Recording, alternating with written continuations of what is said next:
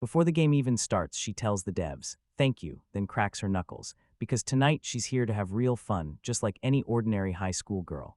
But she's straight up in denial, refusing to face the truth. Ever since she was tiny, she'd drift through crowds like she didn't weigh a single ounce. She realized adulthood hits like a brick, and that sting only gets worse as she grows older. She never made it to junior high, and even when she sat for the high school exam, she just couldn't drag herself to go. She skips school completely and dives headfirst into online RPGs, totally locked in. When the moment for her character choice hits, she locks in as an elf. She whips her silver hair into being and paints it golden. And honestly, it's so addictive she even gets time to crash and sleep. Even after she finished the main questline, hit max level, and picked up every single item, she still wasn't done. The devs always pull off these huge, wild events that actually entertain you, and the game gives. Hands her a job, dig a hole inside that tiny room in the cave, and she can't shake the feeling there's a secret room hiding somewhere, so she starts digging during the Christmas event, beats the NPC, and then heads along the right wall, refusing to grab a single thing from the chef. Her chest tightens, then out of nowhere, she spots a hidden passage and finds the. He dove back into the room, digging for the truth all over again. She stares, stunned, nothing moves, nothing happens. Then she notices the floor reads 10, multiplies it in her head, and mutters, "Maybe it's not that square." She bets 200 steel will do the trick and giggles under her breath. From the top right edge, she snaps back and starts all over again. A 1,000-mile journey starts the moment you take that one fearless step. She gasps and keeps digging. Then, right under her hands, a shocking beam of light erupts, revealing the original. She unleashed an effect she'd never seen, an unbelievable shock, like nothing in her world. Her eyes are glued to the screen, then just like that, everything snaps back to normal, and it's Neath. It's not some item box, and it's not some picture book either. But since it's logged, she figures it's proof, like, "I've got this," and that's her whole mindset. This is still a world she barely understands, and even as she fights with everything she's got, she can't stop. Her mind keeps grinding until she finally drops off to sleep, already dreaming of how she'll play even more tomorrow. But on a freezing Christmas night, it looks like he finally died. When she died, she never saw it coming, right on Christmas. She was hyped for tomorrow's session, but all she could think about was getting back in the game again. She tells herself it's hopeless, I can't go back once I die, but then shock slams her hard. She's been reincarnated. Cradled in her mom's arms, she soaks up her parents' loving gaze like warm light.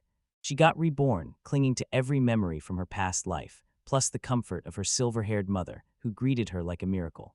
Meanwhile, her father's face didn't match her own, but those golden eyes stood out stunningly against his brown hair. She got her mom's silver hair and her dad's golden eyes, and trust me, the future is about to make her drop-jaw gorgeous. She's convinced she got reincarnated straight into the universe of her favorite game. At first, she could barely do a thing, just a helpless baby, but little by little she clawed her way from crawling to standing, then finally learned to walk on her own. Even though she's stuck with a high school girl's memories, her body keeps growing like a normal baby, muscle strength included. Every single day, she drills herself just to finally speak to her parents. Then right before she goes, her mom pulls her aside and tells her to stay home with dad, and that she mutters something under her breath, gives you a quick wave like she's slipping out the door, and then poof, she's gone. All alone, she freezes. Then the moment the screen pops up, she stares like it just changed everything.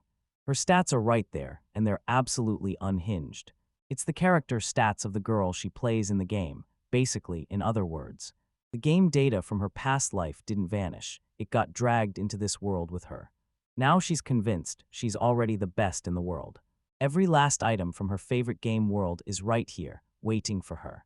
Then that means there's only one thing she's going to do, no doubts, no hesitation. That's how the real journey begins. Green Lake is straight up breathtaking. She can't stop wondering what colors that stunning lake in the CGS will splash with here in the real world, because getting here from Shortcut Forest took forever. She can't stop wondering, how do enemies steal and copy other people's abilities to fight her? And what kind of monster is this shifting desert, where the layout keeps changing over and over? Actually work, how does that dry wind and whipping sand really reshape the land? She's itching to meet every single one of them, and she's determined to uncover every last secret. She wants to dive into this world with her whole heart, finally living the life she used to just watch through her computer screen.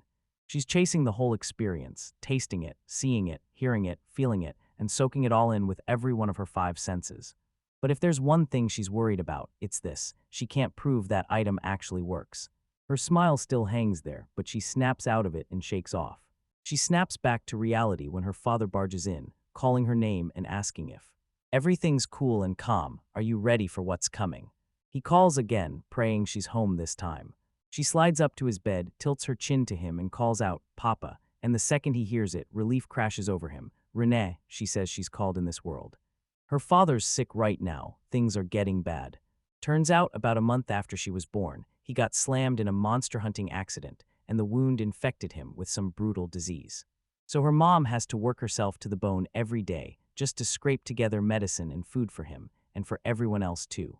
She swears this makes her way easier than other babies. Then her stomach growls and her dad goes, "Looks like it's milk time again." Her father's condition keeps spiraling worse by the day, and if she keeps grinding like this, her mother's going to drop too. So tell me, what are we supposed to do? She's got to set everything back in place, no delays. First off, she's got to bring dad back to health, no excuses. The good news, she can finally use her items now. That legendary healing potion doesn't just heal, it wipes out every abnormal status effect, so she's ready to crush one and cure him for real. And once they sell that rare produce, the cash should seriously lift their finances, so mom won't have to grind herself into the ground anymore. Now that she knows she can tap into her inventory, she's going to go all out, no holding back, so her mom and dad can finally live in peace even after she sets off on her journey. She locks eyes with her dad, warm and steady, and tells herself with everything in her that he'll be okay. After a brutal struggle, she finally hauls herself up and pops her eyes open, ready to see what's inside her invi. He flashes the inventory on screen and demands you confirm the healing potion. The second it lands in her hands, she squints at it like it's a clue, and her heart drops. She'd pictured legendary healing potions as ugly, rainbow-colored flutes. But hauling it around is brutal. It's way too heavy for a 1-year-old, and cracking open that bottle is even harder, but she digs in and refuses to quit. This brutal kind of grind is just part of her everyday routine inside the game. Finally, she grips the cap and twists, click, like she's winning a battle. Then whoosh, the potion slips right out of her tiny hands and splatters onto her father's face. Former high schooler turned reincarnator, Renee Gora, max-leveled and ridiculously overpowered even as a 1-year-old, tried to help in her second life, and her very first shot at doing it right ended with her wedding the man her father bet her on. Her father stares like, "Where are you even getting all that water from?" And her mother snaps back, "Because this is the 6th time already, and you're not slick." She rushes to make sure her husband is okay, and he grabs the next thing right away, picking up. He scoops up their child, flashes a grin, and jokes that he's thanks for soaking him while he slept. Then his eyes suddenly well up with tears the second she realizes just how fast he bounced back. Rennie grins too because her dad's finally back on his feet. He's recovered, even though she still couldn't get him to drink a drop himself. The potion hit him anyway, and the moment it touched him, he was just fine. Up here, they don't even seem to know what an inventory is. Mom and dad are totally clueless about where she grabbed those healing potions, and they can't make sense of the status screen either. She thinks because I'm a reincarnator, I'm the only one who even understands stats and inventories. To her, it's an innate power, an inherent skill she's genuinely thankful for, since it lets her use it right in front of everyone her father. Her father jokes that she's probably a water mage, and that she only goes after him because she hates him. Then her mother shoots back, saying maybe she's just pranking him, because deep down she actually likes him. He blurts, "Oh yeah," then hoists her up, teasing that she's gotten way too heavy. "Look at her, she's huge now." He blurts it out and she flashes a proud grin, pointing her finger like, "See, I'm big too." She had turned too while he kept pouring healing potions onto dad. Right before he heads to work, he tells her, "Take care of mama for me." She nods like it's a promise, "Leave it to me." Even now, she stumbles over a few words, wishing her teeth would grow in faster so she can finally say everything right and her Mom's worry spikes, so she softly brushes her face and tells Papa, with all the love she has, that he'll be okay. Then she grins at her daughter, tells her she's right, and insists they wait for him to return later. She dives back into her work, points at the door, and snaps, "I'm going outside." Her mother asks. He storms into the garden and orders her to stay right where she can keep him in sight. She decides it's time to hit step 2 of her plan, finally giving her poor, overworked family some real relief. She steps outside, convinced this is their master plan for the farmland. The crops are struggling because they keep getting planted in that tiny patch of land over and over, and it's mostly just a vegetable garden meant to keep them fed. In the game, those fields and gardens were where they hauled materials, so seeing Shio turn that into fresh veggies feels like a breath of air. She yanks open her inventory and snatches the fertilizer. Greenlee's rare plant fertilizer makes those super rare materials grow way easier, but she didn't dump it all over the ground, and now she's done lugging that heavy stuff. Then she steels herself. She's not quitting, not now. And this, it's nothing compared to the game. She just has to spread the soil, so she starts hunting for a spade just. Right then her mom bursts out and demands, "What's going on?" And she lanes in and tells her mother, "I need something to dig with." A wave of sadness hits her face as she swallows her pride, apologizing and admitting they just don't have the money to buy something like that. She says it again, eyes widening because, surprise, they don't have any money. Her mom nods like, "That's right," and she adds, "Papa and I are trying our hardest." Then she bows her head and apologizes. She grins and tells her it's totally fine, then promises she'll sweep the whole house maybe. Maybe she'll finally stumble on the answer. She whips her eyes around, convinced they've got no money at all. She already knew that was the worry, but not that they'd be stuck without even enough to buy a spade. And now this mission feels even more urgent, right when the screen bursts to life. As she scrolls through her inventory, she can't help but wonder, what can she use as a spade, something to scoop the earth up fast? Earth, her mom stands there, fear flashing in her eyes, and warns her not to wander too far as she grips a ladle in her little hand. Its attack power is basically zero, but it makes cooking feel smooth and effortless, so she can step into the kitchen and become a total cute cook. Her eyes snap to the ladle and she blurts, "Ladle." Rennie nods like he's just found the answer, but her mother's still staring, because why on earth is a ladle sitting on their land? Fine. At last she gives in, takes it back from her hands, and says, "If you bump into its owner, bring it right back, and don't you dare pull any pranks on vegetables." Now she finally grabs the chance to blanket the soil everywhere, and she's not done until the last spot is covered. And now there's nothing left to do, hit that same move everywhere else. Later, while she's finally asleep, her mother slips in the information and tells her. They tore through the mess by the house, and there it was, a ladle sitting in their garden, right by the spot where Rennie swore it had been lying on the ground. But she's sure no ladle's just sitting around here, and the one she claimed to find, that thing looked top tier, like it was built to last. Her father, eyes full of worry, lined in and demanded, "So you're saying it was magic?" She replies like, "Probably." Her father finally cracks and admits he thought she was just a water mage, but now he's hinting she could be hiding an even crazier power. Her mom lets out a helpless sigh, totally baffled, because deep down, it almost feels like magic is the only way this could be real, and somehow that's how she's getting everything. But she's never heard of magic like this asterisk, not even close. She's only known the usual stuff, like fire, wind, and the light and dark kind. He blurts out, "So, does the magic you're using even exist?" And she just answers softly, "I don't know," but the way she carries herself proves she's way more than some run-of-the-mill water mage. And honestly, she might be an elf after all. She snaps her eyes up as he carefully cups her hand in his. He blurts out that she's a genius, and her mother gives a quick, warm smile, then her smile drops into something cold as she tells them, "You have to hide it from me, at least for now. Until she's old enough to take her next step." Next morning, her mother shows up, tells her she's heading out to pick vegetables, and warns her, "Don't you dare wander off outside." Her dad finally fought back and recovered, and now they're growing rare crops in their fields, right up until everything goes sideways for some. Somehow, even after everything, they're still dirt poor. That's what she could dig up, at least. That's what she managed to figure out. She finally snapped to the realization. It all adds up to one brutal fact. They drained their pockets through loans, because with her dad suddenly getting sick, there's no way they'd have wrecked themselves before she was even born. Those two are just too careful for that. About a month after she was born, her mom had to skip work, and then her dad fell sick too, trapped indoors with them, and that's when everything went sideways, you know.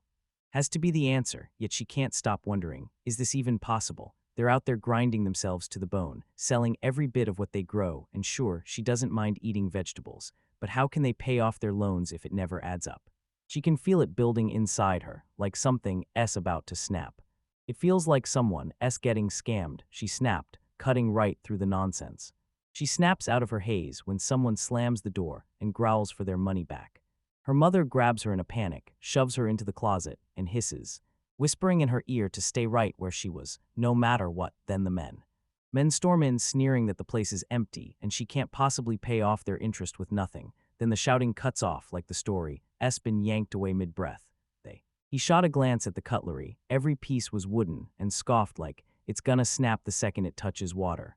She speaks in a calm voice and tells them to get out, then makes sure they remember to leave. They remind him you're paid up, fully repaid, and they slam the point home. She already warned you not to come here. The man just scoffs like, what's with the attitude? Huh, no way someone who borrowed money from them should talk like that. Another asks, wait, did they ask to borrow your money? Nah, it's the opposite. They're the ones who went to them and asked to be the ones lent the cash. She swings the papers around, showing the name printed on them and announces, this is official. Then she snaps back that she's already handed over the full payment. Then the men grin and say, yeah, but that was only the interest. Frustration snaps and they start hurling her stuff everywhere. She begs them to stop smashing up her home and one guy smirks, and with that confident grin, he asks how he'll pay the rest, but the next man snaps back that she wouldn't stop going on about not having enough. Now that's settled, there's only one thing in this house that actually matters. He grabs her face out of nowhere, flashes a smirk, and tells her she could pull in a pretty penny.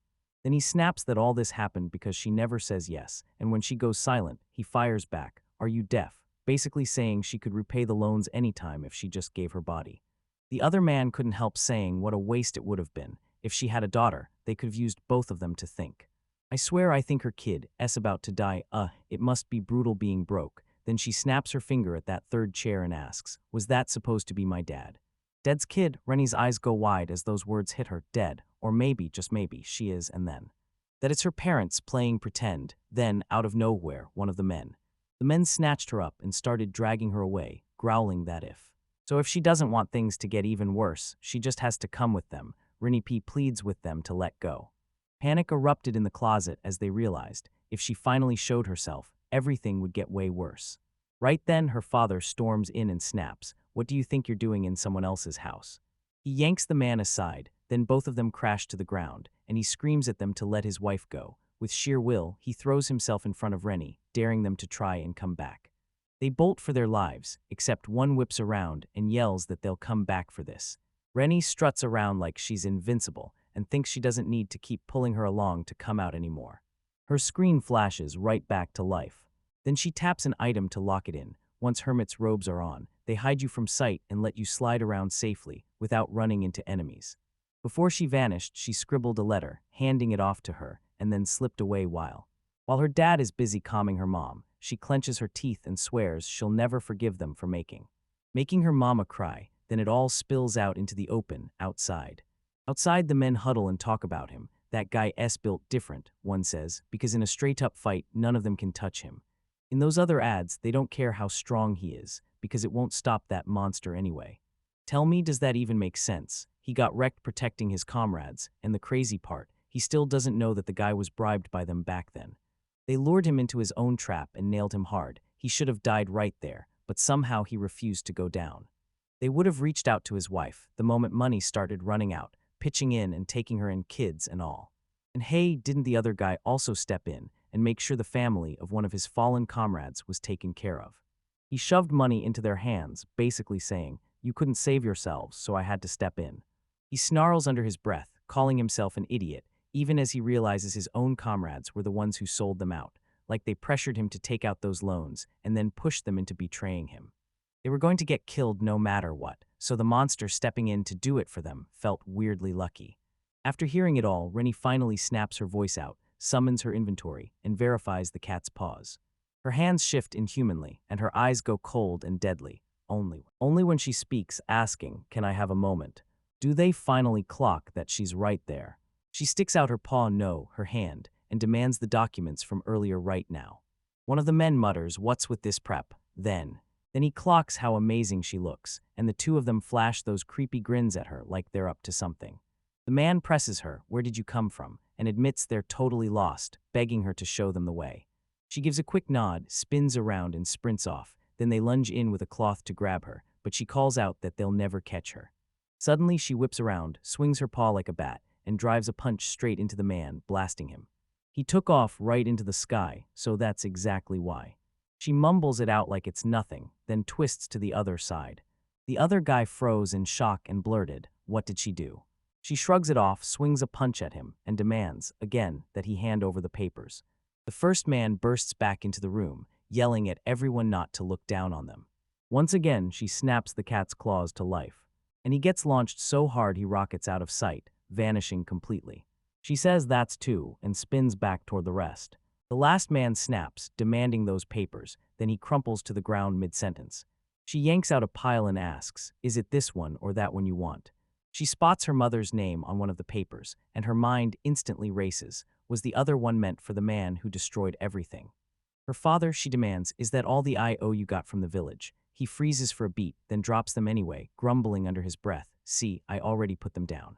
With a face as blank as stone, she strides up to the pile and announces, loud and clear, that she's taking them. Suddenly, he smirks and blurts out, "So she really is just a brat after all, huh?" He sneers and lunges straight for her tail. She slips her way out of every hit, then snaps back with a warning, "Don't you ever come back. Those cat's paw gloves don't just upgrade your fists, they slap on cat ears and a tail. It's a legendary weapon, and the cuter you look, the harder your punches hit. That scroll of avoidance, pop it on during camping, and the monsters can't get anywhere near you. Bam, your chances of staying safe shoot way up." He decides to bury the paper, snatches a ladle, and right as he goes to dig, the ground is a brutal struggle for anyone forced to cross it.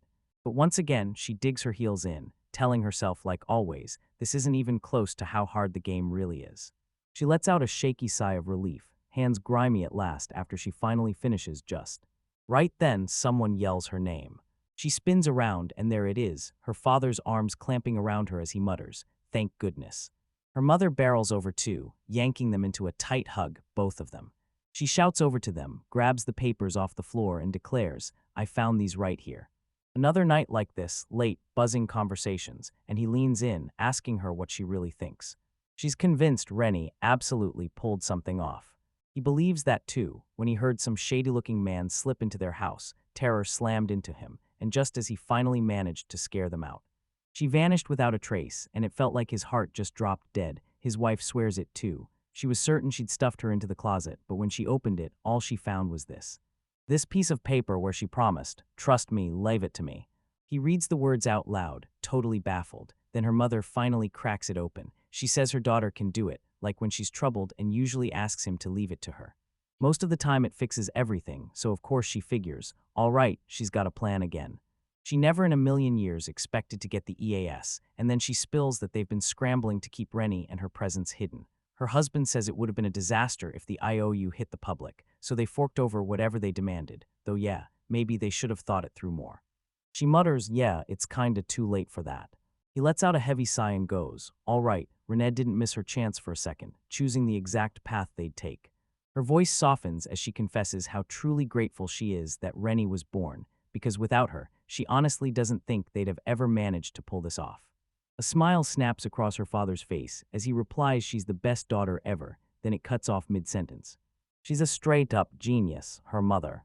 They never expected it. When mother and him decided to try it together, they got the one miracle no one saw coming, a child. But she's bursting with joy, so relieved she tossed it all away and grabbed his hand back then he answers, "So is he."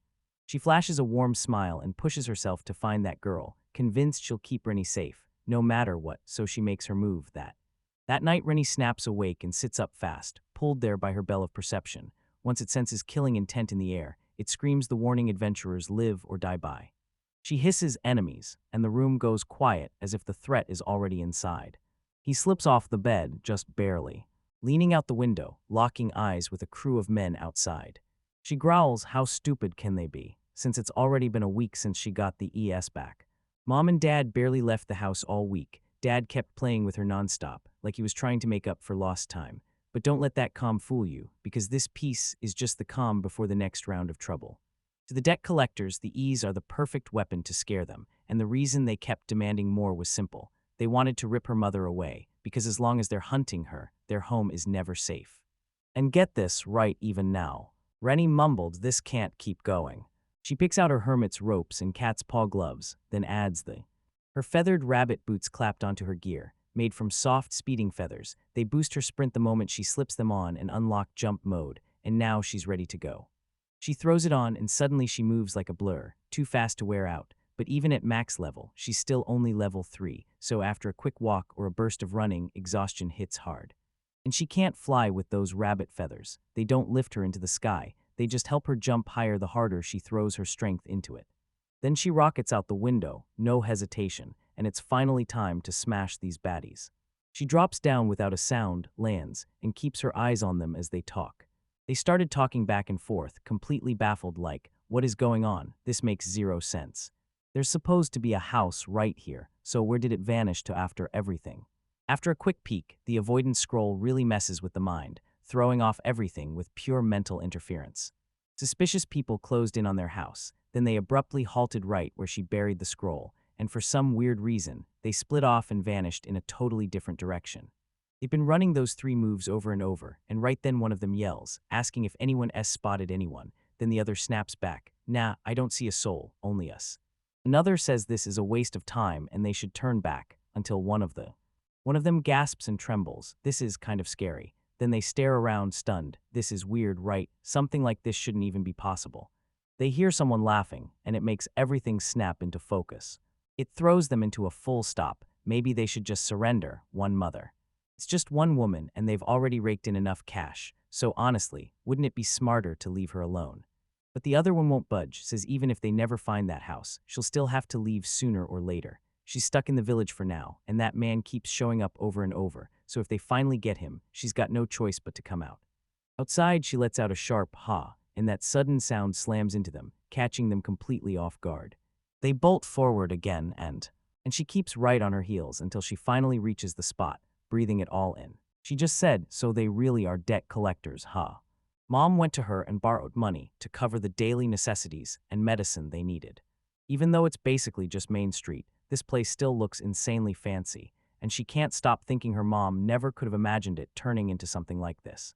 Still, it's wild. They marched through the main gates with zero effort to hide how suspicious they looked, like they were daring anyone to stop them. There has to be a line for that kind of carelessness, but they blew right past it and sprinted straight back to their base.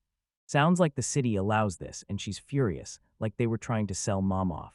They wouldn't have got mixed up in all this, especially not when, yeah, her mom is drop-dead gorgeous like a goddess. She drops onto the roof, and it totally catches everyone off guard. Even that horrifyingly dim ground floor place she never even meant to go for got ripped down by her expert handiwork and turned it into a starlit atrium. Just like that, the whole place became a star. It's finally excavation time.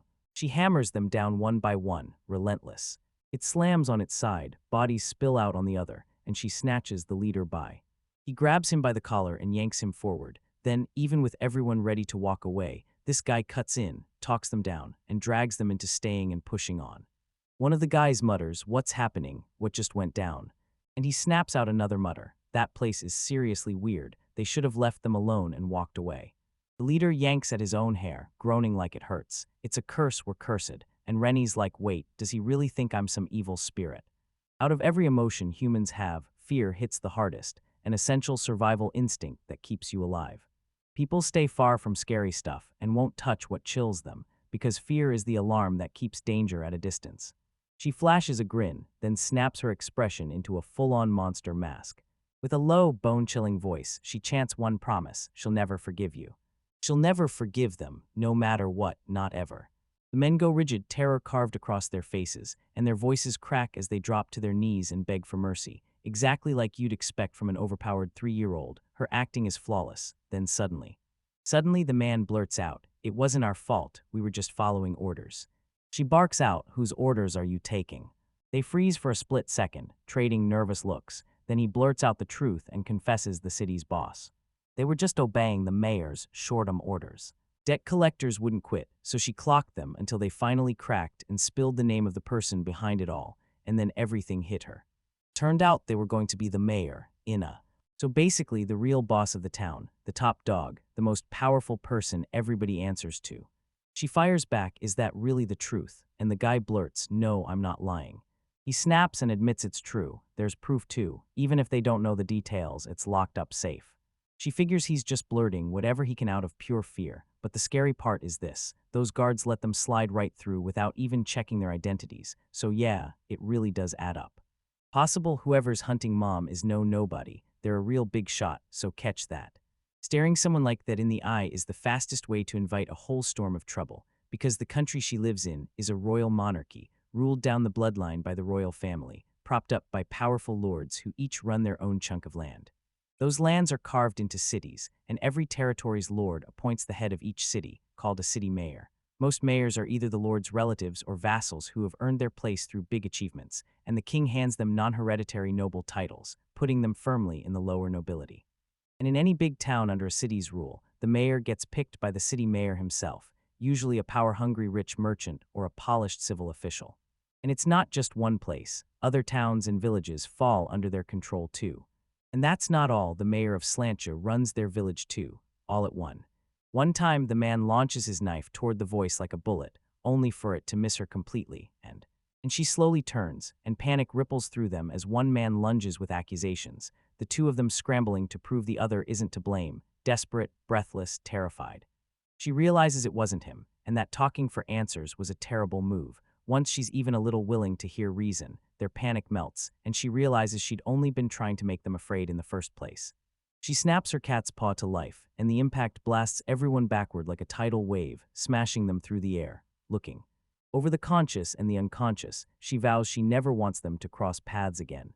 She whips her gaze to the leader, holding back just enough power to keep him from shattering for good, while still making sure her revenge hits exactly where it'll hurt most. Then she steps out of the shadows in front of him, and the leader freezes, speechless. Slip the hood over the hermit's ropes and enemies can't see you, but yank it off and you'll be exposed in an instant. She tells him she's got a question for him, and then she demands, where's the safe one? She flicked one debt collector after another into the sky like shooting stars, then she slid in the real clue, the safe. She's sure the proof of their ties to the town mayor is locked inside. But after she raked through all that wreckage, she found nothing. No safe pieces, no metal, no sign it was ever there. Even if her attack landed in the worst spot, there had to be fragments left behind somewhere, right? She mutters, who even cares about that, then shoots back, so what's the meaning of all this, and demands to know if she's the one who did it. That's right, her claws tore into the wood, shredding it to splinters. This shock bursts out in a shaky whisper, no way, She slams the brakes on him, where's the safe? And he snaps, swearing like crazy at his own man. Why would he blab that? Then the curses hit again because he's never heard of anything like this before, and then she straight up admits that the ES vanishing was her doing too, and she leans in to ask if you've got a grudge against Mayor Sherdam. When she nods, he blurts, I knew it. That old man just strolls around, blunt as day, collecting women like it's a hobby. What kind of sick obsession is that? Then he leans in and says, yeah, I've noticed something. You're the richest person around here. He'd definitely want a cat beast girl, but the truth is, girls like her, plus kids too, cost a fortune even when you know exactly where to go. He presses her for what she's planning next after wiping them out, because if she tries to stand against Shurton, she can't stay alive anywhere around here. He notices it when she shoots him a confused look, then he mutters that a kid like her won't get it, but she just shrugs and says yeah, like she already knows. Before he jumps back in and asks where the safe is, he snaps, shut it. Then he leans in and warns her that if she doesn't know, he'll make sure she does. Mayor Shurton pulls every politician and judge around here, so yeah, he can totally twist the truth and fabricate the whole thing. He frames her with fake charges and hauls in his soldiers, then promises she'll be declared a wanted criminal to the whole town, pointing and blaming her like she's the evil one, even though she's the one who's right. He dares her to swing a hand at him, one move, and she'll never live like normal again. She just shrugs, lifts her chin, and says she's fine with it because as soon as the man flinches from shock, she presses on, saying she's still going on that journey, and she doesn't care a bit if the mayor of that small town and his debt collector goons call her evil. Even if this tiny town and all around her slap a criminal label on her, it won't change her life at all. She tells him, wait, I'll spill something wild and interesting. As long as nobody finds out we're golden, she wouldn't dare. The game practically pushed him forward, and he shot back a quick thanks for the info and drives her fist into his throat with a brutal slam, then lands another punch. Punch follows her goodbye, she scans Then he kept scanning the area, searching for the safe spot, and finally sprinted toward the place he thought he could reach. He kept scanning again and again, then sure enough, an underground route revealed itself. If this were a game, she'd be forced to scan the whole place square by square, hunting for any sign that something was there. Her survival depends on one thing, sharp observation, because right now, fear is hitting her hard. She sweeps the area for the safest route, eyes locking onto the spot he's been circling like an idiot, and boom, there it is, an underground passage. She drops down into the thick dark, turns on Cat's eyes, and suddenly shells packed to the brim with food stretch out in front of her. Turns out Cat's eyes aren't just useful, they're terrifyingly real. she can't help wondering if real cats see the world like this, and honestly, she hasn't gotten many chances to test it. In the game, there was this fairy lantern item that was way easier to use, and sure, she could have popped it here too, but then she wouldn't be the only one soaking up the light's advantage. She'd stick out like a sore thumb in this pitch-black darkness, because this is a stealth mission, and stealth is the whole point. Tucked behind the mountain of food, something suddenly steals her attention.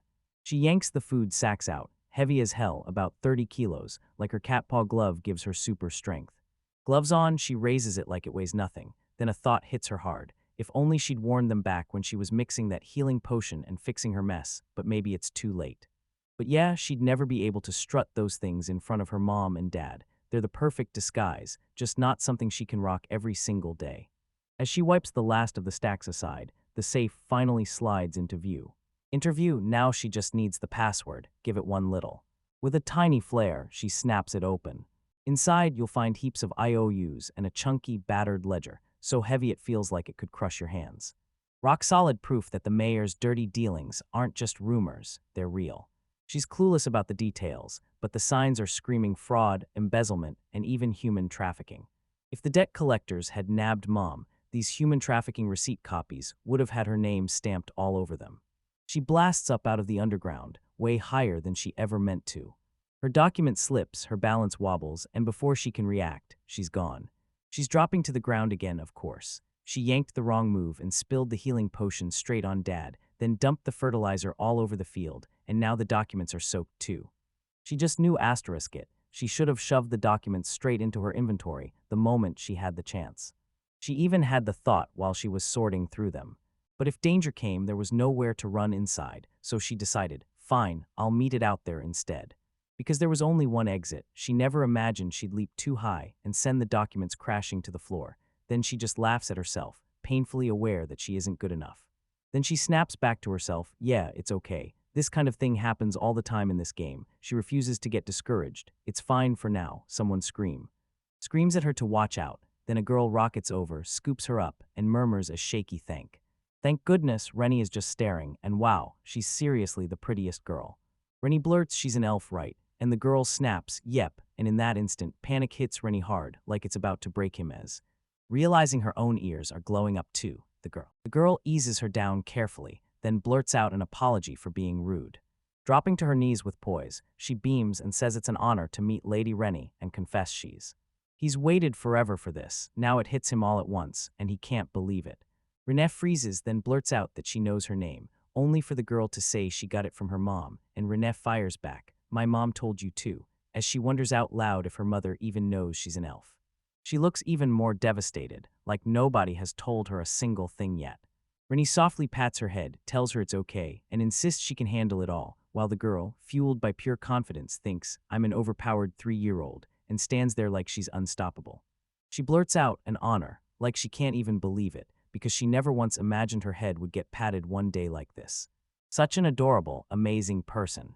She almost looks like she's about to break, so Rennie snaps into action and asks if she's okay, eyes brimming with tears. She insists she's fine, then apologizes like crazy for what just happened.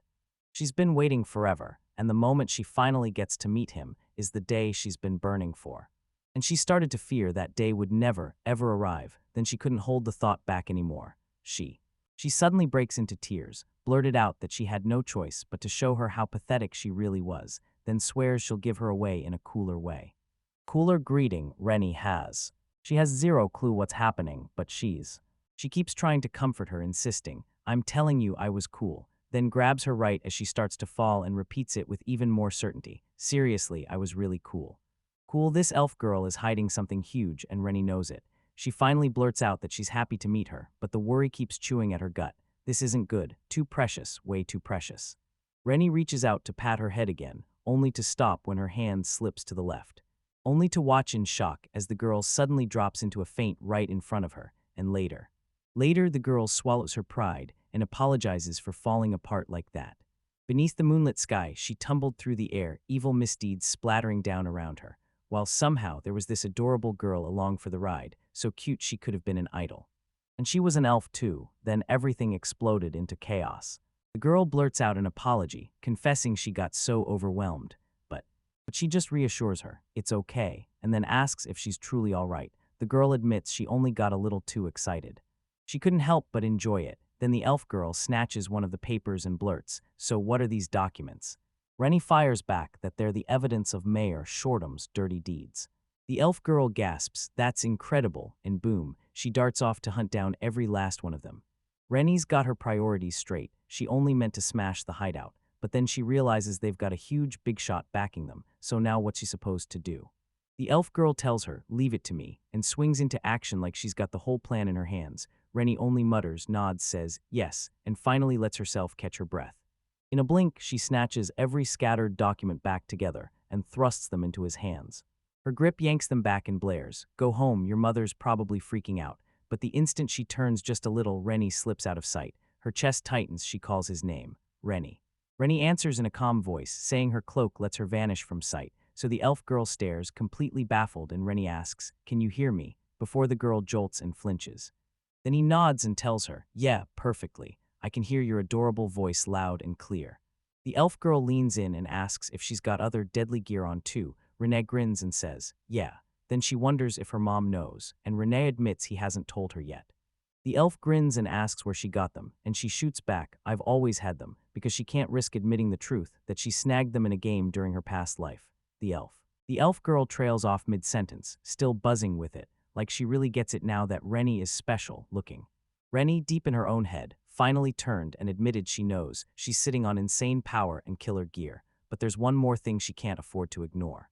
She tells her she's still little and has a ton of growing left to do, then adds that she'd be better off leaning less on her gear. Rennie asks, so she says she can't use the equipment, but the elf snaps back that it's not never, it's use it only when it's needed, and if she's ever in danger, absolutely. Danger because if that equipment is too powerful, it could trap her growth and her body. If she slacks off, she asks how she can't build muscles, and the elf girl snaps back that it's exactly muscles she needs to get big. Big, she wants her to move, walk, and sprint freely without leaning on her gear. She mutters okay and promises she'll take them off. The elf stares, stunned that she's already finished. She could. She can't spill everything, then snaps at herself for not knowing a thing about Lady Rennie, but she cuts that thought off fast. Her feelings don't matter right now. Lady Rennie is special, she's got an incredible power, and everything's going to be fine. Then she snatches her hand, yanks her back to reality, and swears she'll do her best walking. Then she asks in this gentle whisper, "Can we hold hands while we walk?" Because the elf is scared she'll trip and fall. The elf blurts, "Of course," and Rennie grabs her hand, yet Rennie's warm grip shouldn't feel this real, because this tiny touch in her palm is none other than Lady Rennie's hand. She then says, "If I get tired, can you carry me?" And right on cue, the elf girl dramatically faceplants onto the ground and, still reeling in shock, they snapped upright and blurted that it was time to move, right now. On the move, she forces herself to slow her heartbeat, breathe in, breathe out, and calm the storm inside her. Later, standing before a towering wall, Rennie blurts out, "So, how are we getting back in the L?" The elf girl shoots back that they'll climb right over it, then she points. The elf points it out, "Yeah, it's ridiculously tall." She asks herself if she even knows what elves are called in everyday slang. As she tries to guess which hunters of the forest are out there, she answers, then promises to reveal why they're called that in the first place. She blurts, "Of course," because she can't help thinking this is going to sound amazing. She lets out a breath of relief, then scoops her up, only to feel Lady Rennie's weight in her arms, and panic claws at her. "If I drop right now," she tells herself, "Lady Rennie will go down with me." So she forces it, one breath in, one breath out, no stopping. Her voice skims her ear, and she asks, "Are you okay?" And she's so close to getting what she wants, but panic hits. She decides this is dangerous and can't go through with it. "I can't collapse right now, absolutely not." So she steadies herself and shoots Rennie a quick, "Hey, everything okay?" hoping the way she's holding herself isn't making her uncomfortable. "Hang on tight," she shouted, and then she climbed higher, gripping the moment like it was everything. She lunged up the wall and swung herself over the edge. Rennie tumbles to the other side, landing hard and ready for whatever comes next. Rennie can't stop gushing about how epic and awesome that was, then. Then he asks if she's okay, and she bursts into laughter like, "Yeah, that was seriously awesome fun." They stumble on a rabbit. Since they knew their in-game levels only sat between 1 and 10, they figured these were just starter enemies, and the fight was about to begin. The kid sprints to escape, and the elf girl jabs her finger at it like she's furious, because she's the one who wants to run too. She can't stop wondering, could this be Mana? She senses that raw power crackling in the air, then she charges straight at it. But it's vanished completely, like you can't even see it anymore. Then another girl lunges at it, and Rennie can't stop staring, totally blown away. She leans in and says, "No joke, that was insanely cool." She leans in and asks the girl, "So, what's your name?" The girl blurts out an apology for showing up late and then reveals her name, Samuel Alma. She asks, "Can elves do that?" And the other girl shoots back, "Yep, are you talking about mana manipulation? Because if you are, then yes. Yep, elves can jack up their bodies by bending mana. She did it earlier when she scaled that wall, and again when she lined up her shot at the uni-rabbit, pure mana manipulation to make herself stronger. Elves are monsters at mana control. Magic flows through their veins like blood, so they're packed with power and can steer it with ease, while humans barely have any to begin with, which is why elves feel like they're playing a whole different game, and wait, did he just start to wonder if she can pull it off too, then what's the deal? Her profile claims she's an elf, but her ears are totally not pointy. She asks if gaining more muscles will make her stronger, and the answer comes back loud and clear, she can. She's got insane potential, but she's still not fully grown, so her full powers won't fully show just yet. Still, once she hits that 13 to 16 stretch, the abilities sleeping inside her will finally wake up, and she'll be able to use them all. She tells her to trust her own strength, just like she was taught, and to walk with confidence like it's her power guiding her steps. She's like, even at max level, I don't think my stats are truly maxed unless I'm wearing gear, and that's why she's fully on board with the idea of an age-based stat modifier, like the one Sammy Chun mentioned. Concept, then she pauses, her mind races, and she totally slips into her own thoughts completely. She spots a nasty negative modifier has been slapped on, and it only. Right after her talk with Sammy Chan, her status screen stops showing everything. It only flashes the stuff she's aware of or understands, along with the numerical values, and nothing more for what she doesn't. And yeah, she's convinced she's an elf, so mana starts flooding and swirling through her body, but even with that, she won't level up much, because mastering mana manipulation just can't take her any further. Once she hits max level in the game, she can't level up anymore, but here, she might actually have a shot, and she can't stop thinking about it. She's convinced there's still a ton of space left to level up. She knows every single move is pushing her closer to wiping out that nasty negative modifier, step by step. She whips around and spots her papa, then horror hits her like a punch. He blurts out a rushed apology for being late. Her mom shoots a worried look and asks, "Are you hurt anywhere?" And she shakes her head, saying, "No, I'm not." Sammy Chan's mom bursts into gratitude, thanking her from the bottom of her heart. Samuchan doesn't even respond. She basically acts like you've done her a favor for reaching out, and then she calls her mom. Her mother, Her Majesty, stirred up questions in her head. It's for mother, and it feels downright majestic. Rain's mother tells her, "I know you're worn out, but we're talking this through the right way, every single thing, Rain." Rain reassures her she's totally fine. When her mother asks what Rain felt after hearing she'd become the queen of the elves, Rain grins and says she thought it was pretty awesome. Her mother stops and thinks, and then she insists, this is the moment they really need to tell. She watched the rain fall like a promise, sure that once it soaked her, she'd finally understand herself and forge her own path. So she leans in and asks Rain, does she know what separates humans from elves? Rain tells him the truth, mana, and says Samu once broke it down for her. Her mother snaps the truth into the air. She's the one who lost control of her mana. That situation is basically a death sentence everyone's got. Everyone was shaking with fear, all of them staring at the impossible, terrified at how this could happen and how truly horrific it was. It was brutal. She was mourning the fact that not a single soul in history had ever been cured, and with that truth hanging over them, the elves had no choice but to scramble and decide who would carry on Her Majesty's legacy. Rain's mother already knew her time was running out, yet even so. But even then, she refused to let go Samuel. They even note that there's a rare curse. Some elves can't control mana anymore. Their records say it happened only 3 times before, and every single one of them died shortly after. Afterward, Rain's mother pushed into the forest's edge and found Rain's father collapsed, badly hurt, barely holding on. Rain's father leans in and tells him the monster he fought was ridiculously strong, like something that didn't belong in this world. Humans can't even go deep into that forest, yet she was ready to rescue him no matter what it cost her. In the end, it all crumbled to nothing. She collapsed on the ground right beside him. Somehow, by pure luck, he clung to life against all odds, and then he remarks that he's always had luck, but getting hurt by a monster is hardly the kind of good fortune anyone would call lucky. And because of that wild incident, he finally crossed paths with the woman who became his wonderful wife. Samuel tells them the others finally caught on. This whole time, the queen's true wish was to let humans and similar beings stay, and even though they should have been driven out, her dying plea kept them from parting ways. Because of that, the queen and the human kept getting closer, until their bond deepened day by day. Demi lets out a teasing joke, then flat out blames the human for everything. Rain lets out an awkward laugh, cheeks burning, while her father grins like he just won, and her mother wears a quiet sting she can't quite hide. Brain can't help but wonder if this is exactly what every elf felt back then. They'd already tossed the idea of saving the queen aside, but the one man who refused to quit was her lover, roaming among adventurers. For ages, whispers wouldn't stop. One jewel that could grant any wish, they said. Some swore a secret religious sect had it. Others insisted a certain country owned it. But Rain's dad finally heard the truth. It was in a dragon's hands. Rain can't stop wondering, could this jewel be the very one she's been picturing in her mind? In the past, a flashback erupts. Samuel presses Rain's father, demanding to know if he really plans to go, even with those wounds still aching and unhealed. Samu snaps, calling him an idiot, and then grills him. So you're betting everything on some rumor with zero proof. Rain's father completely ignores him until it finally all boils over. The two of them suddenly find themselves standing right in front of the dragon when Samuel fires off the question about how he plans to beat that monster, Rain's. Dean's father shoots back that he's praying they can talk it through and somehow figure things out that way.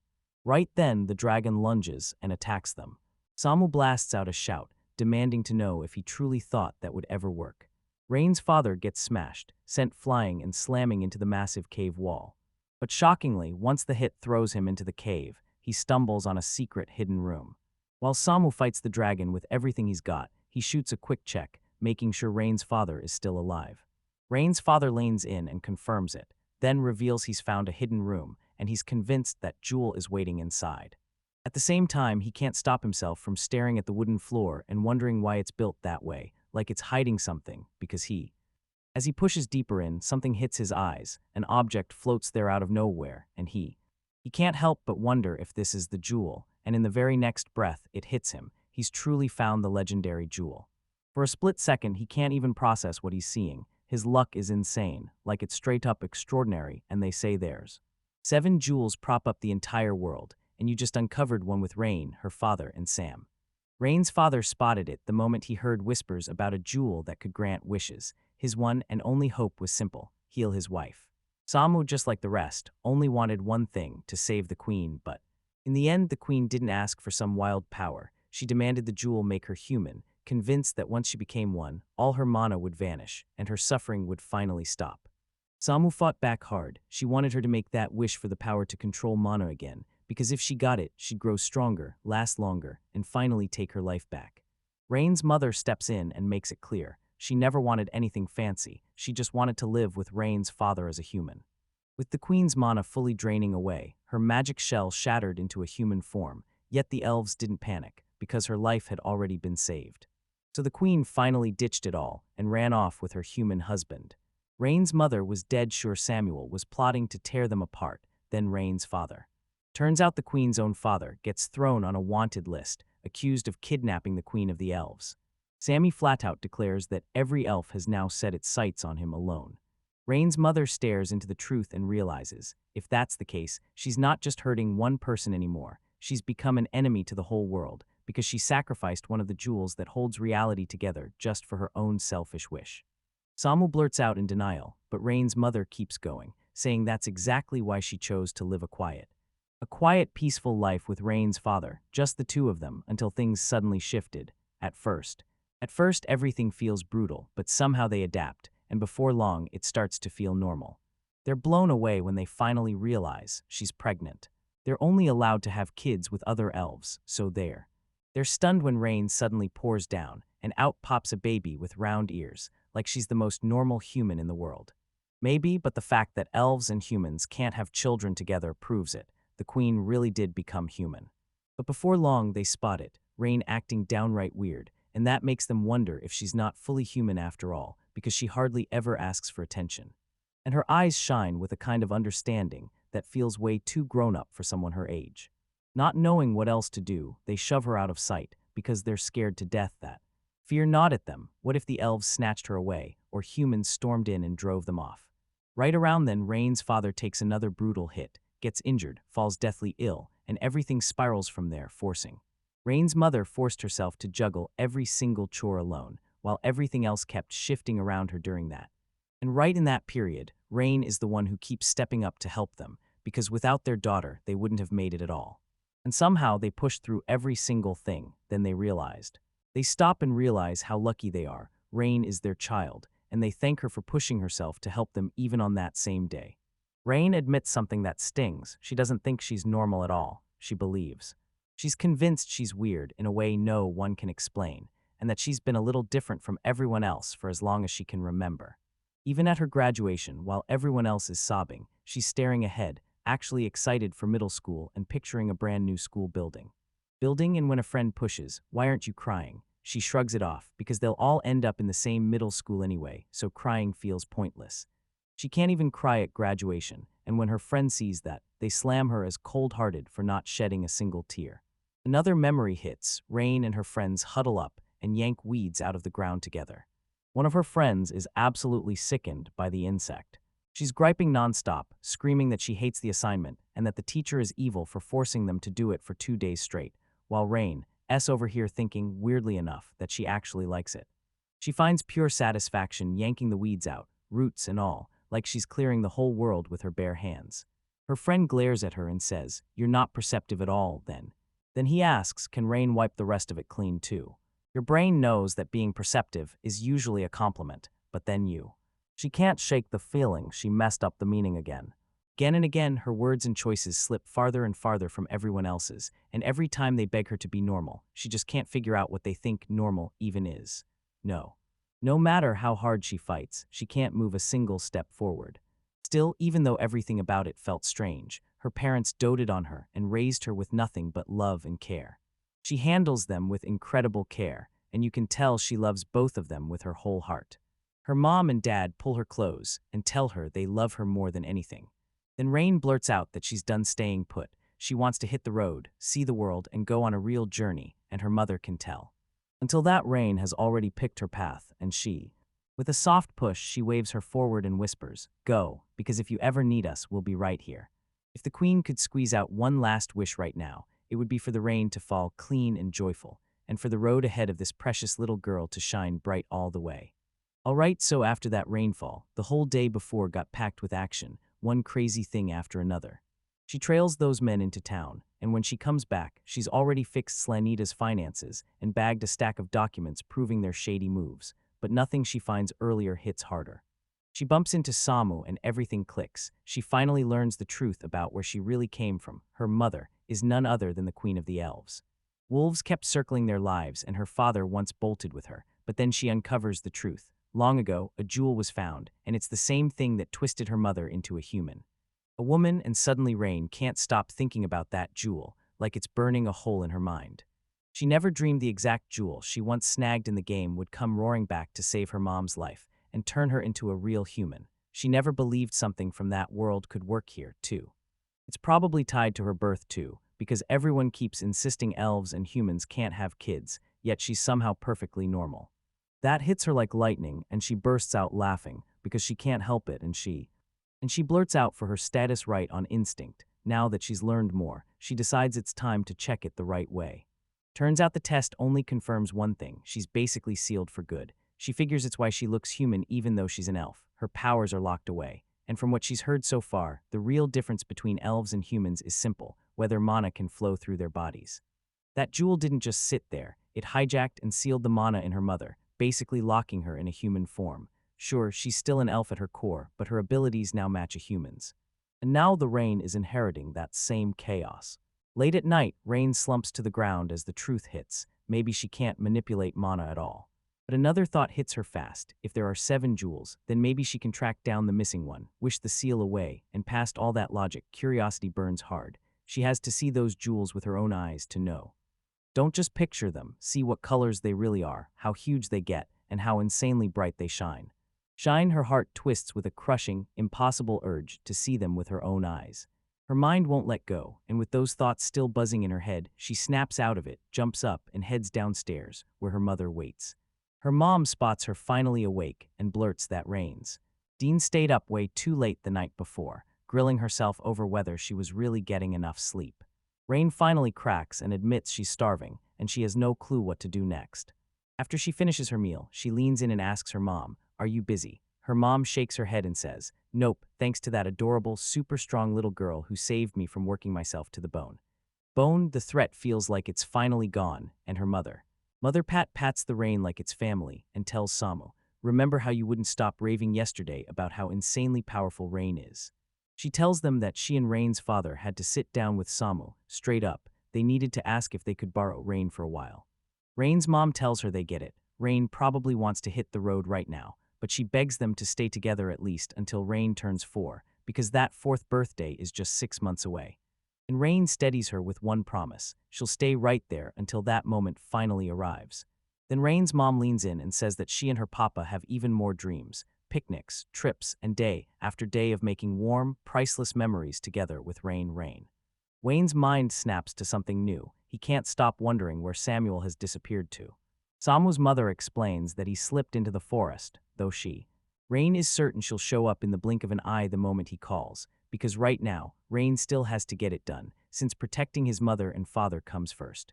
Father, and now there's the mayor too, the one most likely pulling the strings behind the loan sharks. Samuel says she'll investigate him, so Rain is determined to deal with this messy, unfinished business first, then finally set out on her journey. She vows she won't get comfortable for the last half year she's staying here, because even at home, she still has a mountain of things to handle to make sure her parents can live in peace. Right as those thoughts hit her, Samuel bursts into the house, breathless, demanding to know if the Rain called for her. Rain can't help but beam. She's thanking Samuel for racing all the way back so fast, but Samu treats it like the greatest honor of all, not some miserable burden. Rain can't stop wondering how Samia even knew she was being called. Then Samia drops the truth. The queen herself tipped her off. Rain snaps her focus back to her mother, and she decides to. And now it's time to let her in on a secret, right in the middle of the Elves can live for ages, but kids, those show up once in a blue moon. Because of that, when a baby is born, the whole crowd bands together. Everyone pitches in, watching over them side by side even though they're all tangled in one massive family that cherishes it's home to young elves, and it shields them from every danger trying to hurt them. To keep a child growing up safe, the elves step in with a special guardian contract, something only they can pull off, starting with through. And right there, Rain finally cracks it. Sammy's guardian isn't some mystery person at all, it's the queen herself, his mother. Mother gets hit with a wave of nostalgia and remembers it like it was yesterday. Back when she was just 140 years old, Samia was born. The moment that number hits, Rain suddenly feels wrong, and her thoughts spiral as she tries to make sense of it. Her mom clears it up. This happened the first time she ever crossed paths with Samu, and yeah, a lot of time has gone by since then. Rain clocks Samu's age and can't believe it. She's still only 130 years old. Rain's eyes go wide like she just cracked the ultimate secret, because her mom keeps going and reveals the truth. The guardian contract lets both of them talk no matter how far they are, even when ordinary communication would never work, basically like a telepathy link, and that's exactly why she's been reaching Samuel this whole time. Camille even reached the queen through that contract, first when Rain hit Slanida, and again as they closed in on the house. Then her mother leans in and tells Rain to seriously think about letting Samuel tag along on her journey. She tells Samu she'd honestly love for Rain to travel with him, but Samu shuts it down fast. If Rain insists on going alone, she won't drag herself along. Still, Samu can't shake the worry, because Rain is tiny, and on her own she'd stick out like a sore thumb. The queen says that thanks to the guardian contract, she can always reach Samu, so if Samu's with Rain, she can finally breathe easy. She'd even love to hear about Rain, even the boring little everyday stuff, because she's craving a way to feel Rain's growth for herself. Rain reassures her, saying she'll never get in her way, and she'll always give her the space she needs.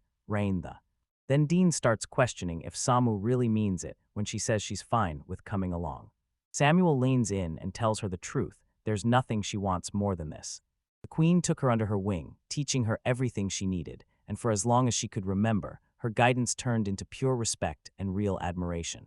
She's convinced that if the queen ever dares to marry and have a child, then only one person can step in her, because she alone is meant to guard that baby. Guardian, so she throws herself into it for more than 100 years, burning with one goal, not just to get strong, but to become terrifyingly powerful. She keeps hammering that belief into her own mind, she has to be strong because she'll need it to stand beside the queen's child and keep them safe. And from that day forward, her whole life runs on that one purpose, carved deep into her heart. When the queen finally loses control of her mana, grief crashes down on her, hard. Then, when she hears the queen wants to marry a human, pure hatred surges through her, because she's convinced her dream, the one she's carried forever, will never happen. And yeah, the queen's smiling, because that foolish human is the reason she feels something at all. In her eyes, she's barely more than a pathetic, weak, powerless elf compared to them. And then out of nowhere, that telepathic channel sealed to the queen for good suddenly cracks open again. A blast of mana hits, and with it comes the shock. The queen has a little girl, Rain. The moment she hears the name, emotions slam into her so hard she can barely breathe. She desperately wants to see that child, to meet her as fast as humanly possible. The moment she finally shows up, Rain hits her like golden eyes, and there it is, her unforgettable silver hair. She shines like she's stolen the light from every star in the sky, and without a second thought, she tumbles straight into the arms of the Rain. And in that split second, it hits her. This is the one person she's been chasing her whole life. Then Rain asks Samu to go with her again, and Samu feels like he's one heartbeat away from losing his mind from all that unstoppable, overwhelming cuteness. Rain demands one last answer, and Samya finally cracks. Consciousness came roaring back from pure excitement, and just 2 weeks later, Samu officially crashes into their party like it was always meant to be. While everything's swirling around him, Samuel stays locked in, hunting down info on the mayor and the town, and stacking up his documents and journals like they're weapons. Meanwhile, the other three soak up every second, picnics, shopping sprees, and all the quality family time they can steal, until Rain. Queen scatters a storm of charms across the house to lock down every corner, then works nonstop so her parents can finally live in peace, while she prepares the next batch of substance. Substitute dolls will shield their owner from lethal damage once, then they shatter completely. They are. It looks a little unsettling at first, but when the rain hits, it doesn't just fall once or twice or 3 times, it pours hard enough to fill a whole cupboard. Even now, she's convinced she needs more, because every doll shatters after just one use, so she lines them up with trembling care, ready for any emergency when she's not there, and then Sam. Samu's almost here. Rain's mother lanes in and tells Rain the news. Samu steps up, apologizes for the holdup, and says she's dug up a massive pile of answers about what Rain wanted to know. Then Rain nods and tells her to keep going with the report. Samuel tells her to go over every single paper and dig deeper than anyone else. Then, after the dust settles, she proves the mayor is the mastermind behind every last bit of it. He fronts cash through shady moneylenders, then traps women in a never-ending debt spiral. And yeah, he tried the exact same dirty move on Rain's mother too, because Samuel also finds out the mayor has been loaning money to several villagers. Thanks to Rain's earlier move, the moneylenders are finally getting regulated, which ties the mayor's hands right now, but Sammy's warning hits hard. The longer he's left alone, the more likely he is to slide right back into his old ways. The women he manipulates get trapped and forced to work for him, and on top of that, he goes even further. It even snatched little kids, too. Samu uncovered the truth. Those kids weren't just taken, they were sold straight to a religious sect. Rumors are buzzing that the sect has a jewel, and the story hints it's about to get worse for everyone. They might truly care about those kids, but there's also a chilling chance they're training them to become blind devotees, loyal to nothing but their cause. Samu never digs deep enough into the sect to get the full truth, and what she learns about the mayor only spikes her fear for Rain's safety, and the Queen's too. Worry clawing at her chest, she bolts back as fast as her feet can carry her. Then Rain demands again if Samu will ride with her, and Samu swears he will, certain that the town. It's no longer safe for Rain's father and mother, so she's ready to wipe out the danger, letting them move freely without fear, and she's convinced she'll be safe too. She's convinced the moment is here, time to finally settle things with the mayor once and for all. The scene snaps to the next moment. Rain leans in and asks Samu if this place is even right for what they're planning, and Samu. He studies the map, clocks their chances, and realizes they're unlikely to get spotted here. Then Rain makes her move. Samuel can't help but press Rain. Really, are you about to dig a tunnel straight to the mayor's mansion cellar? Rain snaps back that yes, that's the plan, because she's dying to see what's in that cellar. Samu's numbers point straight ahead to the suspicious cellar, and digging a tunnel like that would usually eat up ages. But Rain snaps at Samu, telling him to back off and leave it all to her. In her hands, she grips a pickaxe, then just as she starts to swing, the moment cuts off mid-chant. He once owned a legendary pickaxe used to dig up the jewel, but it snaps the very first time, so it's useless for what he has to do now. Now she grips a pickaxe that chips through stone at lightning speed and refuses to break, perfectly built for their infiltration plan. They press deeper into the mansion, slipping through the underground tunnel like they own the shadows. During the dig, Rain suddenly asks Samuel which way they should go next, and Samuel tells him to keep their current direction, then drop the excavation just a little lower. Right after that, Samu clenched her teeth and silently tore into herself, because Rain wasn't just weather, it was unstoppable power, and the fact she'd even doubted it for a second made her feel pathetic. Especially since she'd promised herself ages ago she'd trust Rain without hesitation, so yeah, her doubt didn't stand a chance. Rain no longer. Samu instantly clocked the shift in her mood, checked if she was okay, and reassured her with a sharp apology, admitting she'd just slipped back into another round of self-hating spirals. She steadied herself, nodded like a mission was back on, and decided that at their speed, they'd hit the mansion any second. After that, she kept her eyes on their backs and called out exact directions without missing a beat. They slam into a wall of restrictions, but they keep charging ahead, no brakes, no pause, and the fight with. And finally, they push through, then the tunnel splits open, right into their destination. They crack open the mansion and drop into a hidden cellar. Straight away, they spot a bunch of other women waiting inside, and Rain barges in uninvited, announcing herself like she owns the place, making every last one of them flinch back. Coil in fear, their faces twisted in terror as they fought to understand what was happening. Pain snaps to it fast. These women are almost certainly the mayor's bargain that he forced into the world, then chained underground against their will, and it matches her worst suspicions to a T. One of the women blurted in panic that Rain shouldn't have come after all, insisting on it anyway. This place is crawling with danger, and she has to vanish before the mayor even lays eyes on her. Samu steps in fast, pushes the fear aside, and tells them, "We're here to rescue you." She slams the papers on the table, showing how the mayor bought them and logged every single debt, and then she promises those documents will be handed back to their rightful owners, and Sanu end. She tells the women to huddle in tight, then reveals the truth. The tunnel dumps them right outside the mansion, so they can slip out safe and get back to their villages or towns with no big trouble. She adds that their families are already informed, so they won't come home scared or confused. Then Samu starts calling names, one woman at a time, until each name is spoken. With the documents finally cracked open, the papers get handed over, and then Rain steps in, dropping a small pouch into each woman's hands.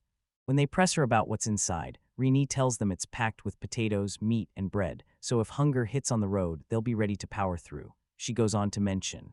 She swore the potatoes came from her mother's hands, and her father laid out the meat, word of it so solid it felt like a promise. The food is absolutely, undeniably delicious. She leans in and tells them, don't skip meals, make sure you eat up good. Eventually, every woman slips free through the tunnel. Rain's next. Rain just stands there, waving them off with a quiet calm, staring until the last one slips into safety. The moment the cellar goes empty, she tilts her head back and fires a question at Samu, is the mayor right above us? Samu confirms it, and Rain snaps the truth into place. That upstairs space is where the women were shoved to sleep and locked into spending nearly all their time. She spots a door off the room that leads straight to a bath and a lavatory, and then, right past that, there's a spiral staircase climbing up to the master bedroom, and that's when she gets to work. It freaks him out that a secret passage links the underground cellar straight to the master bedroom, especially because that hidden room can only be reached from above. Realization hits them hard, and they can't stop thinking about the women they helped break free. Every single one of them was unreal beautiful. The story snaps to that hideous mayor, lounging as he idly scrambles over today's target. Then he turns the idea over and lands on it. Maybe it's time to go after the rebellious one who just arrived. Decision made, he swings the door open and declares, "It's your turn today." Instead, he stares at the void like it just swallowed him whole, then whips around in disbelief, screaming in alarm, declaring everyone dead, and demanding to know where they all vanished. From behind. Behind him, Samia's calm voice answers, straight up saying everyone's gone, so the mayor whips around and bellows, "Who said that? Where are you?" Right on the back of the room, Samuel shoots back that it doesn't matter. The mayor finally whips his attention fully onto her, staring her down from head to toe, slow and judging, then thinks with a nasty little thrill that she's a pretty elf and that he'd love to make her his. Right then, the rain explodes in, pounding down with a brutal cat-cat punch. The impact hits like a thunderclap, blasting the mayor backward and crashing him hard into the wall. As the rain hammers down, the man's body locks up in the worst way, like his skin is hardening into stone right in front of everyone. You whip around and shout at Rain, reminding her of what you two hashed out back in the tunnel. Then, for a split second, that moment flashes across your mind as they pushed through the passage. Samu leaned in and said she had one goal, get answers from the mayor, no matter what it took. He couldn't stand it. He demanded to know where those kids were sold, who the buyer really was, and why anyone wanted them in the first place. She was convinced that this kind of knowledge could change everything, so back then, Rain nodded and agreed they de-interrogate him.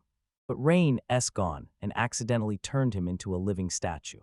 She slumps in defeat, forcing the truth out loud in her own head. She didn't finish the event in the allowed number of turns. Mistakes like this have always been her signature, SAMU. You cheer her up and reassure her that chasing info isn't the big deal here, and they don't even have to get it straight from the mayor. Then Rain frowns, remembering how the mayor had stared at Samu in this weird, nasty way, and she couldn't hold herself back. Those thoughts hit Samu hard, and she tries to brush it off, saying that whatever info they lost is nothing compared to Rain's overwhelming, irresistible cuteness. He even slammed in a blocker and bled like it was nothing. Rain fell, and the whole situation felt like it was on the edge of disaster. Even if they can't drag the mayor in for answers, she promises she'll still dig into the case and investigate herself on the leads. All alone, Rain stops and thinks, then it hits her. She can use her inventory, because right now, her and her mother are in a full-on emergency. He blares his plan to wake the mayor up. Yeah, that's right. She figured it out from the game. If she bombs an event, she just resets and tries again. She's dead certain this fossil-brained man can be stored, Sammy. Amu is left totally stunned, staring in disbelief at what she's seeing. Rain cuts in and tells Samu she already used her healing potion. Then she's like, yeah, I know you wouldn't believe it, because Samu has no clue something this miraculous even exists.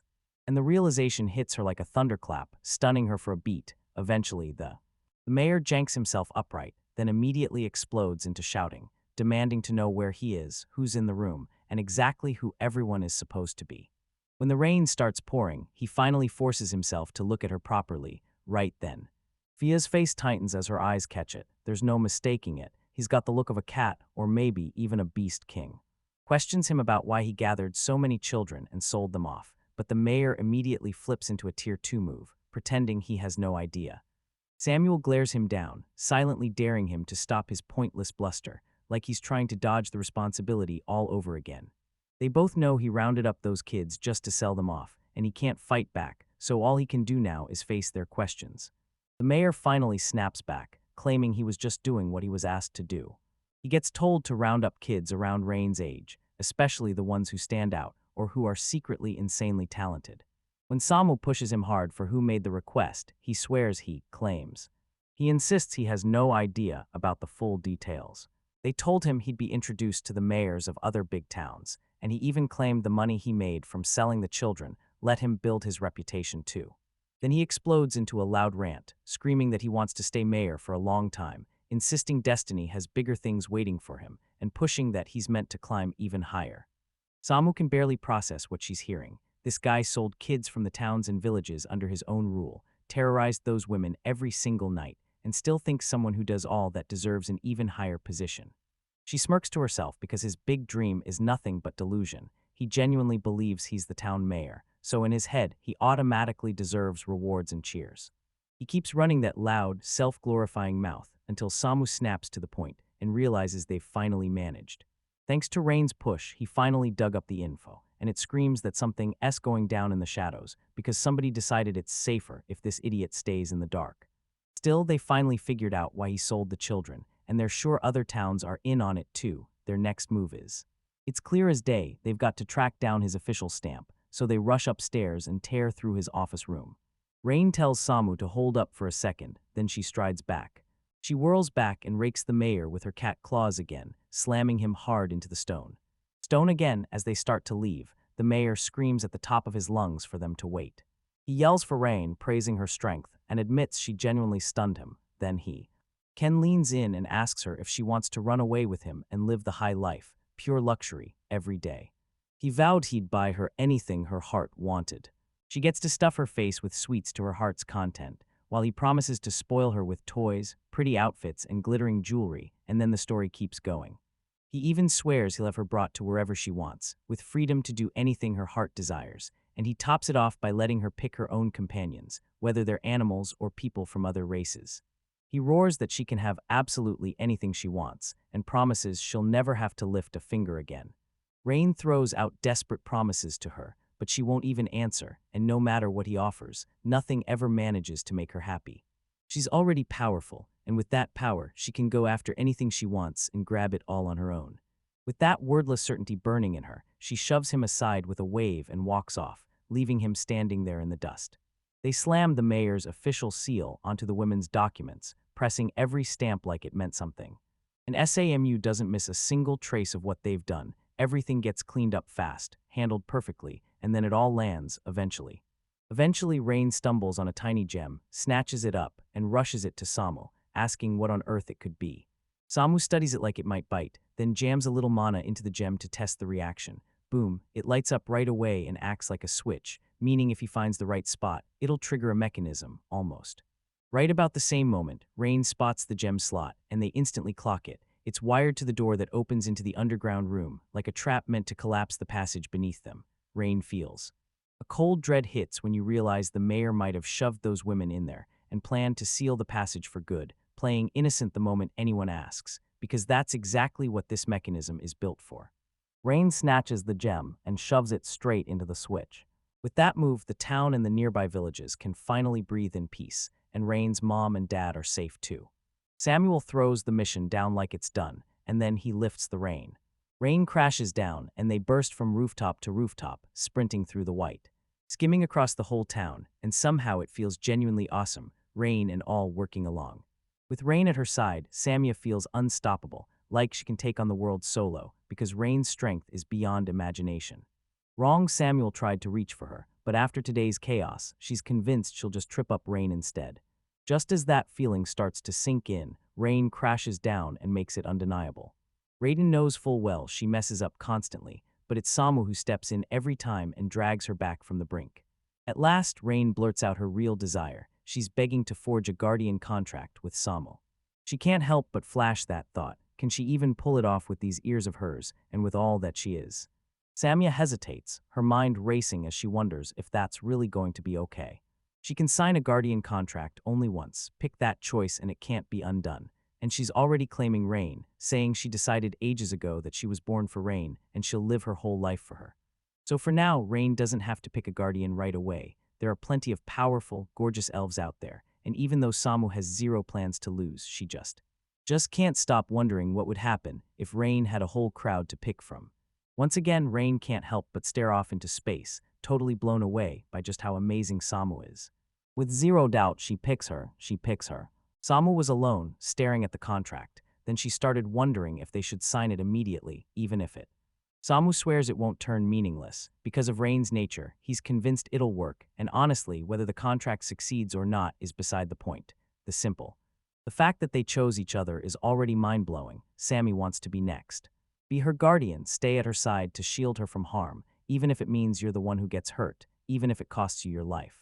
Samu takes Rain's hands and softly kisses her palms, pressing them to her lips as if they're precious. The moment the action kicks off, the Rain even seems to jump back, then Samuel snaps in. To seal the contract, they have to kiss a part of each other's body. Rain shrugs it off and decides everything's fine, then drops out of nowhere. A cozy warmth blooms in her chest, and she immediately knows she has to do the very same, so she lunges forward and moves.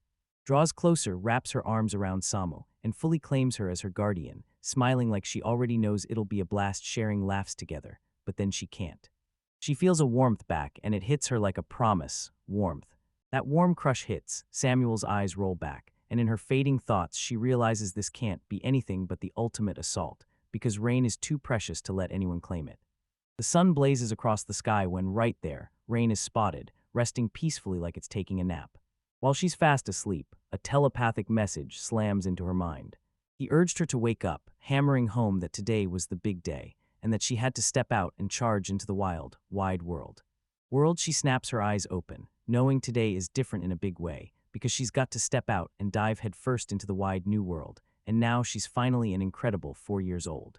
The timing was the perfect spark for her own journey. Then Samu got hit with a jolt of sudden telepathy, and when that message flooded her mind, she snapped into a strong, unintended reaction.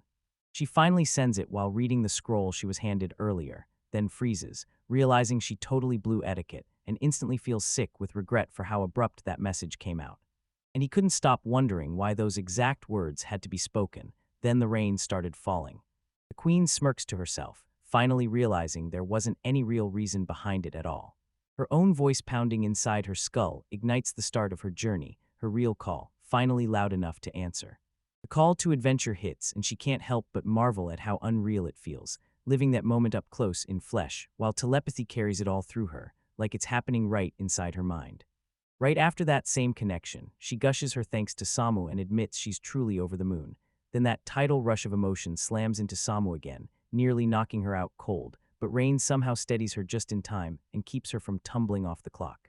Locked inside that towering maze, they push through and somehow pull off the garden contract together. So just like that, they unlock telepathy and start talking mind to mind, even with the Rain stuck in its sealed form, Samu points it out, those round ears give it away, and she's still an elf. Manaka's control is crackling through her body, but her awareness of it is locked away, so she can't actually use it the way it's meant to. Rain's mom looks like she's in the same rough shape too, yet Rain and Samu's guardian contract is still locked in, and that's when Rain starts to wonder, did this stubborn bond secretly help her guardian contract succeed in the first place? She pauses to rethink telepathy itself, then draws a hard line around what it can't do. It's not like every single thought she has gets blasted straight to Samu, and it's not like his thoughts automatically reach her either, only the ones they consciously tune in and send actually make the journey, like a phone, just with brains. And on top of all that, Rain's mom can also reach Samu through telepathy, so if anything ever happens to Rain or her father, Samu finds out instantly. With that reassurance burning in her chest, Rain finally sets off without a single worry, fully dressed, ready to go. She says goodbye to her mom and dad in her heart, then takes that first step into the wild road ahead. Her mother's voice snaps in her mind, sleep enough, eat well, grow strong and healthy. Rain turns toward her father next. Her father calls him over and asks, take the dolls hunting with you, and he agrees on the spot, because after the dolls have rained all over the house, it only seems fair, so Then she shoots a warning at her mom, don't you overdo it, and tells her straight up, if anything goes wrong, call Samu the second it happens. With that, she crashes into both her mother and her father, holding them tight like she'll never let go. Her father's eyes brim with tears as he hands Samuel the job of watching his daughter, then they part ways. Samuel. Mew flashes unwavering confidence and vows she'll protect Rain no matter what, then the scene abruptly shifts. Rain and Sammy step through the thick jungle, moving deeper with every breath, and Rain blurts out her worries about what Slanita's brand new mayor could be like.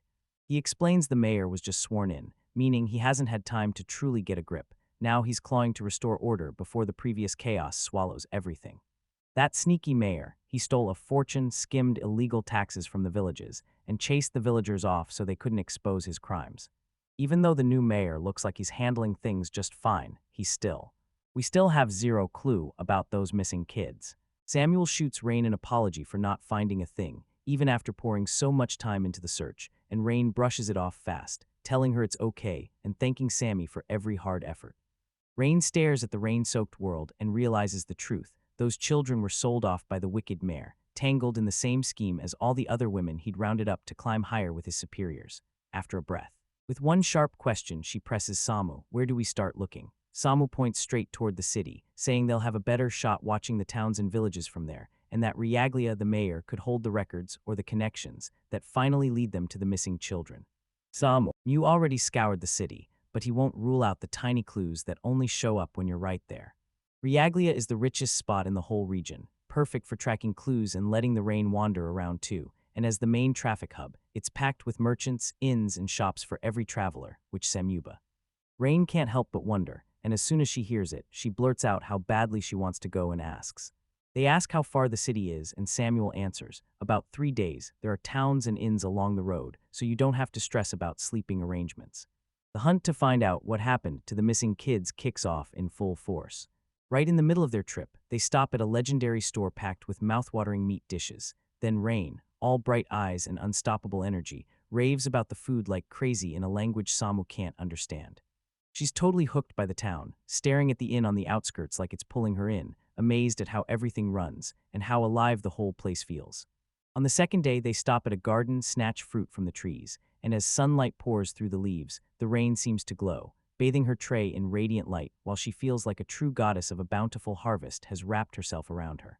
By the third day, Rain was hunched over the back of a signboard, grinning like he'd struck gold, soaking up knowledge Samu couldn't even wrap his head around. Samuel is totally certain Lady Rain is something special, way beyond what anyone else can grasp, and he keeps getting blown away by just how fiercely Rain's curiosity about the world runs deep. As they push forward, they spot a carriage charging up the widening road, traffic thickening fast, with more travelers and carriages piling in. Right then, a carriage barrels toward them at full speed, and the man inside screams for them to run. He warns a dragon is ahead, at that. Right then, Rain snaps her inventory boots into place, plants herself on the outskirts edge, and stares at the dragon is attacking that person right now. Samu spots it and freezes for a second, totally thrown off. Knowing it was supposed to stay asleep deep in its cave, the exact dragon who'd guarded that jewel reigns. He fires a warning to Sam, screaming that they've got to move right now. The dragon slashes viciously into the knights and then rockets forward with a terrifying lunge. Straight toward the carriage, right when the dragon is seconds from dying. Rain is moments from crushing the moment. Then she unleashes a brutal, cat-powered punch that hits like a truck. Xenia screams that she'll take the dragon's attention, and then she unleashes a barrage of arrows. But they don't work because the dragon has a way of shutting them down in seconds. He slammed up a manor-sized barrier and sent those projectiles flying off course. Samia can tell the arrows won't hit no matter what, but Rain won't back down. She swears she'll contact the people inside the carriage before snapping back to the. She barrels toward the carriage, scans the passengers in panic, and finds a terrified young girl trapped inside. Rain is stunned. She isn't looking at a boy at all, it's a girl. The girl's maid snaps at her, telling her to keep quiet and not answer. She purges the need to meddle, letting everything play out on its own, until that girl refuses to stay quiet and slips out of the carriage to speak.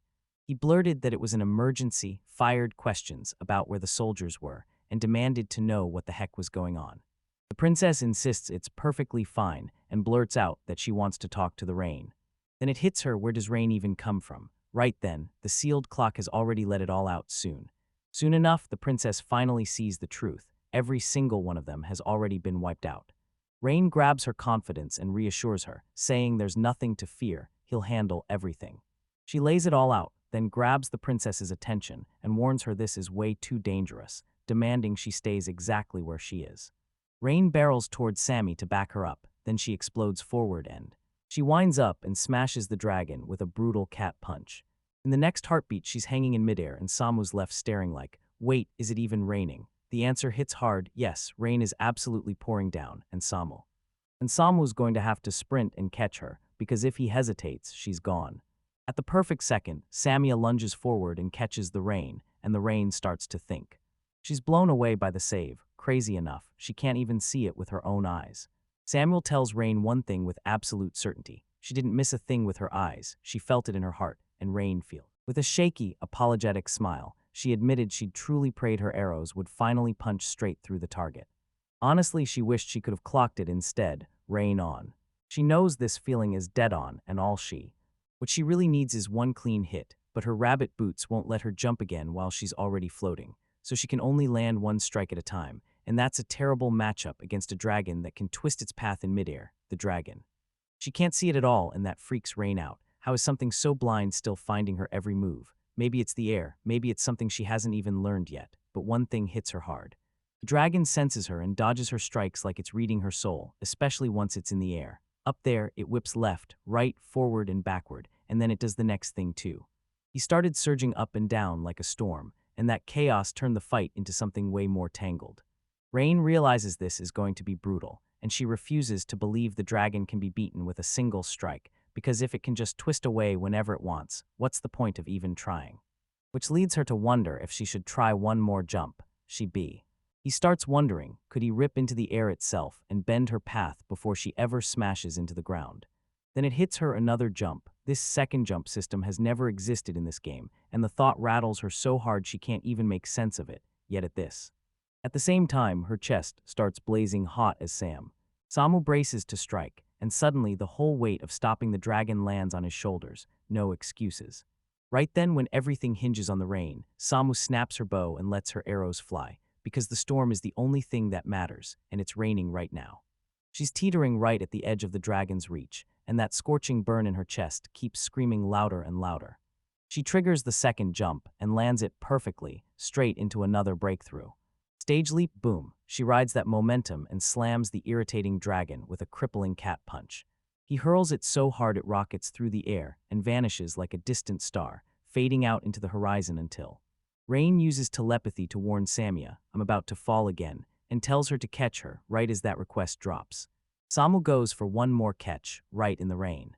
Rain beams as she slides out of Samu's arms, thanking him with all her heart, yet somehow Samu's stubborn resistance to love is starting to crumble, and Rain is about to say more.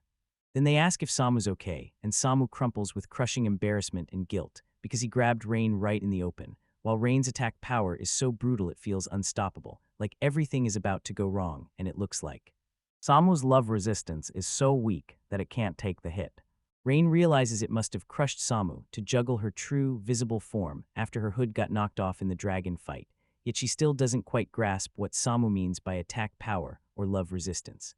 Samia's left staring, stunned by what that even implies, then she starts wondering if something's seriously wrong with Rain's body.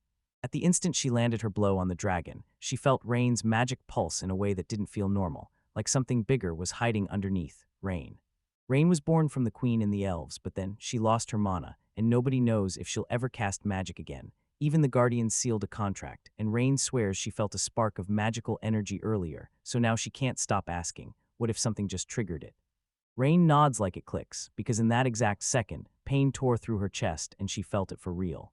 Samu can't shake the thought, maybe that Rain showed up right after her, I believe I can do it, and real magic spilled through her chest, so yeah, it might have been Rain doing it. Rain's magic manipulation finally snapped to life, right where Sammy once dared to hope it would. After failing, Rain refuses to quit. She decides to try again and starts to thank someone. She psychs herself up from the inside, hammering the words into her head like, I can do this, I've got what it takes. But then everything starts to fall apart, because all that sweat goes straight up in smoke, and no matter what she does, she still can't make it work. Samu's sitting there, apologetic, and she can't quite find the words for what's going on, because magic manipulation is supposed to come easy for elves, like it's born in their bones, but the Rain status clearly says it's sealed shut. And now Rain's staring at all of it, wondering if the real reason is her weird ears, round instead of pointed. Right then the princess bursts out of the carriage, points them out, and calls, the Rain's too far, come closer for a second. A beat later, Rain shows up and asks what's wrong, and the princess shoots back right away, praising how gorgeous the Rain looks. Making everyone in the Rain wonder if the princess is okay, then she clears her throat and reassures them, I'm fine, even as the moment cuts off. She tells me she saw Rain blast the dragon earlier, and honestly, yeah, it was a total knockout, even though it's heartbreaking to see the soldiers get wiped out, the princess won't let it derail her. She hands the rest to the mayor of Riaglia, and you can bet she's judging him by how packed that army really is. From the way that Princess barks orders, you can tell she's royalty, so high up, the maids are basically already defeated. Their faces lit up, couldn't believe it. Their princess was finally sitting down and talking with someone her own age.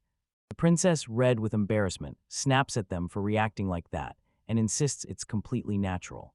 She slams the point home. This has to be reported right now, and the mayor needs to be called so the soldiers get help. Then she waves everyone to move. Rain steps in to lend a hand and grabs their attention, asking them to leave it to her, and in the blink of an eye, it started to become. You can tell she's emptied everything she has, healing potions laid out in total around 30, and Samu snaps, then we start with the worst off first. Seeing that many insanely effective recovery potions lined up all at once is almost unheard of. The princess stares in pure disbelief as the Rain starts hammering down, pouring healing potions straight onto the wounded soul.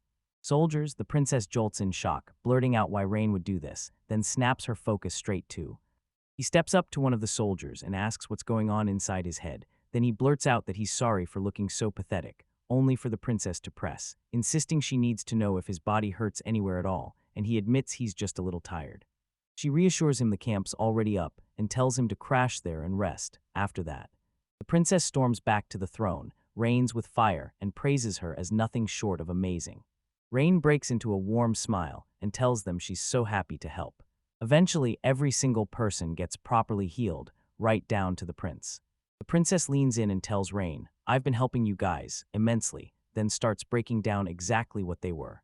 They're riding out in a carriage, and she asks if Rain wants to tag along. Rain smiles and says, don't worry, I'm good, I'll just walk.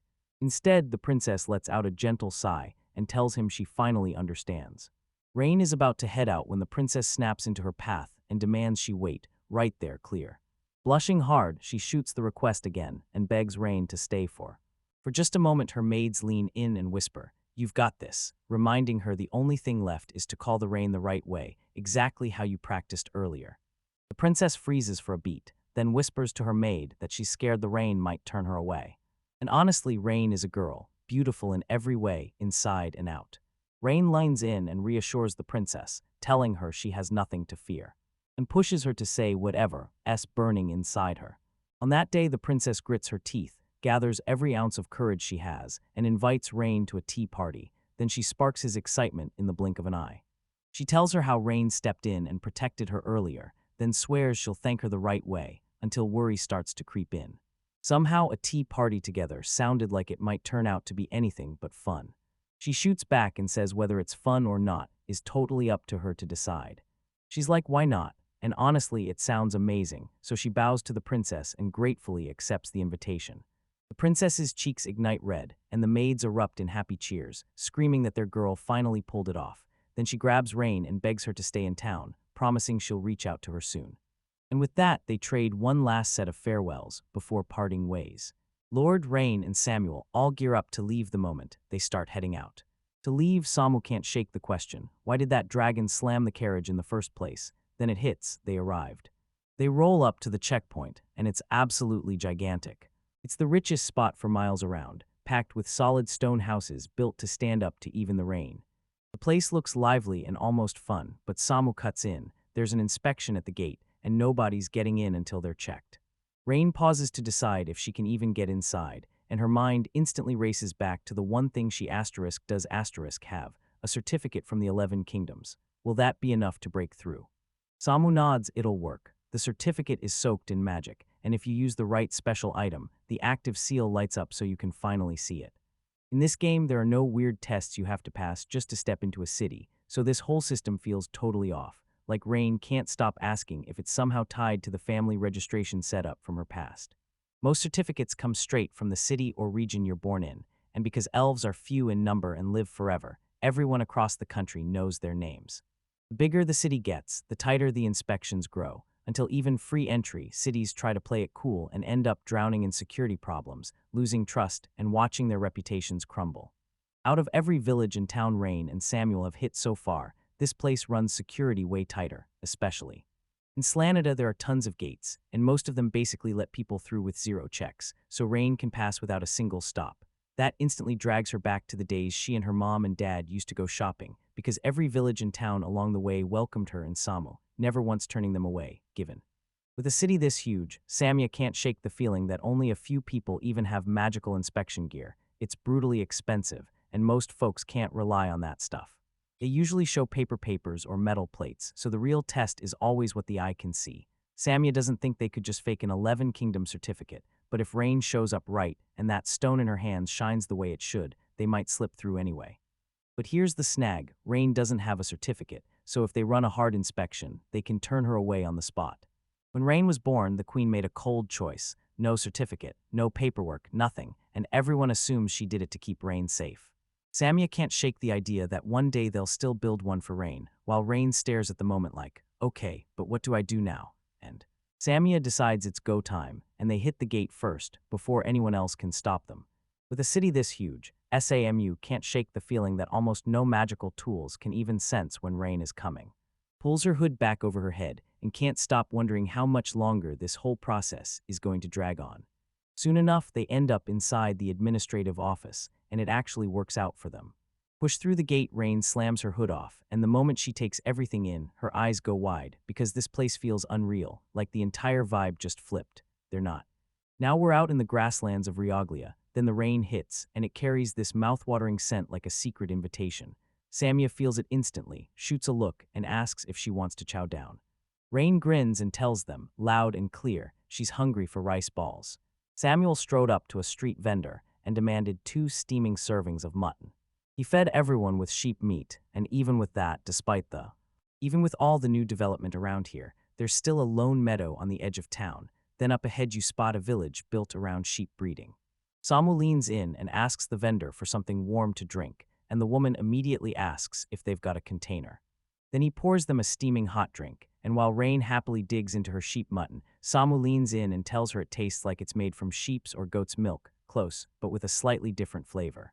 She adds, if it's too much trouble, don't stress, just tell me. I'll hold it for you, while the rain digs in. She dug into her food and couldn't stop smiling. She was loving every single bite, and it was painfully obvious. They truly dig this dish. The spices cling to the meat like a warm hug, and the sweet spicy sauce hits just right, wrapping everything in pure flavor. Even though the flavor hits hard, Samu can't shake the guilt. He forgets to ask for the milder version. Rain snatches the drink and takes one big, satisfied gulp.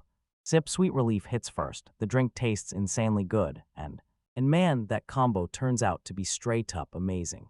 Samu rushes to check on her, worried sick about how she feels and whether the heat finally calmed down. Rain tells her the meat tastes fine by itself, but it hits perfectly when you eat them together. She keeps chewing the meat and sipping her drink, downing every last bite with a satisfied little grin, while Samu, right on cue, suffers another nosebleed, staring at her like he can't handle how ridiculously adorable she is.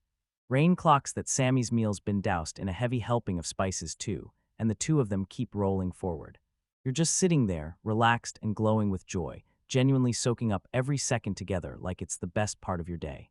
After that, Samuel leans in and asks if they should go take a walk. Before they even hit the city streets, she's already tossing out a local specialty like she scoped it out days ago. Then when Rain says she wants to go on a journey, it's because she's obsessed with games, and she can't resist how wild it feels to live this world through her own five senses. She was sure she'd have a blast on her own, and thanks to SAMU, it hits even harder, way more satisfying than before. Finally, they burst through the last stretch and slammed into their destination. Right when Samu's about to yank the door open, Rain suddenly hears someone call out that they're hunting for a specific person. Samian hears the chaos brewing inside the inn and asks Rene if they should just refuse the delivery. Better safe than sorry. Inside, the knight goes after the manager, demanding this. If an ELF customer shows up with a child, the city hall gets contacted right away. Samia steps forward and fires off, asking what she can do to help them. That night, relieved, he tells them, I've been searching for you. Rain blurts that they might be looking for her, and the whole night instantly doubts he heard right. Then Samu stays cool and calmly asks again what she can do for him. The knight quickly throws out an apology, then admits he's been hunting for them because he's got something important to deliver. Mew takes the letter, promises she'll deal with it once she's settled, and asks what to do if it's urgent. So the knight tells her to hand it straight to the city guards, where they'll take over, or to head to City Hall herself. The two of them head straight to their room, and Samu tells Rain she's worn out, then pushes her to come rest and recharge. She scoots in clothes, thrusts the letter into their hands, and spots that wax seal right away. Only royal family members use marks like that.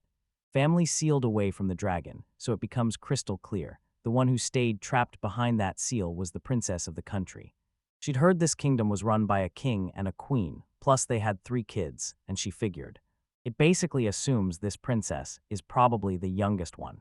Rain can't shake the thought, would royalty really show up in person like this, all the way out here, even for official business? And then it hits her. Why would a royal kid this young trek such a long distance all by herself? Alone, Samuel snaps that this makes 0 sense. The capital sits way down south, not anywhere near here, so why would the princess personally come all the way to this nowhere region? She can't point to a single thing valuable enough to justify it, and to make it worse, the princess was attacked by a dragon, so Samuel's not buying coincidences. He's convinced those two problems are connected. Rain then beckons Samu to sit next to her so they can read the message together. Samia hesitates a little, but Rain won't let it go. She insists she wants to read it with her, right there side by side. Eventually, the two of them drop into seats side by side. When Rain opens it, the letter is actually a real invitation, and the words hit him harder than he expected, because as royalty, the princess lays out a formal invite and directly summons Rain. Samu can't shake the feeling that this is wildly unusual, because she can't imagine royal family members being this openly grateful to someone ordinary, which means the princess must be drowning in gratitude for having the power to reign after he saved her life. The letter also drops a huge bombshell. The mayor and the town's feudal lord will both show up. Sure, the mayor's a big deal, but the feudal lord's presence is on a whole other level. Count Gaylor governs the territory right now, a feudal lord high in the aristocracy, ruling through an age-old hereditary line. Rain turns to Samuel and bluntly asks if he's against going to the tea party. Samuel lets out a heavy sigh and tells her it isn't that he's against it. He just fears the price would be insanely high out here, and Rain's first thought is, oh, it's just a tea party, until her nerves kick in because she doesn't know the rules of etiquette, and she can't exactly chat with the princess like it's no big deal. Samu tells Rain, yeah, you don't have an official title right now, but if you head back to the 11 kingdoms, you could spend your days ruling as a princess. Then he adds, because Rain is a. And the second she thinks about it for real, it clicks. If her mom's a queen, then she's got to be a princess too. So Samu's totally fine with a tea party with a human princess, and she's convinced Rain will be treated with the respect it deserves. Yet the closer they get, the more she fears it'll spell trouble. Rain is insanely powerful, and Samu's terrified. If humans ever find out, it'll spell disaster for her, and it keeps going If that happened, the Rain would lose its freedom to fall and travel wherever it pleased. Samuel blurts out an apology, realizing she's spent her whole life as an elf, and that life probably explains why she's felt so uneasy around humans. She's saying loud and clear that Rain is a problem when it mixes with the human world and makes friends, and that traveling is just as important to keep Rain happy and healthy. No matter what storm the skies unleash. Samu yanks herself back to her promise. No matter what hits her, she's staying with Rain, come rain or shine, and then she stares at the word rain like it just struck first. Rain takes it in stride, saying she doesn't even feel scared. She's just fully ked up. She's got someone she can count on, Samu, and just knowing that, she feels completely safe. Samuel reassures herself that she'll always stay rooted beside the Rain, no matter what. Then the two of them huddle up and start drafting Rain's reply, pouring out her heartfelt gratitude to the princess for her kindness. The letter ready in hand, they lock in their choice and everything's set for the tea party. Then the very next day, Rain scans the area and asks Samu, is this the spot? Samu nods and tells her today's tea party is happening at the mayor's residence. Total coincidence, Rain keeps his eyes locked on the building, and he realizes it's absolutely huge. A guard throws up a sharp hand and points them straight that way, like they don't have a choice. Direction steering them onward, then they step inside and the princess. The moment it finally catches on, it signals them with its moves, ordering the princess to come closer. Princess beams with happiness that Rain finally showed up today, then bows and apologizes from the bottom of her heart for all the trouble she caused, admitting she's genuinely relieved, because she was terrified the Rain might not want to see her ever again. Rain flashes a warm smile and tells her she was counting down for it too. And just like that, the princess lights up. She can't wait to see Rain again, and the maid right behind her pumps her up like, yes, go on, you're gonna love this. She steps in and boldly tells everyone, I'm Carrie Fine, then reveals she's the third child and the second princess of King Julius, the crown king of Langerosa. Rain's eyes light up with pure excitement. This is the exact kind of fancy princess welcome she's obsessed with from all those novels and games, so she bursts into applause, praising Carrie as incredible and stunning. Carrie's face flushes instantly, and she shoots back, all shy and embarrassed, insisting she's not beautiful at all. But Rain won't stop singing her praises, telling her she's genuinely pretty, and that earlier gesture Carrie pulled off was pure magic, so beautiful it almost made me stop. Carrie blushes even harder, then rushes to insist the Rain doesn't need to flatter her so much. And yeah, Rain herself is drop-dead gorgeous too. Rain freezes for a second at the compliment, then breaks into a smile, greets Carrie the right way, and introduces herself by name. Carrie can't shake the question, should she really call Rain by her name? Rain doesn't hesitate at all and readily agrees. Then Carrie steps in and pushes the idea that Rain should call her Carrie, too. So he told them to kick back, enjoy each other's company, and make sure they had a ton of fun together. Out of nowhere, someone lunges into view from behind and blares that the Rain is being disrespectful to the princess.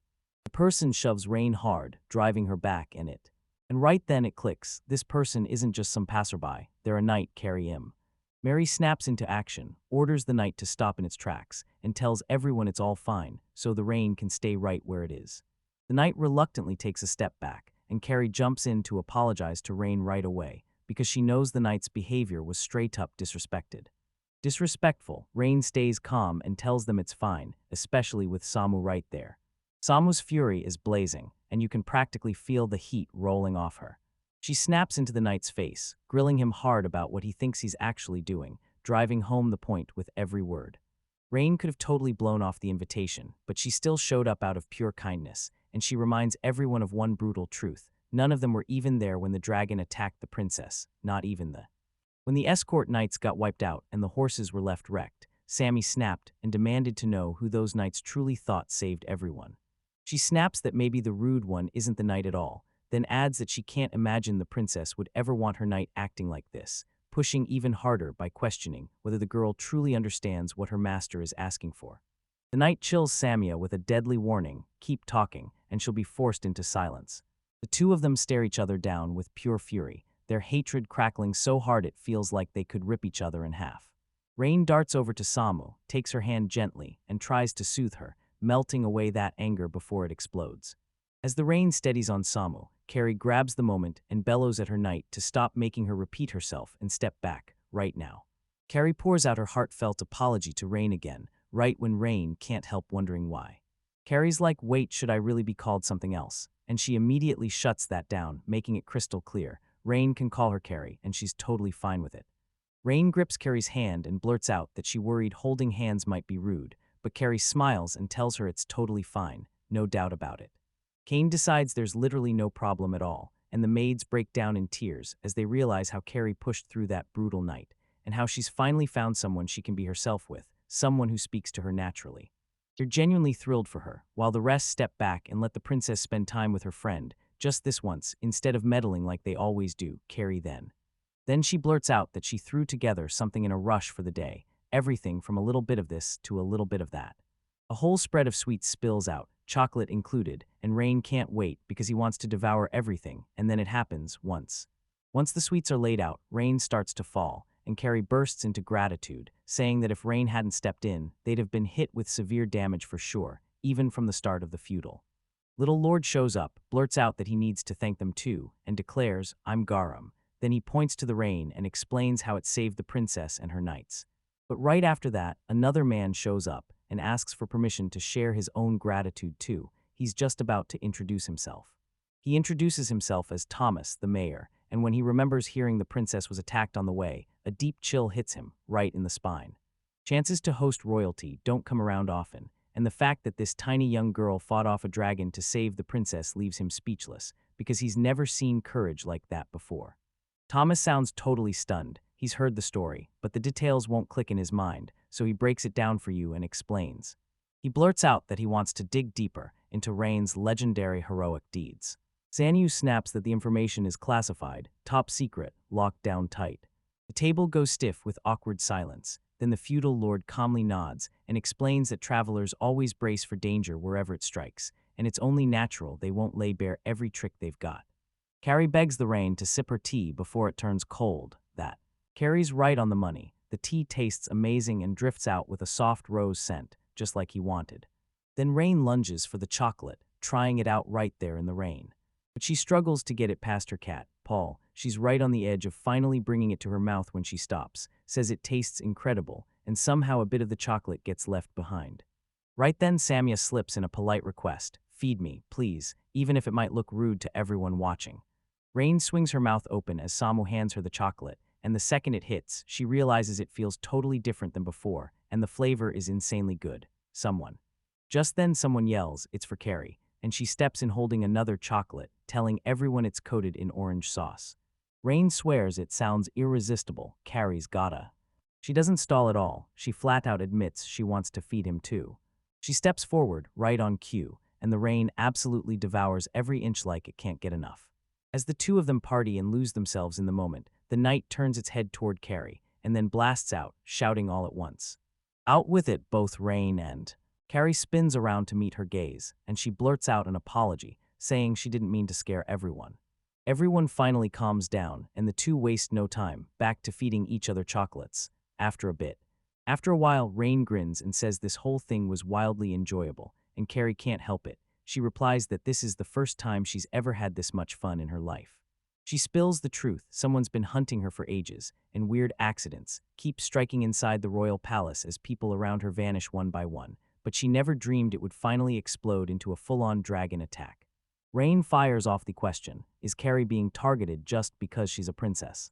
Thomas leans in and says it all comes down to a prophecy, then he cuts himself off, like he's about to drop the next bombshell. People complain that it's a huge pain.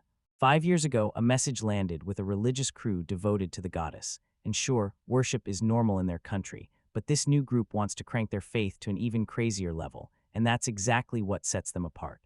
They're convinced Her Highness is the prophecy's chosen figure because she was born around the exact moment the prophecy was received, but unlike her brother and sister, she carries zero special power. Nothing stands out about her. Her hair and eyes are a dull shade of brown, and she has zero special skills. Thomas A. Thomas tells the princess not to fret for a second, then gently asks her to let her worries go. Everyone in the room knows they don't truly believe the prophecy themselves, but they still figure anyone who shows up to meet her must be walking in with big expectations. The moment they lay eyes on her looks and real abilities, their hopes collapse into sharp, crushing disappointment. And it gets even worse. Strange accidents keep exploding around her, with maids and knights vanishing right before their eyes. And no matter how hard she tries, bad luck keeps crashing into her life, even though she's got no real powers to stop it. And that's when her nightmare begins. Even so, she treasures every maid and knight who refuses to leave her side. She really means it, Peel included, because she's shaken with genuine remorse for what went down earlier, convinced that whatever happened was her fault. Leaving her to ruin something that was supposed to be normal, because any ordinary 4-year-old would have been crushed by what the princess just revealed. But Rain isn't normal at all. She's the strongest 4-year-old in the room. And that's exactly why the women behind Carrie are cheering for her, and why even the red-haired knight can't help but protect her, because in the end, Rain finally gets it. They genuinely care about Carrie. She snaps to it. Every single person actually loves her, and Carrie has been through so many brutal hardships that there's no doubt. It reassures her that Carrie's got people she can trust. Then the rain falls like a confession, because it shows her love for Carrie too, and that's what set everything in motion. Rain keeps pouring down, watching Carrie blush, and he just can't stop admiring her brown hair and eyes like chocolate. Then he praises her heart as cool and sweet, and she blurts out that she likes her, and she wants her to smile more. Then the words hit her so hard she gets overwhelmed, and Carrie's flustered to the max, and she reacts hard, insisting with full confidence that she gets exactly why. She keeps denying that she's that kind of person, and Rain keeps pushing her feelings, tears pooling in her eyes as she breaks. Carrie looks her straight in the eyes and tells her, "Thank you seriously," with real, heartfelt sincerity. Suddenly, something explodes into chaos, and that disturbance yanks their attention. Carrie whips around.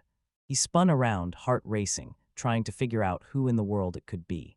As they watch a stranger drop out of the sky in full armor. In a far-off kingdom, magic was so mastered that even everyday people could sling powerful spells, and the king, ruling the world with his own overwhelming sorcery, became obsessed with one thing: immortality. The nation's biggest research gamble finally wrapped up moments before the king died. He poured every last drop of power into the royal castle, turning it into a magic circle, and swallowed the whole capital in one unstoppable burst. Because of that, the capital got obliterated, and the king's body was cut off mid. Once the character is twisted into something hideous, this outcome doesn't surprise anyone in the game. People called it the Wandering Royal Capital Rewinder, a dungeon packed with undead monsters, and one of the game's headline threats was the soul-bound knights, because their souls were fused to their armor, and once the fight started, you were going to feel every bit of it in the game. The game never once left the capital. A tiny moment comes into focus. Now it's right here, and the rain immediately kicks Samu into action, urging him to help. To save everyone, she whips around and locks eyes with Carriena. She blurts out an apology, then scoops her up fast, promising with total certainty that everything's going to be okay. Carrie snaps in surprise, wondering if she's just too heavy. Then Rain smiles and reassures her, "Don't worry, it's not a problem," and keeps hauling her along. Then, right at that moment, a midnight rush crashes in. Samu pushes forward and, through pure telepathy, shoots a question to Rain. "Are you really planning to hide your power?" And Rain nods in agreement, convinced it's smarter to stay out of sight from the mayor and the rest of the council. She slips in under the radar and makes a bold choice. She's going to rescue Carrie in secret. He kept it to himself and headed straight for the shade of a nearby tree for now. Samya blurts that she's going in with her bow and orders Rain to hide her tracks before they reach that place. Then she swears that if anyone questions where she's been, she'll claim she stayed with her the whole time.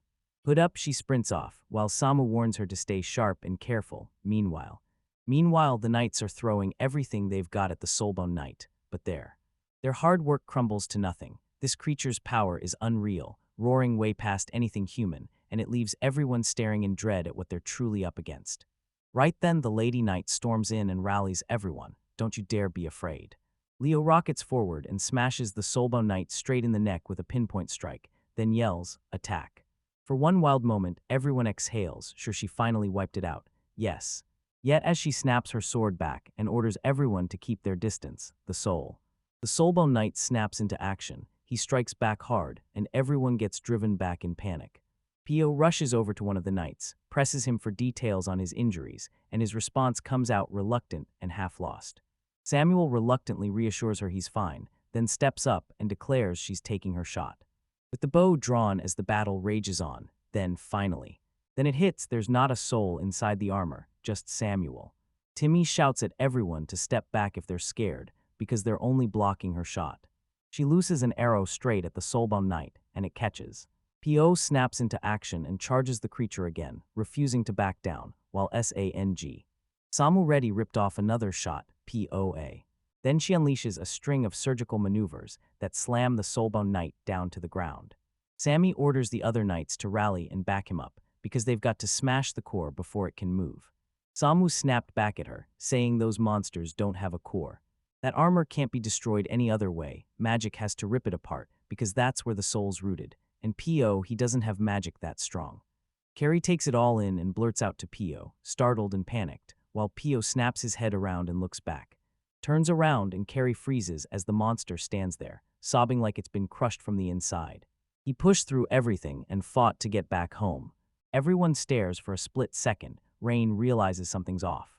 He caught the Soulbone Knight's voice in his bones, and it felt like a desperate plea right before it cut off. She pleads, begging to get back home, while she hears the awful grind of metal scraping metal. Pain rips through her chest the moment she recognizes its suffering, so Rain, fired up, talks to the Soulbone Knight, swearing she'll get it home, and that it has. She's taken enough pain, now she's gathering her power for the next move. She unleashes a blinding flash, and at last, she's free. Revealing itself as the armor's soul, the creature pours out gratitude and vows to Rain be. Right before he leaves, the rain pelts down like it's waving goodbye as it kicks out and the emergency stays locked in, still fully intact, and while the other knights panic about whether more enemies are still out there and rush off to hunt them down, luckily. Then they finally find out nothing major is damaged. P.O. stared at the defeated Soulbone Knight, and as a strange light flared nearby, he couldn't help but wonder, was it Samu? Samu blurts out that she's been right there with Rain the whole time, then she adds. She promises she'll dig deeper, then apologizes and asks for a little time until everything's fully sorted. She launches out and the two of them lock eyes, like they're sharing a secret before the world moves. Wayne tells her a light has burst into existence, and the second she thinks about sending him home, warmth surges through her chest. Samuel leans in and asks if she's okay, and if she's felt anything new happening inside her body. Rain says she doesn't feel anything weird at all, and Samuel nods, then orders her to report the second anything feels off. Raina finally senses it, and Samuel hopes this nightmare will end fast, because out in the area, no new threats pop up at all. With that, Count cranks up security across his territory and makes plans to go fetch Carrie from the mansion, while Carrie sprawls on her bed, staring up at the ceiling, replaying every wild moment of the day as her eyes lock, again on Carrie. They're tucked in the small bell in her hand, and it's downright adorable. Rain even gave it to her, saying it would ring if an enemy got too close, offering to protect her at first. Carrie stalls, convinced the gift belongs with Rain, but Rain won't budge. She insists it's fine, and swears that Belle will rescue her when danger strikes. This thing will scream danger in secret, and only the wearer can even notice it. So even though Carrie fights to accept what it means, she finally realizes she isn't the only one who can help her. Realizing what it meant, Carrie snaps back to the moment and can't help thinking maybe she should have stayed in the capital, instead of getting pulled into her ceremony for her brother, now Crown Prince. This moment means everything, so she soaks in the celebration and honors the weight of it, even as she admits she probably won't get strict security at an event this grand. Even so, this grand ceremony could still spark trouble for His Highness, all because the stakes are sky-high on his road to the throne. She remembers telling everyone during the ceremony that she planned to quit the capital, and that Count gladly backed her. But then she stalls, like the next words got stuck in her throat. She keeps second-guessing every choice, clings to Rain's words, and begs for Carrie's worries to disappear, then her thoughts cut off. Hope Carrie can finally find peace in both her heart and her mind, because that's the whole point. Rain wouldn't take no for an answer. She shoved the bell into her hands and demanded she keep it. That hit lands hard, and gratitude floods straight through me. She finally realizes this. If she hadn't fled the capital, she'd never have crossed paths with Rain, and she's genuinely grateful they crossed paths, like it was fate handing her something precious. Then it cuts right to Rain and Samu, Rain. Rain can't stop thinking about how she even pulled off that magic, and Samuel tells her it started the moment she defeated the dragon, because she'd felt the magic inside it, although, even with her powers locked away, she still finds a way to unleash them if the right conditions hit. When the rain hits and you think it through, it spells out something seriously wrong. She prodded her to ask Samu straight up if he knew about the prophecy. The prophecy hits, and all the color drains right out of Samu's face. Samuel tells everyone the prophecy didn't start with rain at all. It was born ages ago, rooted in a religious group. Once word spread through the group, humanity bet everything on those kids who could make it happen, and so they were raised with ruthless, top-tier care. The prophecy just appeared around the night Carrie was born, and here's the kicker. Carrie and Rain are the same age. A chilling thought hits like thunder in the rain, maybe the prophecy doesn't just mention rain, it demands it. And then it hits harder, because more and more kids are vanishing, getting kidnapped and sold across different regions, with each new case showing up more often, like a nightmare pattern that won't stop. Caught up in slanted as chaos, completely innocent of what was really going on, the reason behind everything. The kids are being herded together for one mission, to find the god's treasure. The queen and Rain's human father and mother know the prophecy is real, so they raise Rain in total secrecy, hiding him from the world. They say that with the jewel's power, the king turned human, or at least that's what everyone's convinced of. Samuel blurts out an apology for not telling Rain sooner, but Rain, with Samu's explanation landing fully, she nodded like she truly understood. She gets it, Samu had her back, acting for her sake so Rain wouldn't spiral with worry or blame herself. Rain was ready to fall apart, struck to protect her, and now she stands firm and tells Samu not to worry, she's got this. She swears she'll save everyone and take the whole burden on herself, and her resolve hardens. He commits to digging into the cult, protecting the kids first, and keeping Carrie safe while he's at it. For the next week, Rain lashes the mayor's mansion nonstop. She prowls the garden, then spends every night with Samu. During this time, SAMU relentlessly gathers intel, scribbling down one detail after another, realizing that the bell stays silent, so they can kick back and enjoy every second with zero restrictions. After that week, Samuel comes pounding up to Rain and spills the bombshell. She's tracked a lead, and a suspicious village is lurking nearby. Time after time, kids vanish in droves. People whisper they've been sold off to towns and villages nearby, But there's one village where nobody ever whispers about missing children. This weirds Samu out. Those villagers act like the topic doesn't even exist, and they dodge it like it's dangerous. In this village, there's a building that looks just like a church. Samuel can't stop thinking about whether it's tied to this brand new cult. Rain immediately snaps that they've got to investigate, with Lord Feudal returning with his troops and POP. This time, the rain hits. He's sure Carrie can be shielded, no matter what hits. Just before she leaves, the rain transforms into Carrie's hands and tells her to be careful. Sad to let her go, sure, but Carrie grins anyway and answers with pure joy like she. Rain tells her she's had a real blast, and promises that if Carrie ever pulls something again, she'll snap into action right away. Trouble hits hard and it shakes Carrie to her core, so she agrees, moved by it, and then the rain shows up with something that's meant to comfort her right when she's in pain or straight up in danger. Then right from the start, Carrie has He stalled, convinced he didn't deserve a gift this perfect. Rain frets that it's not enough, but Carrie slams the doubt down and insists, no, this is plenty. Wayne warns Carrie that if she hurls that yellow stone, it'll flare so blindingly bright that nobody can even keep their eyes open. Right then, P.O. bursts in, asking to get in on the pro hunt, seeking pro. Carrie gives you permission to kneel, just not for anyone other than him, Carrie. He graciously permits it. He drops to his knees in the rain, begging to hold her hand, and when she finally speaks up, she blurts out an apology for being rude, confused about the rain all along, then asks if her shoulder was hurt when she shoved him back, Rain's. King flashes a grin and tells P.O. to chill. Everything's gonna be fine, P.O. starts to. She also offers her gratitude, saying Rain didn't just bring out Carrie's smile, he stood guard over her this whole time. Carrie and P.O. finally gear up to leave, swearing they'll meet again.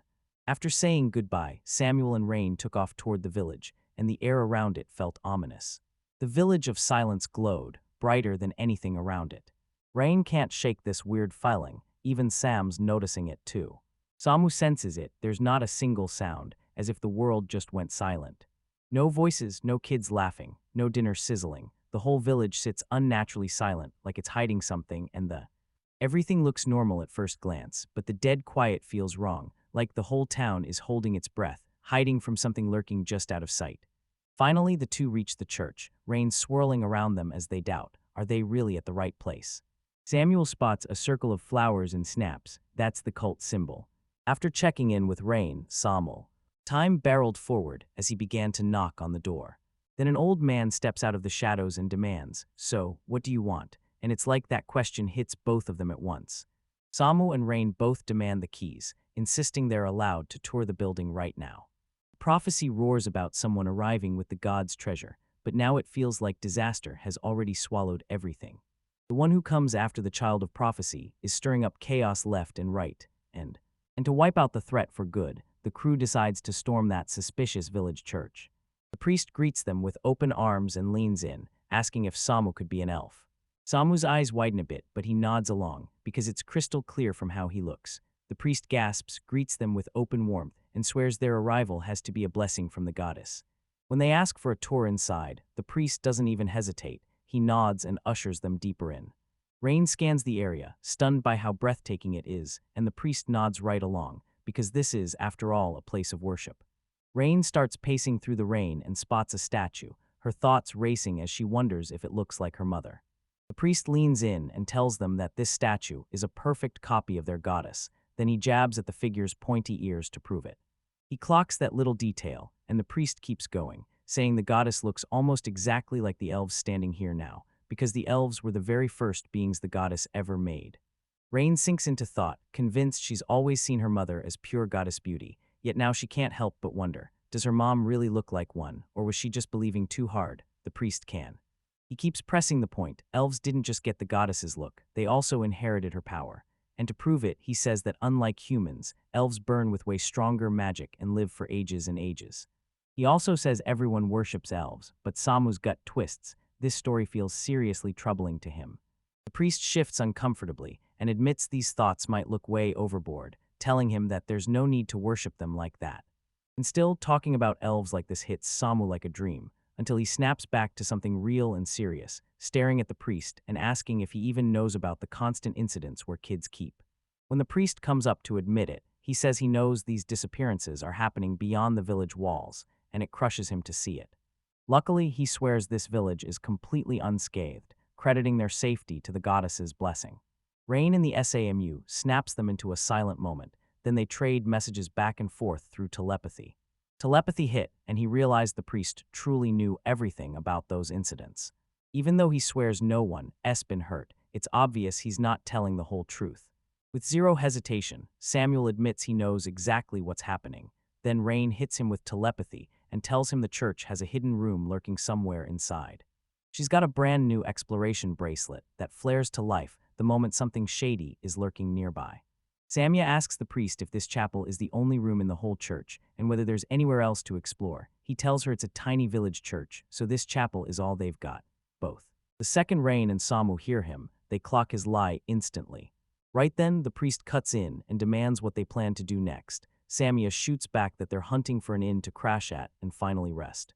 The priest steps in and tells them, if you don't mind, stay right here in this village. Samu snaps her focus to the Rain, silently wondering what to do next, because part of her thinks they could wipe out this human right now and go hunting for the hidden room without wasting a second. Rain totally disagrees, because they're already here, so they might as well squeeze every advantage out of it, staying sharp for whatever that man tries to pull next, as he. Even now, he still gives off this vibe like he's hiding something, right? They don't bolt ahead, they slow down, watch everything closely, and save the answers for later, when the truth finally comes into focus. Later, a lady ushers them in and tells them she already knows all about them, because the priest filled her in. She fires off an early apology if she can't offer them anything mind-blowing in a place like this, but she still swears she hopes they'll absolutely enjoy their stay. They darted their eyes around the room and counted 6 chairs. There was no doubt about it, they also. She clocks it immediately. They're not planning to touch a single bite of the food they're being served. It's not just because it's poisoned. Something about the whole situation feels wrong, and there's a real chance someone slipped something else into the food too. The man of the house jumps in with another apology, insisting the meal looks way simpler than it really is. Rain knows Samya already warned her not to eat it, and she's convinced that her choice to listen was the right one.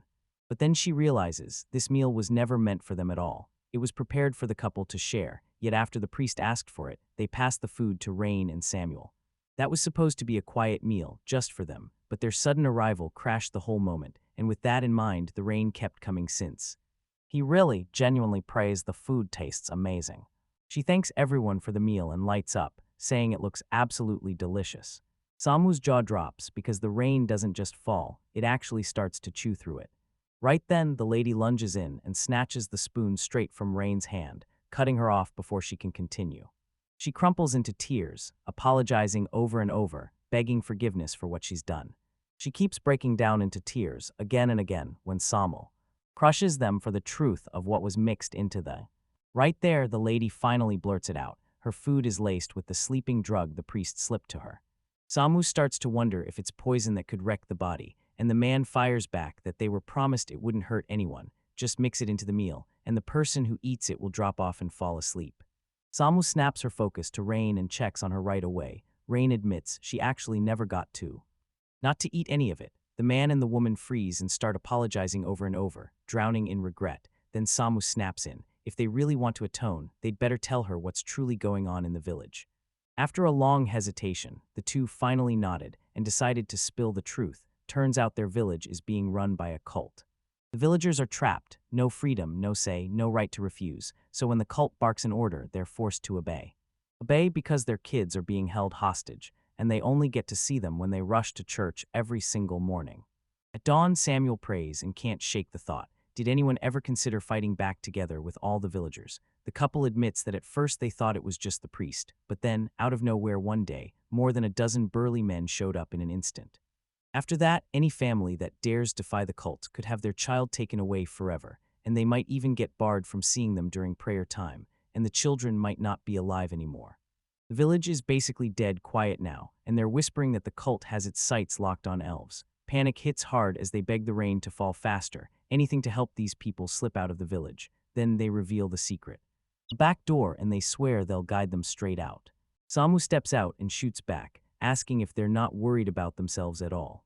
The man shoots back that they're just kids after all, then rushes in with an apology. He pleads with them one more time, swearing they have to run right now, before they lose their nerve and get dragged into becoming the worst kind of humans all over again. Rain gratefully thanks them for telling the truth and then walks back, cool and composed. Rain turns to the food, and Samuel jerks in shock. He reacts sharply, alarm bells blasting at what she just did.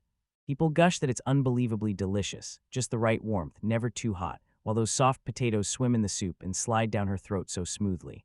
And that faint milk scent, mixed with the perfect sweet and salty balance, hits like pure comfort food magic. She devours the whole meal in one go, while everyone else just sits there, stunned and frozen, seconds later. As the rain starts to fade, After's eyes grow heavy, and she fights to stay conscious.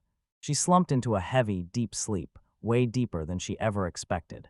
It's like she's stuck watching a movie she already knows, playing it in slow motion, 1 second at a time with nothing skipped, until after what feels like 2 endless hours, her mind starts to power down on its own, right before her vision fully shut down, she yells for her item box, yanks out a recovery potion, and downs it at the absolute last second. Damia blurts out in panic, shouting if she's okay, stunned by where the water suddenly came from. Was it spilled right off the table?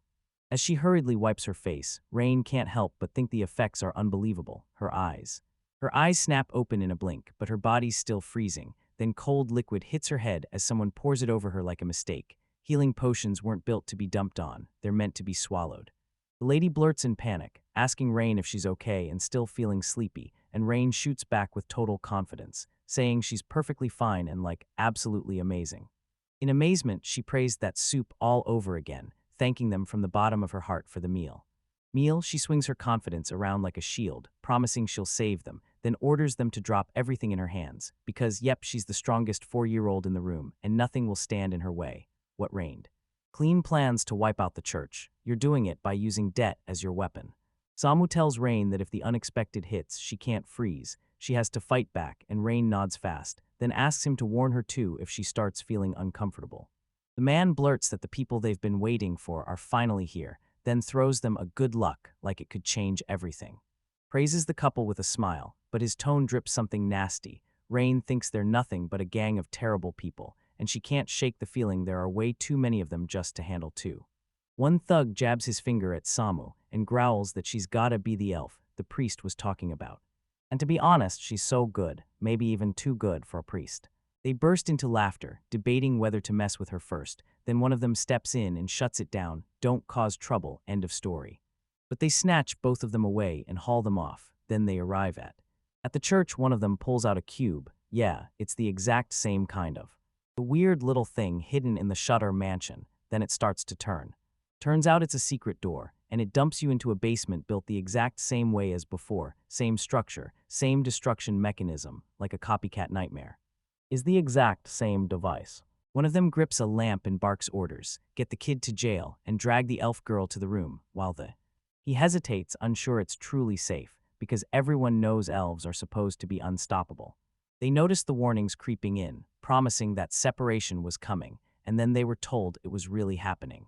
Rain felt their heads spin with one question: what do we do next, and do we fight right here? Then Rain leaned toward Samu and asked, will you be okay on your own? Samu shot back, I'll be fine. And just like that, Rain saw no reason to worry. They have zero reason to doubt her anymore, so they lock in with the plan, and Rain leans in to remind Samu to take care of herself. They push past the living area and stop in a room where a man sits, staring ahead like he's waiting. He's ordered to open the door because they're ready to sell the item on the spot. The man points out that kids in beast skins are almost unheard of and bets they'll fetch a sky-high price. The moment the door swings open, a jaw-dropping sight hits you, one that's loaded with more than you bargained for. Inside the place, a ton of gates stood in a row, and the man in there counted everyone one by one, then lit up like it was exactly what he wanted. That they're all here, and then boom, a new friend shows up, and Rain is plopped on the floor, and one of the kids blurts out, wait, why is another kid here? The man blurts that his parents hauled her in and butchered her for his sake, unlike the rest. While the others still have hope, this brat is doomed. She'll never see her parents again, and she's getting sold tomorrow. He mocks the kid, says he's sorry, then slams the blame on him, insisting it's all his fault. At that exact moment, Rain snaps up and blurts that she came here because she's already made a. Her eyes weren't even fully open. Then he snapped around in pure shock, blurting out, are you awake? Wake. The Rain falls quietly, and she snaps up like she's been awake the whole time, then slams a powerful cat paw right away. The kids just gawk in disbelief, stunned by her insane strength, wondering how she could even after all that, Rain checks on her. She's hurt, but she's okay. Then Rain steps forward with a fierce promise she's here to save them. Outside the room, someone slams into the silence and shouts, demanding to know what in the world just happened. Rain snaps fast and loud, telling everyone to gather in one spot right now. Another man storms into the room, eyes blazing with confusion and fury, and demands to know what just happened. Rain slips in and hides behind the door, while the man sneers, firing off, who attacked him and who had the nerve to pull this off. Rain steps out of the shadows and reveals she's the one behind it all, and the man's world instantly falls apart. He becomes. Rain Cash explodes with rage, slamming into her and demanding to know what she thinks she's done. He totally shrugs it off like it was nothing, just a tiny cat punch. He roars at her to knock it off, then makes it brutally clear, being a child won't buy her a shred of mercy. Rain realizes she doesn't need his mercy one bit, then lands another devastating cat punch straight on him. She confirms it with a hard truth. This time the punch is the real deal, not some weak, barely there tap like the last one. She warns them not to force her to say it twice, because the next time, she's going to show up and land a real, solid punch. She blares out, insisting they should all turn into fossils. Right there, no mercy. One of the kids gasps in pure awe, yelling that she's unstoppable, somehow incredible and insanely strong, and just like that, Rain strides out of the room, saying she'll handle the rest, and orders the kids to stay put right where they are. For now, that's the plan. As she strides off, she can't shake the feeling that the rest of the enemies are lurking somewhere close. She's hearing it from the outside, voices spilling and saying this place is getting emptied out, like this job might be their final one. They're stuck on what to do next, craving an easy, high-profit job that actually pays, because so far, scaring the kids who got dropped here has been working just fine. They don't fully understand what's happening yet, but one thing hits them hard: this basement isn't needed anymore. One of the men can't stop wondering, should they go ahead and plunder the village, even though they're leaving soon? Another man shoots back, we're already partners in this, so why not? He suggests they squeeze the villagers hard, threaten them, and grab their kids as hostages to force them to hand over everything.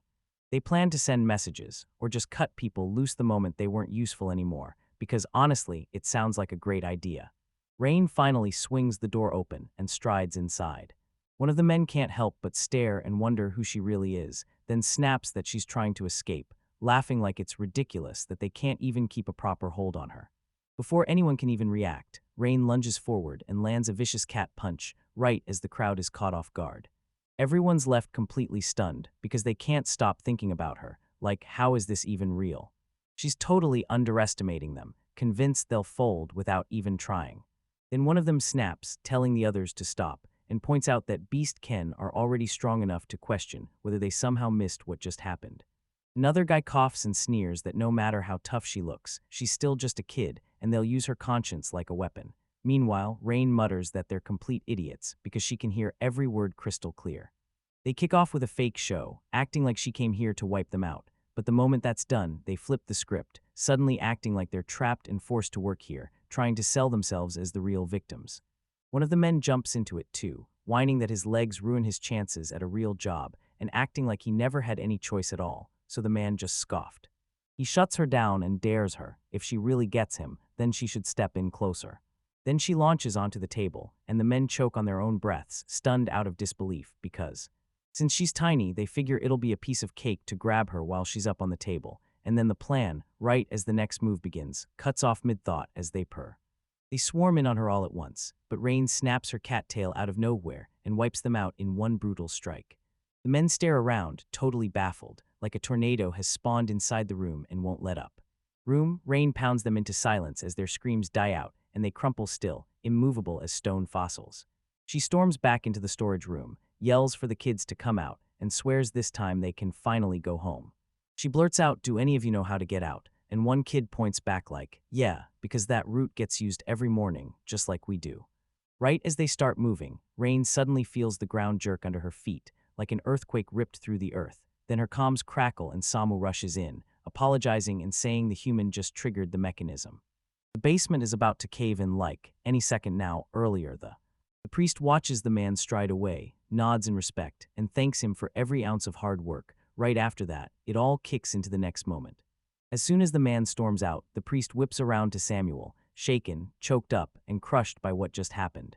With this burning belief, he swears she's beautiful, and he refuses to think God has left him behind. Right then, Samu shoots his eyes and locks them down, sealing the moment. Restrains him, yanks him into restraints, ties him up, and forces him to toe the line for a while, still even while.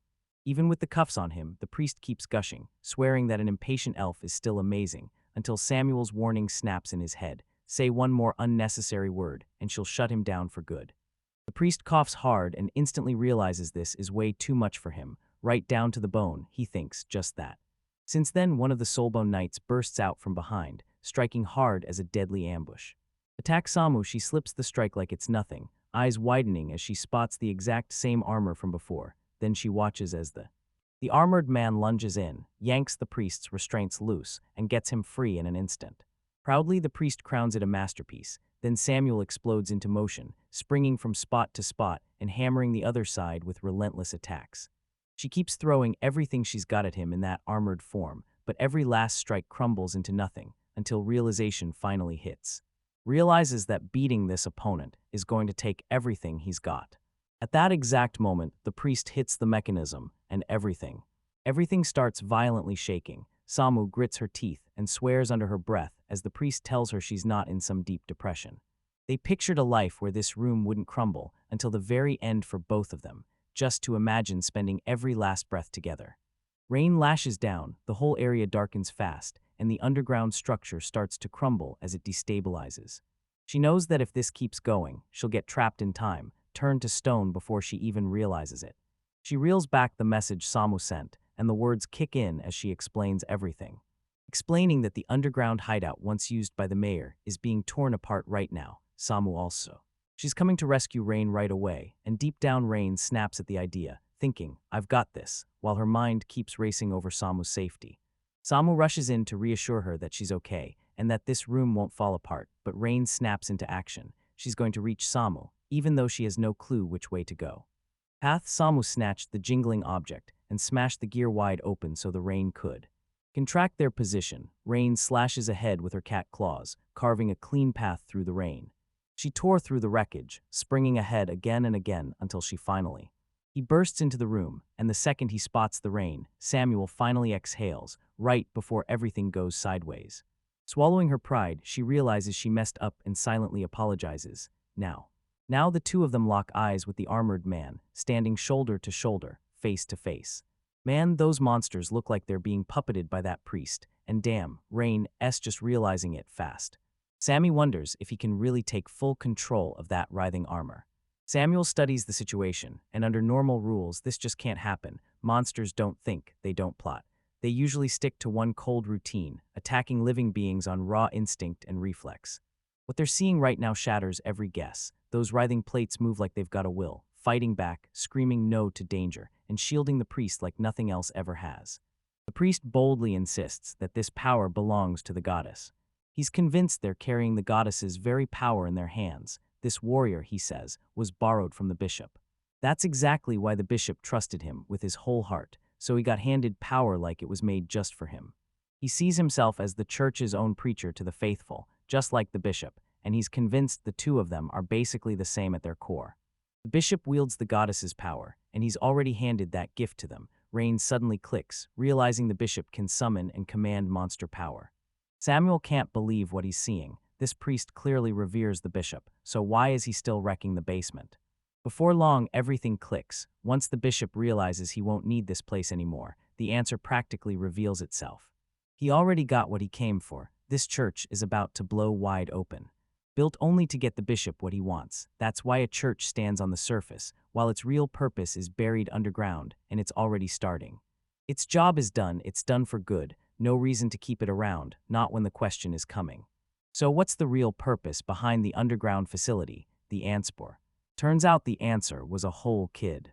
Their mission was simple: hunt down the kid who carried the god's treasure, the one goal they'd never let go of. But Samu couldn't stop questioning it, because the priest had already said they had the goddess's power.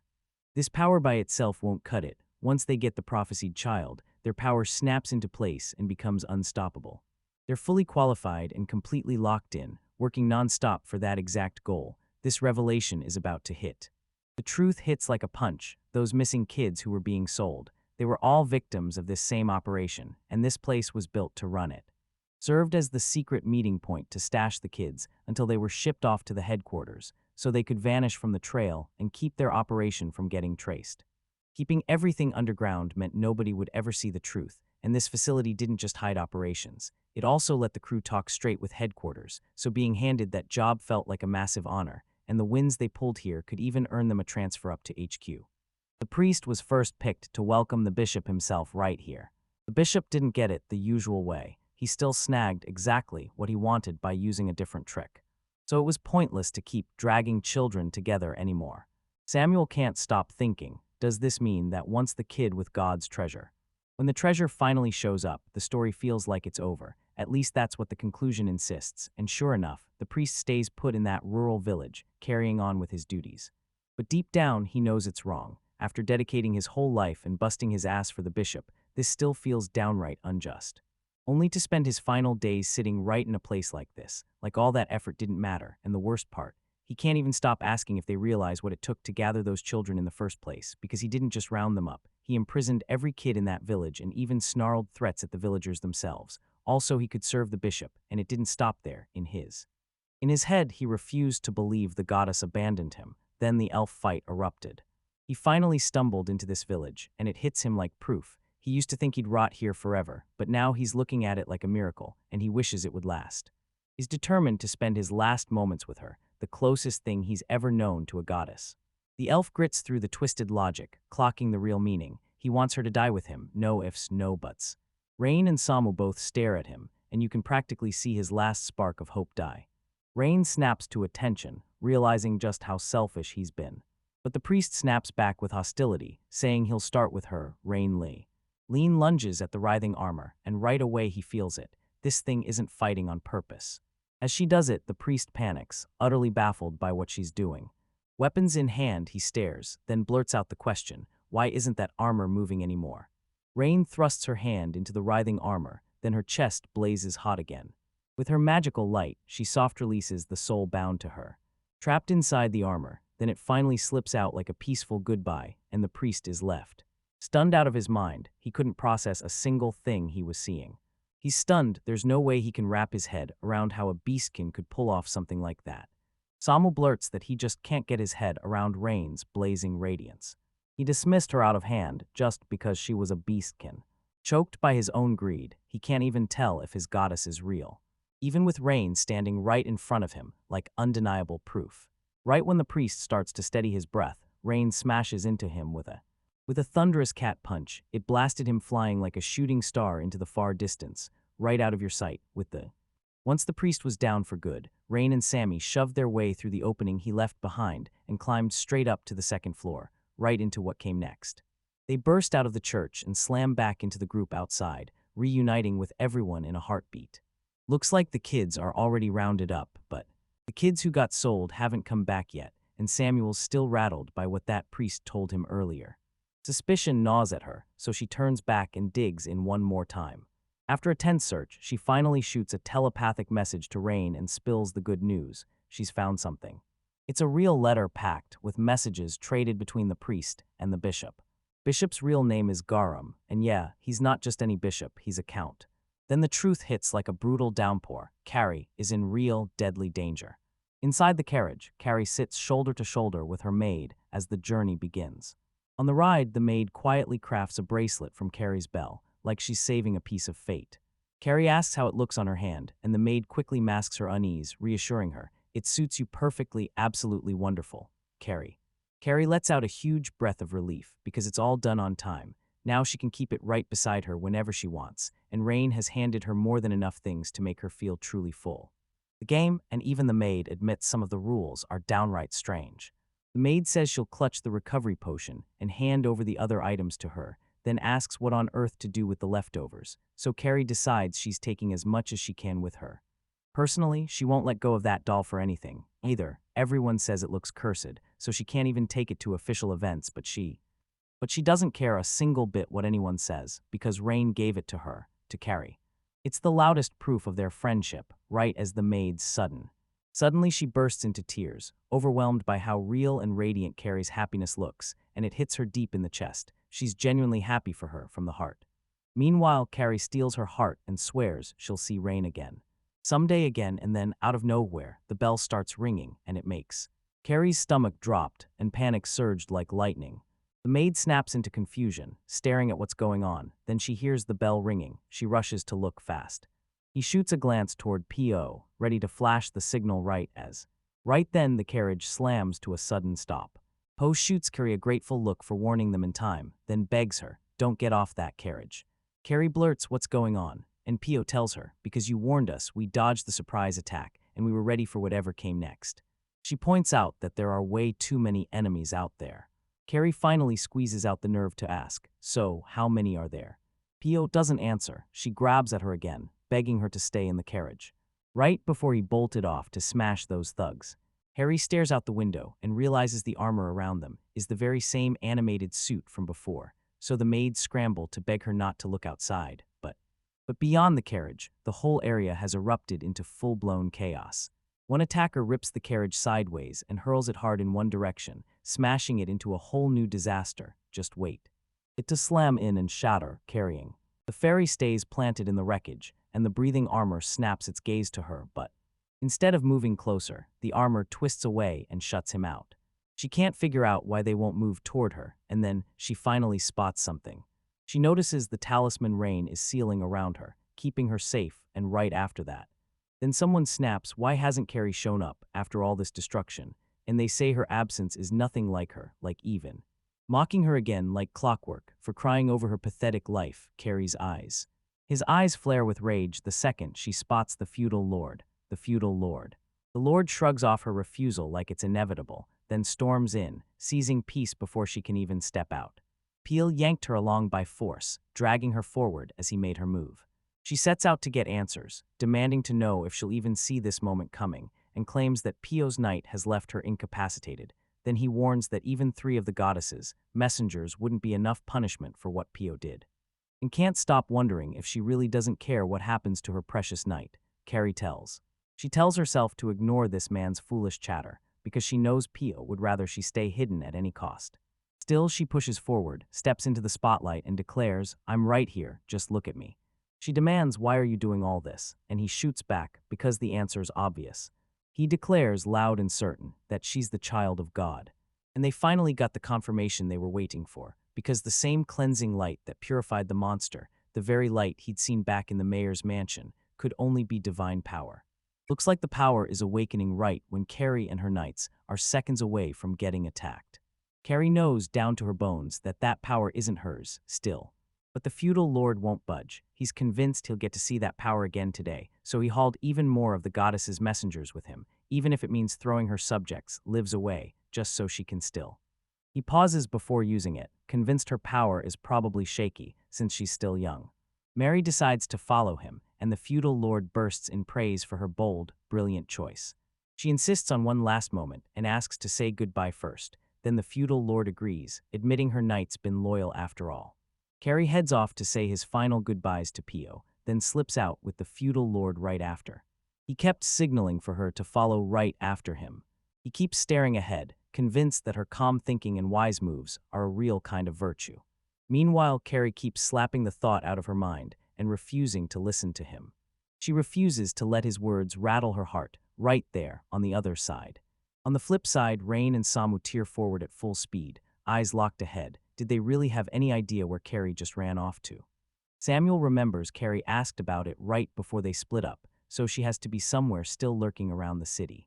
Yeah, if we keep this pace, we'll be right back in the chase. Catching up is totally within reach, but just as they're about to reach her, they spot P.O. charging in on horseback. She doesn't waste a second, immediately. She snaps off her mount and drops to her knees on the spot, begging Rain for help. She's ashamed she even asked such a young girl to carry this weight, but she's convinced only the Rain can handle it. Rain fires up P.O. and demands he explains everything first. P.O. starts spilling the truth, saying everyone got wiped out except her, and even though she should have been left horribly injured, somehow every wound sealed up clean, and her stamina came roaring back. Then she spotted a healing bottle tucked right against her chest, right as the rain poured down. She can't stop wondering if she downed the healing potion herself, but P.O. shuts it down. She'd passed out cold and remembers nothing, so she's sure it was Carrie who used it. Carrie was the last one still standing. It wasn't some fair fight against overwhelming odds. It was a full-on massacre. P.O. realizes dashing back to the capital for help would cost too much time, and Carrie is in deadly danger right now. Is the only person who even crosses her mind. She's drowning in guilt for grabbing onto the Rain at such a young age, but the truth hits hard. She can't see anyone else who could possibly help, and then she remembers that blinding light cut through the evil presence, and the fight raged against the writhing armor. Then Rain still didn't show up. So there's magic that can erase it, meaning that purifying light had to come from someone, but who on earth lit it? Samu grills P.O. about why she's so sure Rain did it, and then wonders if the real twist is that her own master awakened that power, just like the rumor claims. Peel can't help but admire Carrie, because she grinds endlessly as this country's princess, but he refuses to believe her highness has that kind of crushing power, which is exactly why he's sure it was Carrie. Not just a knight's loyal hunch, but an ironclad conviction. She keeps recalling how, when Samu duked it out with that writhing armor, she didn't pull out any magic that could wipe it clean, and they sure couldn't afford to stay secret, risking their master's life in the process. During the whole fight, P.O. kept feeling like an invisible guardian had her back. She never caught a clear glimpse, but every now and then she'd hear it, and that was all the proof she needed. She's convinced it has to be real. She wouldn't doubt it for a second, and that's what makes her. She's sure Carrie felt that same presence too, like it was right there, even if she didn't catch it at the time. And Peel never brought it up before or after the incident, so there's no other explanation, therefore. So she throws herself at Rain, begging for help, and Rain steadies her, reassuring her.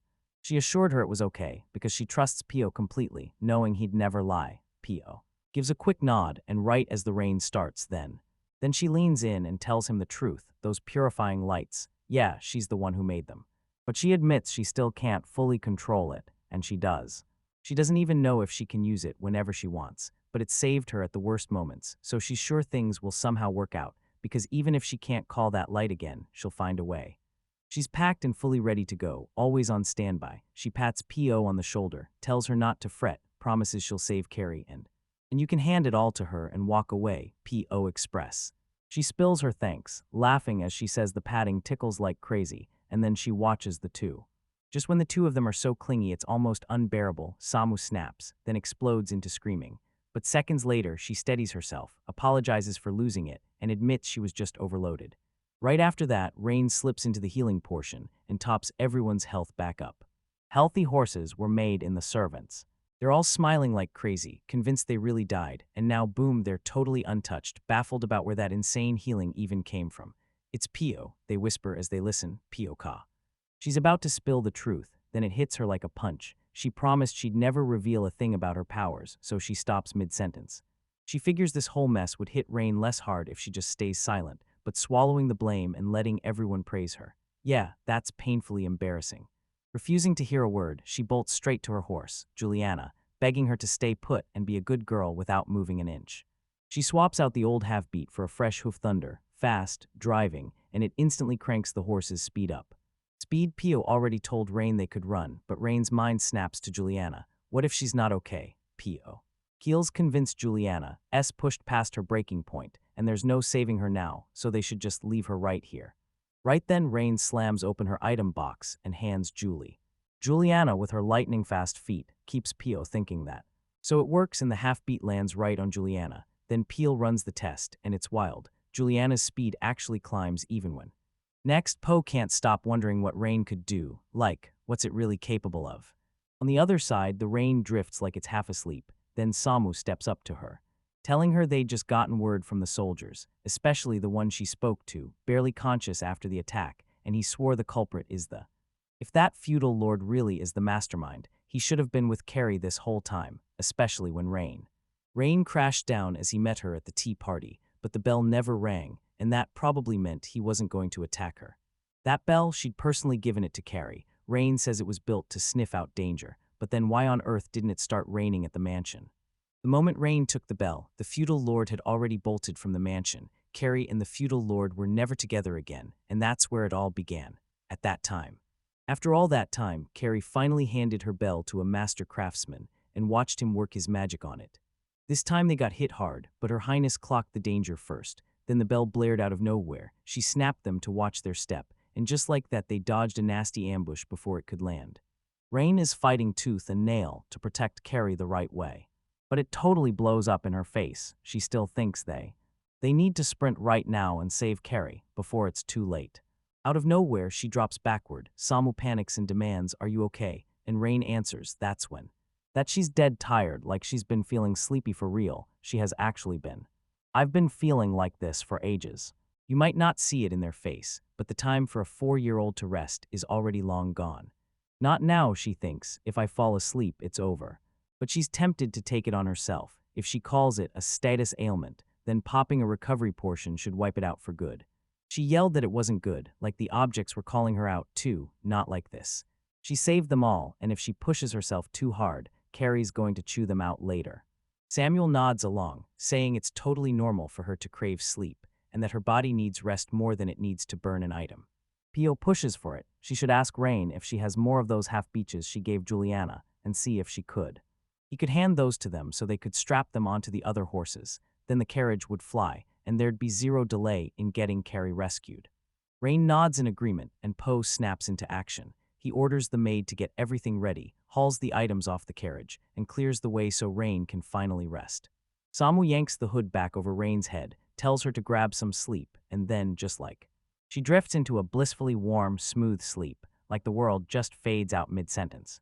After what felt like forever, she finally jolts awake and breaks into a smile the moment she sees Samu.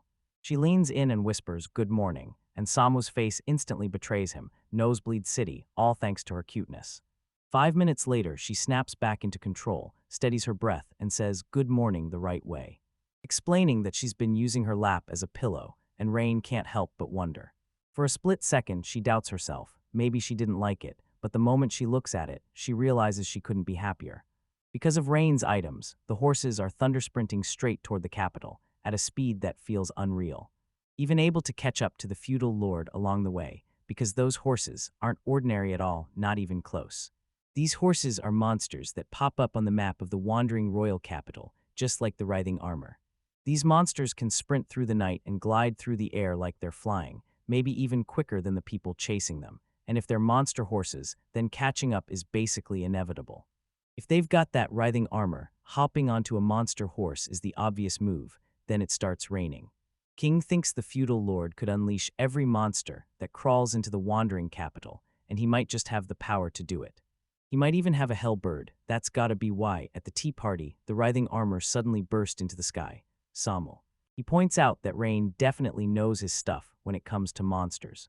Right then Pio burst in with a knock, blurted out an apology for the interruption, and said they were almost there. She rushes up to Rain, grinning and asking, "Did you sleep well?" Then, Queen confirms it, then fires back. "Good, now we infiltrate the capital and go pull Carrie out." Pio asks if he can whip up breakfast before they step into the capital, and she nods right away. Rain steps out of the carriage, staring around like, "Wait, is it just us three?" P.O. confirms the grim truth, adding more wouldn't boost their odds against the writhing armor monster. The feudal lord has seized the entire capital as hostages, and if anyone starts fighting, they'll get stuck dealing with the chaos, so there's no other choice. They've got to focus on saving Carrie. Just the three of them together is their best shot. Simeon clicks into place and says that just her and Reyna is more than enough, no extra humans needed. Samu nods along, saying sure, she may not fight like them, but somebody has to steer the carriage and dig up intel, and that somebody has to be her. Samu will stand out like a sore thumb as an elf, and Rain is still young, Samia scoffed, remembering she'd already told him this. SHHH, she'd cut herself off. She wasn't even complaining, she was just double-checking the truth, watching them clash like that. The rain hits like a demand, and the second it calls out to them, they both freeze in place. Later, as Rain rinses her face, Pio leans in and tells Samia she doesn't have to word it like that, because Samia has zero idea how Rain really feels. Samuel answers right away, saying she understands her master's feelings pretty damn well. So yeah, Peel counters that being a servant isn't just obeying your master's every command. Samuel blurts out, asking if she should jump into the sea of fire, or the sea of water too, while Peel cuts in fast, saying it's not about that. She blurts out that Carrie's royal blood runs in her veins, and then she hits them with every move she makes screams who her country is, and that weight sits on her shoulders like a crushing responsibility. In a world where one shiny piece of jewelry can ignite a full-blown scandal, P.O. races to wipe out every one of Carrie's burdens he can. She shoulders everything herself, and she's dead sincere, only P.O. refused to let Carrie get near Rain, but Rain still eased her in. Her burdens crushed down, but somehow they lit a fire in Carrie, giving her the grit and power to keep standing. Samia scoffs and says that if she were in P.O.'s place, she would absolutely. She kept every Rain rumor locked down tight, no one got to spread them for a second, then P.O. burst out laughing. Samu's courage gets called out, but he won't let it slide. He scoffs again, snaps that she's just a worthless knight. The story jumps to the meal. Once Rain's done eating, he leans back and thinks, this actually smells amazing. P.O. shoots an apology your way for serving up just a plain bowl of soup for today, then the rain starts pouring down. Rain reassures her, insisting she's actually a pretty great cook, and Peel nods. This is the kind of skill any knight should have without even thinking, especially while camping the food. Samu takes a bite and grins. He worries the meat might be tough, maybe because it's smoked over wood, but yeah, it's still absolutely not bad. Rain devours the meat, tasting that smoky, charcoal-grilled juiciness as he keeps eating. As they read, P.O. clocks how adorably Rain's expressions flare and blush, huffing and stomping through the moment.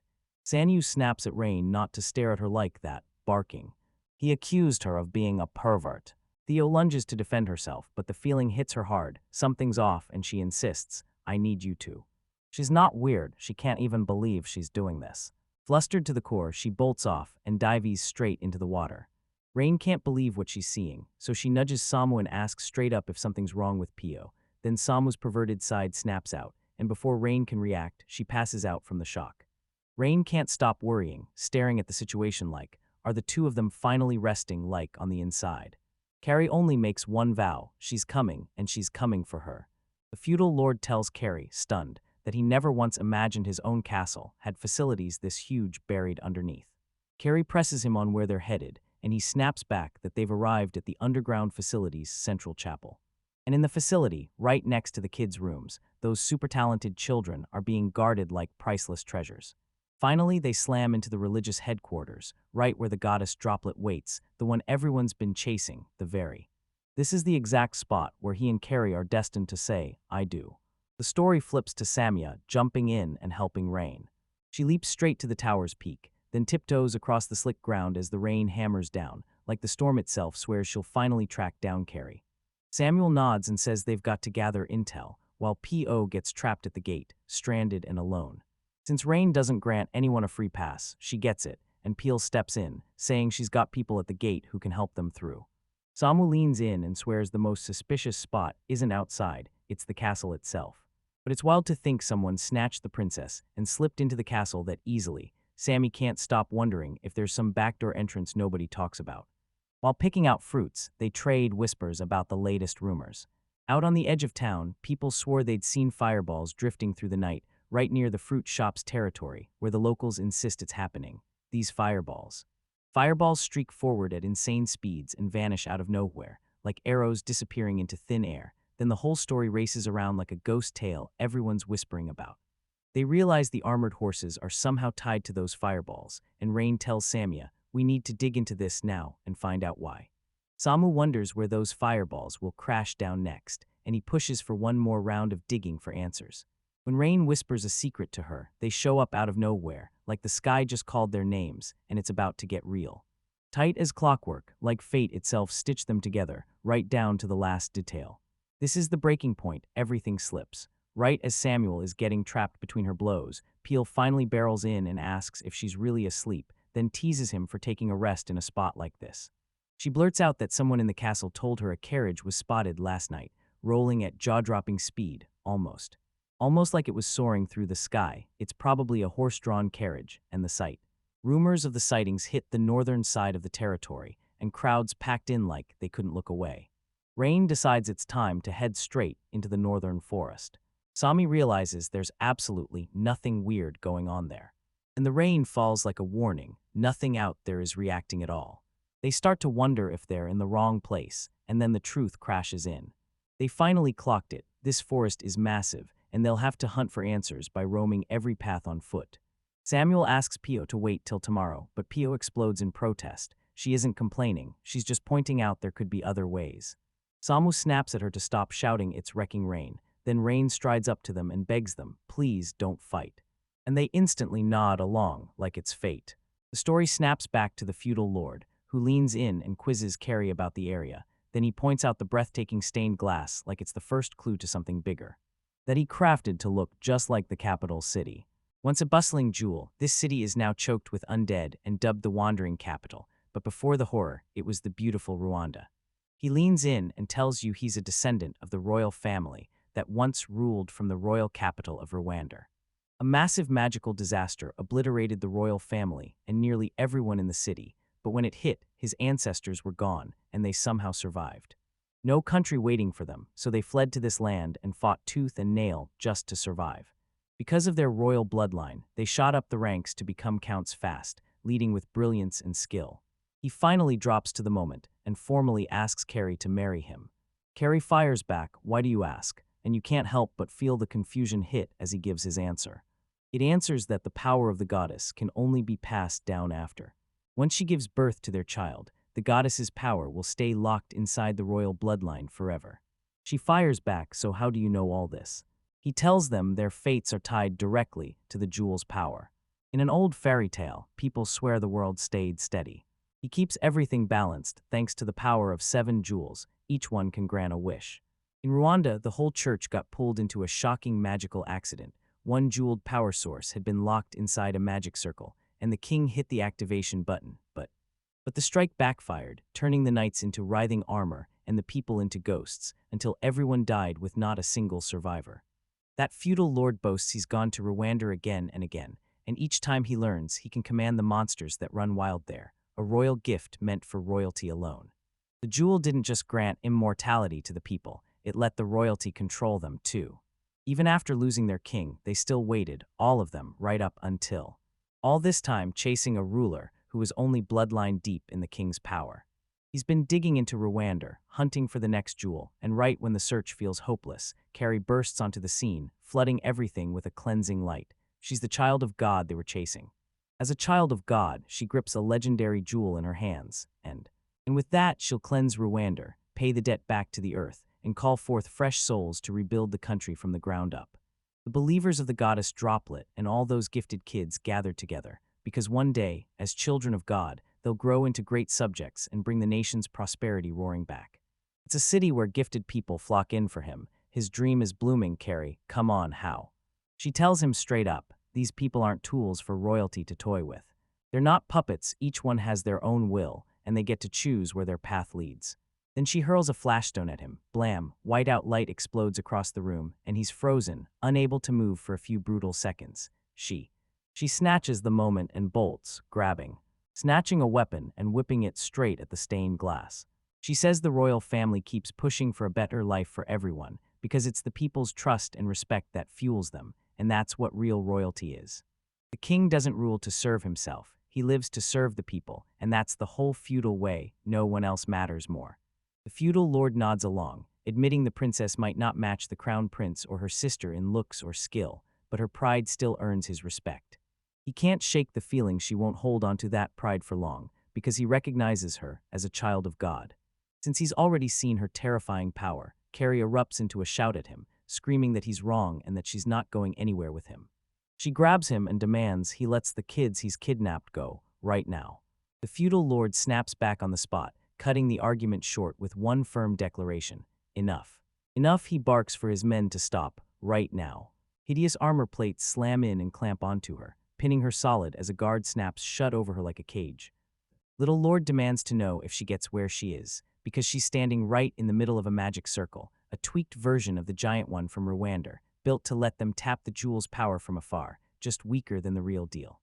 It still spits out so much energy that it can wipe a human body clean off the map. Chasing immortality, the king once toyed with a horrifying idea: wipe out his own body, trap his soul inside an object, and keep living for eternity. He can't stop wondering where she thinks that jewel is hiding, and Carrie already knows. Can feel it deep in her bones, even though he's just a count, he served her, royalty through blood, and he's been stewing for ages, wondering why someone like her, talentless in his eyes and ruling on pure name, dares stand before him. Right now he snaps and decides he'll wipe her body out, because if only her soul survives, that jewel will finally show itself. He flips the magical staircase to life and declares it's goodbye time, then grabs your hand and carries. Sherry screams no wait, right as a F. A creepy-looking doll shuffles closer, and the doll rain had started to fall. The feudal lord just can't wrap his head around it. Why is she still alive? Then the water starts to well up. In Carrie's eyes, everything clicks. Rain didn't just show up. She became her friend, praising her eyes and her hair like it meant something. Pleading with her to scream for help if she ever got in trouble. Then, completely overwhelmed, she lets out a desperate cry.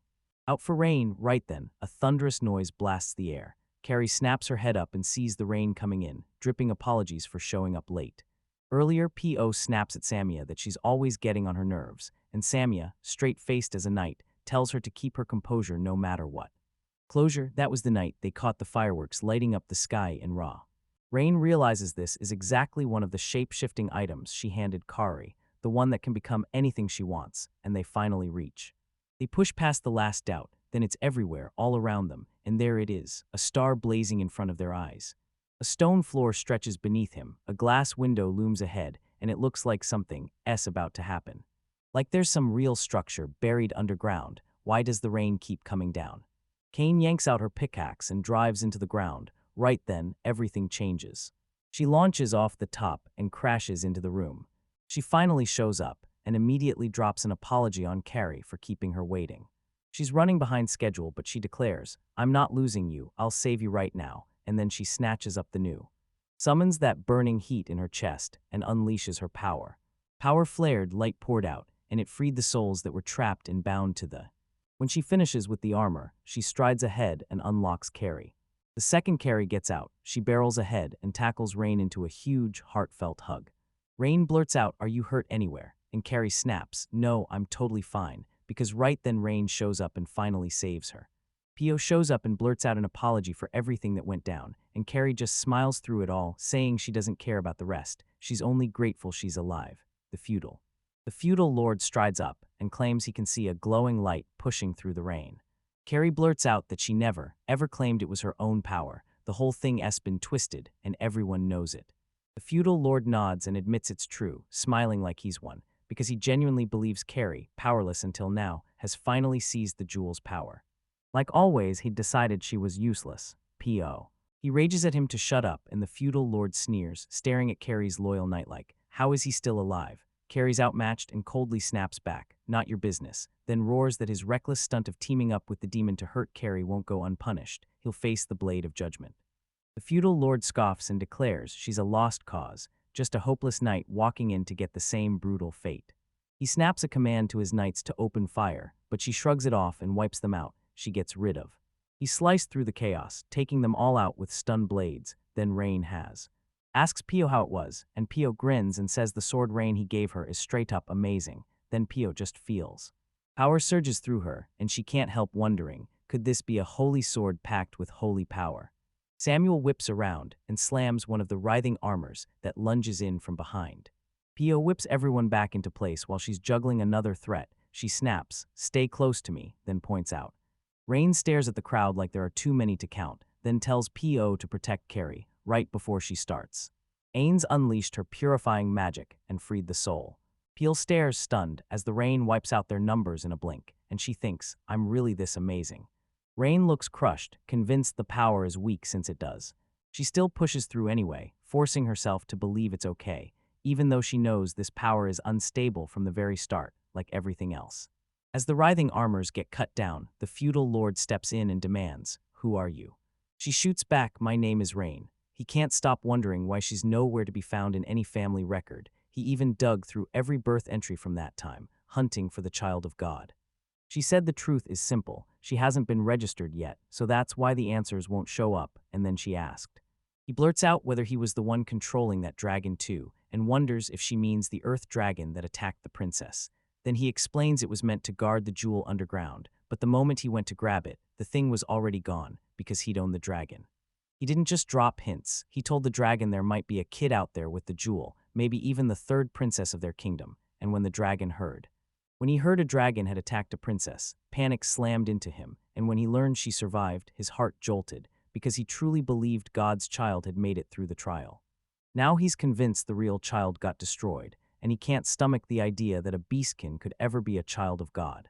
The feudal lord says Rain is downright hilarious, and then he turns to stare straight at him, like the fun S just getting started. He admits she's a true child of God with real power, then demands she use that power with purpose. He points at the stained glass and says it's the old city of Rwanda, then drops a bombshell. He's blood of the royal family, and vows to use her power to cleanse the writhing armor and forge a brand new country, where Rain will rule by his side and become. Comet's first queen, Rain, shuts him down hard. She says she doesn't need it, and she doesn't want his country either. He brushes off her words, sneers that she's just a kid, and so summons even more writhing armors, mutters what a shame, and Pio is. Rain freezes with worry, because she didn't even realize there were this many, and then Rain realizes that she tells herself she has to keep relying on it to stay light, then grabs her resolve, wanting to use it again while reminding herself she's still strong. With her cat-like claws, she starts slicing them down, one by one, right in the middle of it all, Right in the middle of the fight, she stumbles straight into a magic circle, and Carrie explodes, shouting for her to stop, fast, before the magic takes over. The feudal lord sneers as she leaps into the magic circle by herself, then he slams it into action, gloating that he doesn't need her at all, and that the jewel is his. To him, suddenly, Rain's body lifts off the ground, Her body turns rock hard, and it feels like it's like her whole body just caught fire. Heat surges lightning fast from her fingertips and her feet. She panics. Did her body just start vanishing? But she still knows. She clenches her resolve and refuses to fold now. Then she starts gathering a blazing surge of power in her. She shoves her confidence to the absolute limit, declaring, everyone leave it to me, and right then, in an instant. Once the dust finally clears, it's like everything vanishes in a blink, nothing left, like it never existed. Then everyone stares as the Rain starts growing elf ears, making every single thing. Everyone gasps in confusion, then her ears snap into those long, pointed elf shapes. Samu, still crying, bolts toward her and panics, frantically checking if she's okay. As she leans in and studies her ears up close, she can't help but grin. They're just too cute, and then the Rain starts. Then he points out her ears have turned into an elf's. No, scratch that, because they've fully snapped back to how they used to be. She blurts, it's back, and Samuel shoots back that her ears are meant to snap to normal, because the truth is, she was an elf from the very start. The feudal lord just stands there, utterly baffled, staring in disbelief because her body won't vanish like it should. Right then, every single person finally sees the truth. Rain blurts that she's got a jewel, and now they're all standing there, shocked, because everything just changed. Everyone's aware of it. She's got the jewel right here, right now, sitting in front of their faces. The treasures she snagged in the game before her reincarnation never left her side. They showed up in her life the moment she was born into this world. Mother craved a human life, so she locked her own magic away and turned herself into a human. One rain-slicked step later, he inherited the jewel, and even now it still haunts him. Now that jewel keeps firing up its power, all because her mother's wish won't let it stop. Her demand crushes Rain's magic, so she stays locked in this form. That's exactly why she keeps the sealed status locked tight. Carrie leans in and asks if the Rain is an elf. Then she reveals that the jewel sealed away its true power. But it looks like the seals finally cracked open. Maybe the beam hit hard enough to shatter it and set everything loose. The limit snaps away, and she tells you the truth. The seal is finally gone. Magic surges into her chest and blasts outward, rushing through every inch of her body. The feudal lord bursts out, claiming it's absolutely wonderful, like a miraculous light shining down on him, and he loudly declares that Rain is the jewel herself. Then he pleads with her too. He kept pushing her to come along, swearing she'd prove invaluable, and though ruling a whole country once sounded like a childish fantasy, now, having her at his side, he's convinced he could go even bigger and rule the world. Before Samu could even push forward, he fires an arrow straight at him, then spits that he's disgusting. He keeps firing off brutal insults at the feudal lord, screaming that he's impossible, then comparing him to a disgusting bug and an evil monster. She can't stop wondering if he's even capable of grasping the wild hatred burning inside her, and then she swears she'll make him regret the day he was ever born. The feudal lord snaps, demanding, "Why can't anyone understand a single word I say?" He demands that he must grab the jewel right there, then fires back like, "What's so wrong with chasing a wish?" Samia laughs it off coldly, saying she wants nothing to do with his dreams, and that he isn't even worthy to touch Rain's feet. The feudal lord finally throws up his hands and admits they might be right, because from what he can see, she's still young. Then he turns to Rain and asks, "Do you want to help me rescue those kidnapped kids?" Rain roars that he must let the kidnapped kids go, then he answers. He slips up and admits he'd been searching for the kid with the jewel, and those children he gathered weren't random at all. They were his trail markers to find her. Because of her, they weren't saved. They were dragged into becoming sacrifices. Even though it hurts to admit it, he finally says the truth. She's the reason everything happened. Rain leans in and says, maybe it's true, because she was born with the jewel's power, and yeah, there's even a prophecy that predicted her coming into this world.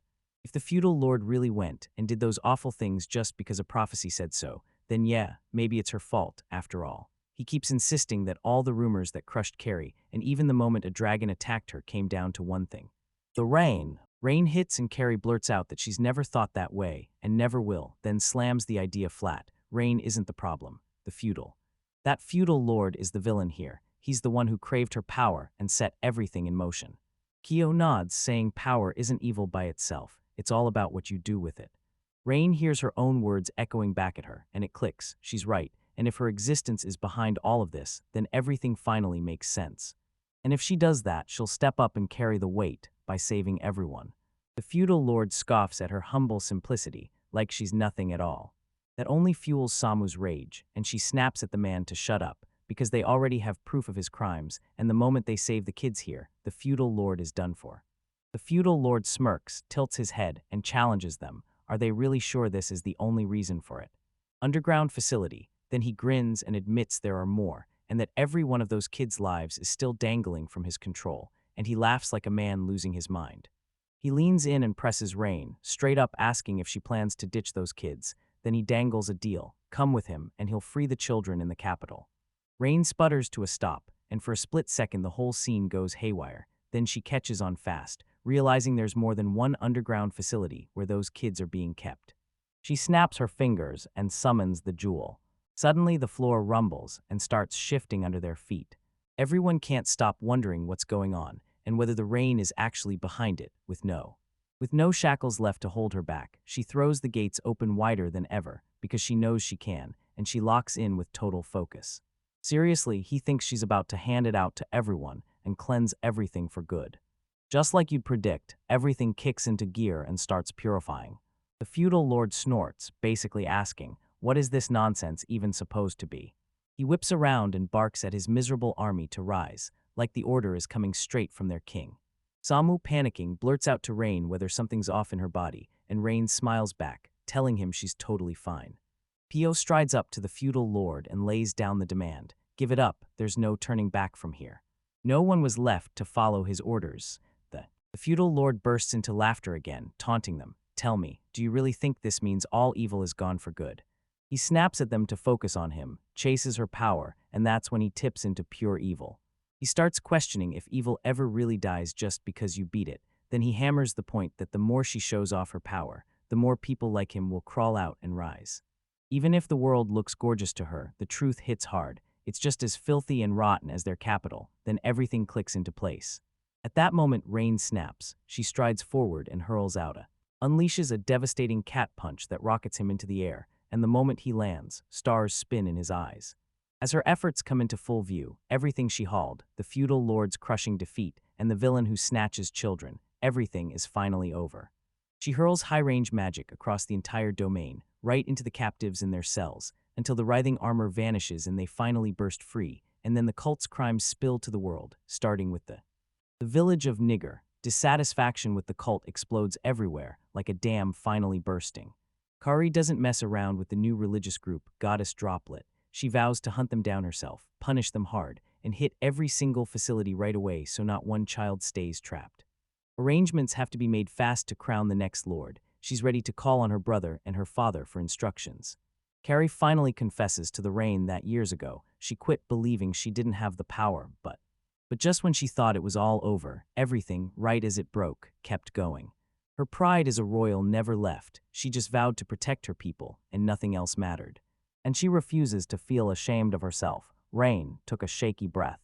Someone stares her down with rock-solid confidence and tells her, in no uncertain words, that she can do it, then really hammers the point. After all, she's an incredible person. Kari pulls Rain into a tight hug, and this warmth rushes through them like a promise of reassurance that words just can't capture. She strains for the words, and for one tense moment, every maid, and even Pio, goes utterly still, watching in silence. Kari blurts it out at last. She's head over heels for Rain. Everyone freezes in shock, and Rain flashes a soft smile, telling them she loves Kari too. Kari suddenly crumples onto the floor, and Rain blurts, "Are you okay?" Kari tells her, "I didn't hurt you. I just drained every last bit of strength," and Rain can't stop staring, stunned. She flashes a quick worry, "Am I hurt?" But Kari shuts it down. It's not pain, it's a brutal wave of sudden exhaustion, and then Rain decides to carry. Pio watches it all unfold and goes. Rain-esque got Kari smiling like the sun. Pio finally snaps and asks Samu, "Can you stop staring at me like that already?" And if she's got something on her mind, she just needs to say it. Samuel shoots back that he has nothing to add, while she's stuck fretting over her thoughts about the Rain. In the pouring rain, P.O. bursts out in defense, yelling that her feelings for Rain are carnal. They just spark real physical reactions. Her body heats up, her heartbeat pounds harder, and sometimes even saliva shows up. Samu tells P.O. to stop, but P.O. blasts back that if she keeps pushing like this, she could black out. Then she demands to know how Kari's doing. In the end, P.O. thanks Samu for jumping in, but can't help wondering where Kari's headed next. Sanyo leans in and reassures her. Their destination is already locked in. But that seal-s busted so badly, they can't move on right away. Right now, their strength and loyalty shine like nothing else. She's sworn to keep pushing, growing stronger, so she can shield Rain from every hit life throws at him. Samuel shoots out an apology, rattled because his mind just keeps getting pulled back to Rain, then it hits him all at once. Suddenly, the Rain crashes onto the floor like it's falling from the sky all at once. So Samu and Pio bolt to her side and Samu fires off, "Kari, what happened?" But she can only admit, "I don't know, my body just snapped into unbearable heat, and then I collapsed." Seeing the Rain like this jolts Samu back to the Queen's earlier condition, one she swore was impossible, yet somehow it's all coming back. He spots the signs of mana stampides, a brutal disease that hits elite elf spellcasters. This disease gnaws the body from the inside, spiking fever, crushing energy, and slowly shutting down every vital system, Often it ends in death, rare, brutal, and merciless, striking only those with truly massive magical power. Even though Rain's mana form has shifted, she's still been hit with a massive, soul-shaking magical power every time it flares from her. Right now, Rain's mana crashes into her young body and overwhelms it completely. And honestly, it's a straight-up miracle she can still move at all after everything she's put on the line for Kari. Kari can only stare, trapped, as Rain screams through unbearable pain, Then Sammy snaps into action and declares they have to rush to the 11th forest right now. They say this forest has special methods that can calm man-made fevers and even drag them out longer. Carrie blurts, "How are we getting there?" As Rain teeters in her fragile state, then P.O. jumps in, "I'll drive a carriage," but S. Samuel shoots down the idea of a carriage fast, warning them it'll be useless, and that steering humans into the 11th forest is taboo, so they all agree to handle the transport themselves. Carrie then steps up, promises she'll prep everything, and tells Samuel to not hold back. If she needs to know what anyone requires, she wants to hear it. Samu kicks off the plan to steady Rain's condition. He orders her to toss every item except her rogue, so her mana calms down. Anna hands the plan over, then orders her to rest, no arguments. P.O. strides forward, and the second he spots Samu, everything clicks. Amy stands there alone, then P.O. steps up and asks, straight out, if she's okay. Samuel bursts in looking wrecked, like he hasn't slept in forever, and he's begging for ice, right now. P.O. offers to fetch the ice for her, pushes her to look after herself, and then, finally, Rain finally snaps back to consciousness, and Samu immediately scrambles to her side. Panicking, she tells him she feels way better, and then explains her menace. With the tension finally easing, she feels her body start to move again. The story snaps back to Carrie, who grabs Rain's heart and swears this isn't their last goodbye, they'll meet again. Raina nods instantly with bright excitement, saying she can't wait to dig into P.O.'s food because she absolutely loves it. The journey to the 11th forest kicks off again, and this time Rain doesn't get hidden behind a hood, its face is finally free. Samuel keeps pushing herself again and again to give it her all, snapping back every time distraction tries to steal her focus. She steadies herself, reminding her she's an elf and can't lose control, because Rain has never been carried without a hood before, and that thought makes her stomach twist with worry. Sammy rockets forward at full speed, grinning like pure adrenaline just lit him up. Rain's hands steady the moment, and she tells them not to fret about speed. She'll make sure they rocket into the 11th forest without missing a beat. She checks whether Rain feels sleepy, knowing the forest has a enormous tree warehouse's tower overhead, and she's dying for Rain to fall so she can finally see. This forest is stunning beyond words, and she knows. She knows the leaves are waiting for them, right there, just when everything snaps into place. Suddenly, a hollow-like structure bursts into view right behind them. Rain shouts for Samu, but she brushes it off as nothing before. Right as they're about to register it, someone slams in with a shout, barking orders at the elves to slam on the brakes and demand they hand the jewel back. They spotted it, those mysterious black wings, and that sharp tail flickering behind it. Samu lunges forward, swings at the girl, and snaps that she's in the way of everything they're trying to. He shrugged off her humanity, called her a bug, and flung her aside like it weighed nothing. Jane snaps, startled, what just happened, and Sammy brushes it off with, it was nothing. Rain points out that the girl told them to wait, but Samu grimly shoots her another calm promise. It's nothing, he insists, so she can't keep spiraling. As she kept running, Rain clocked her face and realized this girl didn't look like anyone ordinary, because even in the air, Sammy's insane top speed blindsided her. Samia figures it was on purpose, even as that girl gets yanked away by momentum. Still, Samia insists she'll be fine. Meanwhile, Rain can't stop worrying about whether her wings will be enough to let her fly on her own. Something else claws at her thoughts, the girl. The girl snapped that they had to hand back the jewel, like, right now, and then she just leaned in, daring them to answer. So is she the original owner? Wait, could it be? Was she the very dragon who owned it back when it first awakened? Rain flashes back to the game world. After she crushed the dragon in the Cave of Inspiration, she dug a hole inside that secret room to hide the jewel, while Samu kept the dragon busy and her father snatched it. After the jewel slipped away, the dragon got whipped into action when Lord Feudal begged him to strike Carrie, and it all sets off the next move, prompting. Wanting her to forge that dragon into a star, Rain made it happen fast. He can't stop wondering if that girl's got real strength.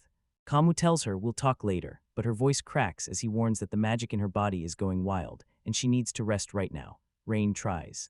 She tries to sort the mess in her head, but her thoughts slip and scatter, like she's burning up with a brutal fever from a cold over the edge. Her mind got completely swamped, and right then Samu shouted to her as the rain came down. Rain's drizzle starts to fade, and Samu keeps sprinting the whole way, careful not to shake her, until Rain softly tells him to take it easy and not overdo it.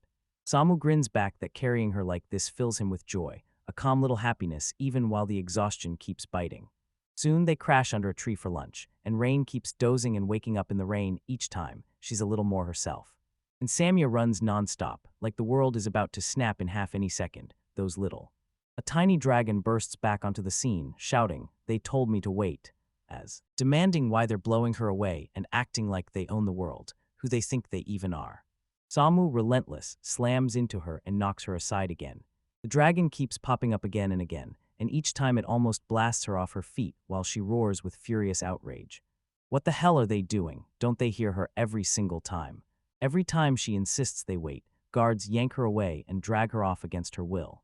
Then the girl bursts out, tears spilling as she begs them to give her just 1 minute, please, don't, until she. Samu tells her to speak her mind, but when her tears keep spilling and she refuses to quit, he straight up ignores her, acting like nothing even happened.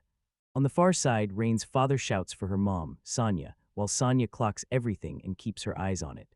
He stares at yesterday's light and suddenly realizes it had to be rain because that sky left an enormous burst of magic energy surges from her, and they both panic about whether she'll make it. Then Sonia, after a word from Samu, spots it immediately. Rain mana is totally out of control.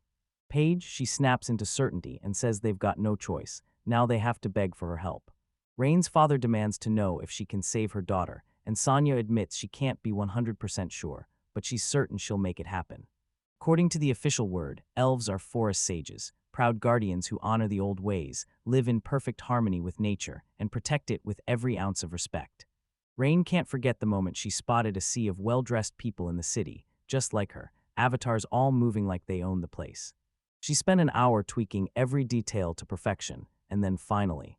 At last, they burst into the forest, and Rain's eyes snapped wide as the place hit them with jaw-dropping beauty.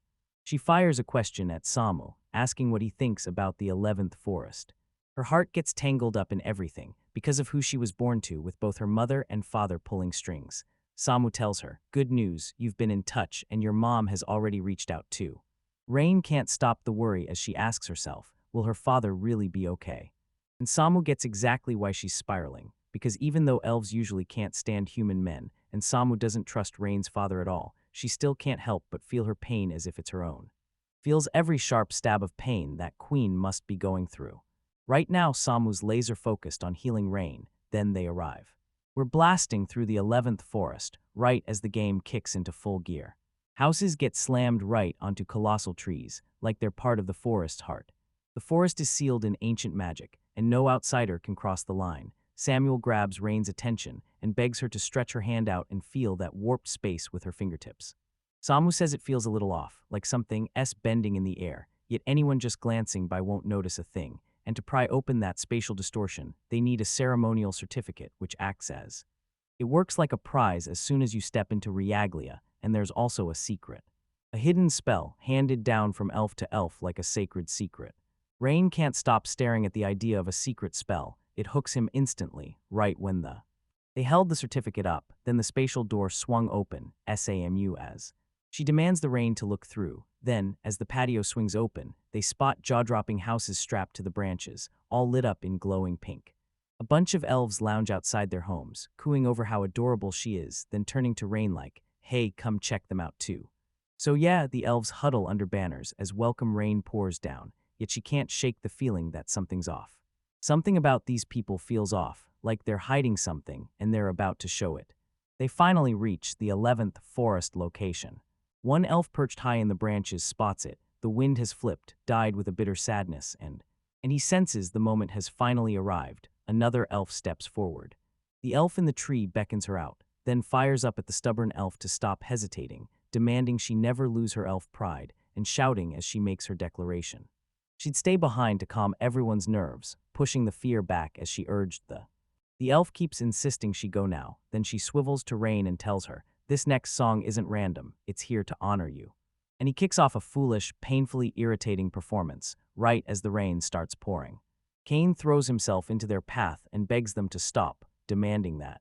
They break into a song that calms everyone's nerves instead of tossing a curse at somebody. When he can't figure out what she should do, he's left guessing, like the rain might not want it. While Samu wears a straight-up death penalty stare. The bunny elf snaps into tears, terrified she'll accidentally bite her own tongue and die, while the others rush in to soothe her, begging her to slow down and insisting they'll all go down together. Rain closes in on the crying elf, and she's thanking him as the fear and nerves she's been holding back finally vanish. Then the elf collapses, knocked out by Rain's adorable charm. Right away, Samuel snatches Rain out of the way and tells Wanny, "You're safe, your life is saved. Like this is the luckiest day of her life." Rain barrels toward Crown Princess Rani, and Rani snaps back that she isn't a stranger. She's her mother's beloved sister, her aunt. He strides up and demands to know if she's Rhyme. Wayne's eyes flick to her and he admits she's stunning. Then he snaps the truth into place. That woman is his aunt. Trying not to freeze up around her relatives, Rain puts on her bravest smile, pushes out a quick greeting, and announces that she's got Ronnie in her care. Then everything goes south. Ronnie giggles, says the Rain is downright adorable, and admits she's got real feelings for it. Then she blurts a quick prayer. He leans in and praises Sonya to the stars, telling her she's done an amazing job. Samuel watches as she flashes with understanding that Ronnie's happy, but the Rain looks stunned. So Ronnie, worried, blurts out an apology and a grateful thank you. And thanks, Rain, what a sweet greeting. She leans in and introduces herself as Hazano. Rain, her mother's sister, and the reigning elf queen. Wayne finally exhales in relief, because once the awkward greeting is over, her father won't take the blame. Rain leans in and reassures Hasano that both her father and mother are safe. They were both doing great, smiling side by side, and turns out her mom is doing just fine, Hassan. Asano tears up, realizing the elves have always been haunted by what they did to Sonya, but they're finally relieved she's happy. She shoots Rain a grateful smile for making it to the 11th forest, it's forging a real bond with the elves, and it's what her birth is meant to unlock, Hasano. Sano snaps that she won't sit idly by and lose someone precious again, and now. She's letting everyone know she's about to start a magic appraisal and then shoots a question, is that okay with you? Magic appraisal is exactly what it sounds like, an insane technique that reads the magical energy in your body. If you've mastered it, you can pin down the amount of mana, its type, and even its scale. And yeah, Hasano. He's the absolute best appraisal expert among all of us. Among the elves, Rain can't stop staring. She's convinced Hasano is absolutely incredible, until Hasano humbly shrugs and says she's just analyzing, then calls for everyone to follow her. Rain yells for Hasano from the rainstorm, Mama's sister, but Hasano stops her and says, "Don't use that, call me Auntie." Rain just says Hasano, and the second she hears it, Hasano completely loses her composure, spiraling into thought. Rain is just ridiculously adorable. Samu practically begs her to keep it together as she keeps blurting out those shocks, and then it just keeps escalating, Hasano reminded herself she's the queen, and she's already lived 300 years, so this shock shouldn't break her. Rain asks if Hasano hates her, and Hasano laughs the worry off, saying she could never hate Rain, and that she's honestly happy right in this very moment. Rain beams, thanks her back, and declares she loves her just as much, and boom, another wave of shock hits, rolling on and on. They finally reach the elves' intelligence room, right on time, and with everything about to kick off. Hasano declares she'll pour her magic energy straight into the Rain, admits it might feel weird, and begs everyone to hang in there, because in this game world there's no magic appraisal at all, so this Rain experiment is weirdly exciting. Hasano asks if it's okay to carry the Rain, and then the Rain itself gives him the go-ahead. It sat on a bench, and right when Hasano started the appraisal, everything suddenly felt tense. This process feels battered, so Hasano asks if the Rain ever feels awkward anywhere, and she admits it's the exact same for her. To a hospital exam, and today they dig into her mana path and mana soul, and Rain can't help but wonder if it's about to break her. And get this, Hasano's glasses are packed with magical circles too. Like you'd expect from Sonya's bloodline, her child's magic is soaked in insane power, so strong that even the Rain carries energy far beyond. A bottomless well with no true way to measure it, yet she still somehow resembles so. Sonya and her partner both looked fragile as glass, like the next second could shatter them. Right when the magic appraisal should have finished, it cuts off fast, then blasts a totally different magical energy in its place, Rain Apal. He blurts out an apology for letting himself get carried away. Hasano keeps going, studying the magic closely, every detail looking eerily similar to Sonya's, until the appraisal cuts off right there. Realizing with total certainty that it had to be Sonya's power, Asano realizes Rain didn't just inherit her own magic at birth, she also carries every last one of Sonya's magical abilities. In the 11th village, centuries ago, a young kid. Hasano frantically searches for Sonya, but the moment someone tells her Sonya isn't in her room, her world flips. She learns her father has sent Sonya away. Asano snaps at Sonya for acting reckless, reminding her she only just crawled back from a fever yesterday, and one of the elves blurts that it looks like Sonya isn't just careless, she's worried. She snaps back, insisting, "No, I'm not." Then everyone remembers they were supposed to enter the forest today, but the elf pushes her to wait and try tomorrow. But Hasano keeps fretting about rain rolling in, because the elf. The elf fires back that she could still head out on a sunny day, and that snaps Hasano so hard he bursts into a shout, saying this is exactly what's wrong with old folks.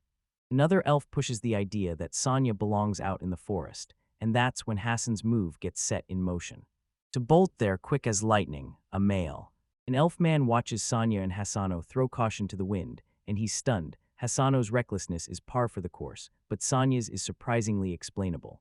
She came into the world with silver hair and blue eyes, straight out of the elf progenitor, and now they keep her under ruthless surveillance, locking her in her room all day. She slips into that freedom, craving every so often, then her wild, powerful mana spikes her heat, so the fever forces the precautions, and that's where it starts. In the forest, Hasano shouts Sonya's name, begging her to step out now. Sonya suddenly drops into view, hanging upside down like a twisted trap. She blurts to Hasano that it's mind-blowing to see the whole world flipped upside down, Hasano. Asano fires back that she's the one upside down, and at 70 years old, she should damn well act her age. Sonya bursts into laughter, thrilled that Hasano finally tracked her down, then fires off the question, "Did you gather a ton of mushrooms?" Hasano snaps back that she never even searched, she'd been too frantic worrying about her, and then blurts out, how in the world did Sonya manage to slip out of that room? The room lay ahead, and even with her buff strength, there was no way she could have reached down, yet the guard never saw a thing. With a calm, composed face, Sonya starts drawing swirling magical circles around them, telling Hasano how she pulled off her escape. She says she only carved out a safe way down, then reveals she found something else too, something she planned to hand to Hasano. Hasano. Asano's jaw drops. He can't believe Sonya just packed mana, compressed it tight, and turned it into floating steps and an ability so insane and abnormal it feels unreal. And right then, Sonya isn't the only one who can do it anymore. Right then, Sonya snaps open what she's uncovered, thrusts it into Hasano's hands, and watches him start his appraisal. Hasano leans in and realizes it looks just like a polished blue barrel, sealed in a super flexible metal frame. Then she can't help asking what the heck it's for. Noting that it's see-through but still weirdly shaped, Hasano can only think one thing: this is pure human craftsmanship, polished to perfection. And if it's really that flawless, he bets it took elven mana to forge it into this unnatural crystal, lying down. Down on the ground, Hasano confesses she doesn't get what the object is, but she still dreams of one day visiting a human settlement. Then she leans in and tells Sonya that someday, she might just become queen. Hasano figures this is probably the truth and shoots Sonya a question, picturing how suffocating the role of queen must feel. Then Sonya tells him she could never handle it, but she's relieved that Sonya was born to carry that crushing responsibility. Sonya admits she's running on fumes, so if she can just sit there and lend a hand, maybe she can pull it off, Hasana. Shano can barely believe it. He's staring at Sonya like, can she just use that massive mana to cover up her stamina problem? Sonya then leans into Hasano and tells her, once I'm queen, I'm finally breaking free, so I can chase my research the way I want. Hasano's face lights up, her excitement hits like a burst of light, and she knows changing the elders' isolationist stance won't be easy, but if they truly unite, she believes a tiny miracle just might happen. She starts picturing a future where the 11th village is basically theirs, tight control, like it's already theirs practically. Sonya and Hasano can't stop dreaming about the day they'll finally make it a country, just the two of them, because the thought is pure anticipation. Finally, Sonya's coronation day has arrived, and Hasana is about to witness it.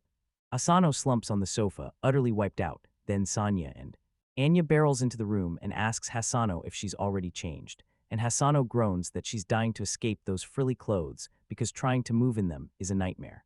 Sonya, always dressed like a masterpiece, shrugs off the concern and says it's not really inconvenient at all. Whenever her clothes snag and tangle, she just eases them free with careful, steady hands. Hasano coldly snaps at her not to waste her mana on needless stuff, warning that if she keeps pushing herself too hard, she'll get sick all over again. Sonya lets out a laugh, admitting Hasano's right, then swears she'll be more careful from now on. Hasano shoots back that Sonya's the queen now, so she should drop the little stuff and stop trying to bulldoze every problem her own way. The scene snaps over to Samu telling Sonya the truth. She's 30 years old. Cold Sonya smiles and greets her politely, saying it's a pleasure to meet her, and Samu lays it out. She'll do whatever's needed, from bodyguard duty to handling the treasury, cooking, or cleaning. Sonya jokes that she's so reliable it's basically a superpower. She kept it reliable, then nudged everyone to skip today's ceremonies, grab some tea, and enjoy the fixed, ready-to-go foods she'd already prepared. Later, Hasano barges in clutching Samu's bag and tells everyone, "Samu came to me sobbing. She said the queen wants nothing to do with her."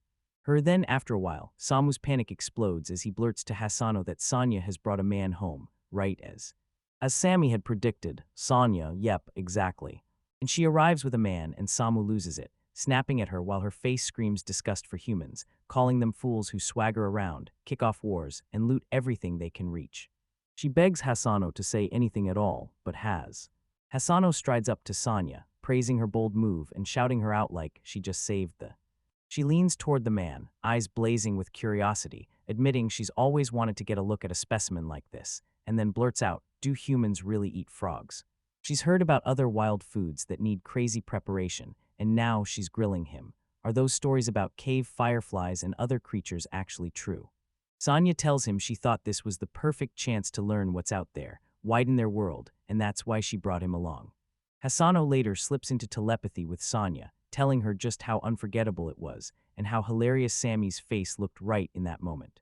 As time crawls on, Sonya admits it felt like Samu hated the whole situation so much that it's hard not to feel bad for her, and Hisano points out how the child hogs everything. Then Sonya adds again that you just can't help but pity her. He thinks about it, elves aren't usually the judgmental type, but this kind of bold confidence knocks them off guard every time. Kasano adds that Samu is nowhere near as bad as Sonya Sag. Sonya and I start trading questions about her husband, and she tells me everything. "'s been crazy, he's doing fine, and right now, he's fast asleep." Hasano can finally talk, and she's bursting with gratitude, then blurts out just how many questions she's dying to ask. Now that Sonya is fully human, the night turns calm at last. Calm, the moon blazing bright, and his son of. Sano remembers the time her mana was going haywire, when everything felt like it could snap at any second. She'd just park herself beside Sonya, murmuring again and again that everything was going to be okay, and then everything changed, yet. As she sifted through records of similar cases and dug into the mana patterns, it hits her. She realizes that Sonya might have been in real trouble after all. She couldn't stop worrying about Sonya's life, and all she could do right then was press a hand to herself and steady her own heart, even if it was only by a hair, because as those memories and emotions crashed and swirled inside her, the only thing Hasano could manage to say in her mind was, "It's going to be okay, Sonya." Antonio pauses, realizing that she'd felt it too. Deep down, she'd been sure she was about to die. But her lover wouldn't quit. He fought tooth and nail until the very end. Then it all clicked. He saw right through Hasano, straight to the part of her that had already stopped fighting. Still, she couldn't miss the Hasano, because he loved Sonya way too deeply to let it go. Imagine a world where she's gone. Tanya is crushed with guilt over every worry she's forced Hasano to carry. Hasano forgives her, then she admits it's only because that rain is ridiculously, irresistibly cute. With those memories still spinning in her head, Sonya admits, softly but surely, that she loves Hasano too. Now hold up, because Rain just collides with Hasano, the queen of the 11 forest, and when Hasano sizes him up, she's genuinely stunned. Turns out Rain is born with enough mana to match two people's worth, twice the amount her mom had. And her own. Then the rain hits and she calls up her status window, only to spot something that makes her whole world tilt. The lampage condition is clocking in at 90, and it's the same incurable disease SAMU has been panicking over for ages. That she stays so calm, even when it feels genuinely unbelievable. Samu tells her that the more muscle she builds over time, the harder the rain hits, and Rain's like, "Yeah, that matches everything I've been feeling," because after partying with her mom and dad, she's been walking nonstop and it's all thanks to her relentless grind. She knows she can't drop the ball, and then, suddenly Rain spots something off about her MP, then the number just keeps dropping. Something looks off and she can't shake the feeling it's bugged. Her MP is absolutely insane right now. It's doubled her maximum. She starts snapping into doubt, wondering if this has anything to do with her mother, and then it all cuts off. Hano claimed the Rain was born with the mana of two people, so this weirdness has to come from her. She's carrying both her mother's mana and her own. When the Rain starts forcing the story to line up in the right order, everything finally clicks, because that jewel was hers before it was hers, passed down from her mother, who wanted to watch and measure her mana, and somehow her mom's 9999 MP got poured back into the jewel.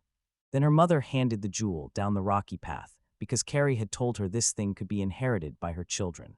But it turns out the feudal lord had his own sick way of seeing the jewel's truth. This thing could constantly watch magical power, so it tracked her mother's 9999 MP and sealed it away.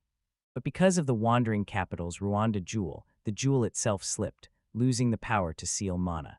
So right out of nowhere, her mana surged back, her mother's mana and Rain's original mana both rushing into her at once. Rain couldn't believe how lucky she was to be standing here safe, because so much had happened behind the scenes, and she was so swept up in the moment that she never clocked any of it. Then it hit her.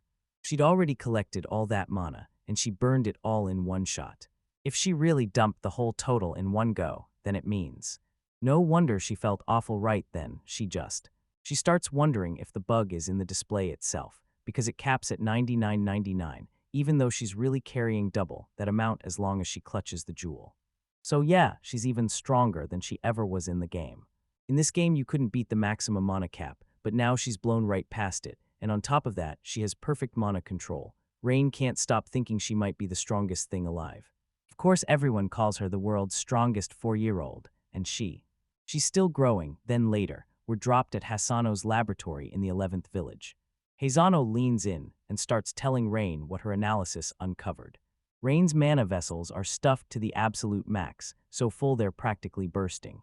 At this rate, one snap could happen any second, and once it does, death is coming with no escape.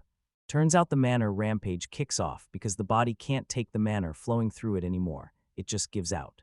In elves, magic surges through their bodies like living electricity, running along hidden mana vessels. These vessels pump mana through your body just like blood vessels do, delivering power to every corner. If mana vessels are like garden hoses hooked to a faucet, then the rain. It's like blasting water through a hose that can't handle the pressure. Everything strains, bulges, and stretches until it starts getting wrecked. And that's what kicks off the fever and leaves him feeling utterly drained. If those vessels burst, it's instant death, so the plan.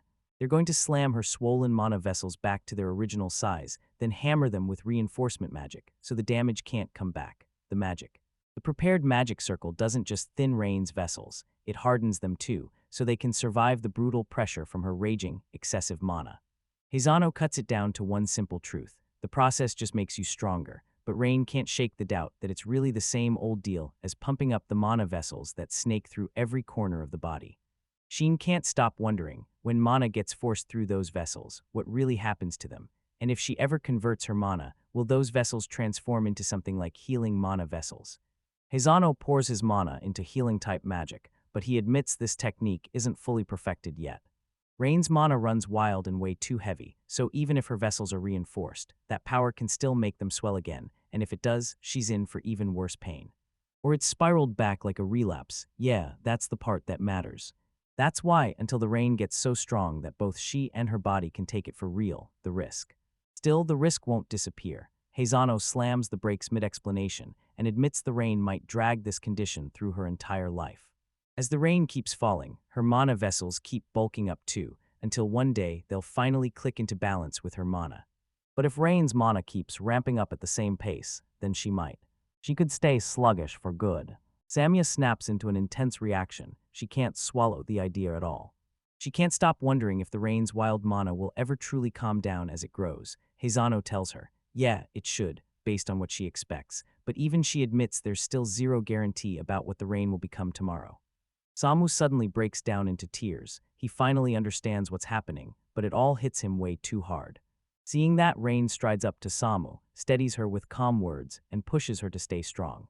Samu keeps breaking down and begging for forgiveness, finally realizing she never meant to dump her fears all over Rain's future. Rain gets it. Samu isn't trying to control her, he's just worried because he cares, and she realizes that feeling cared about is something she should be grateful for.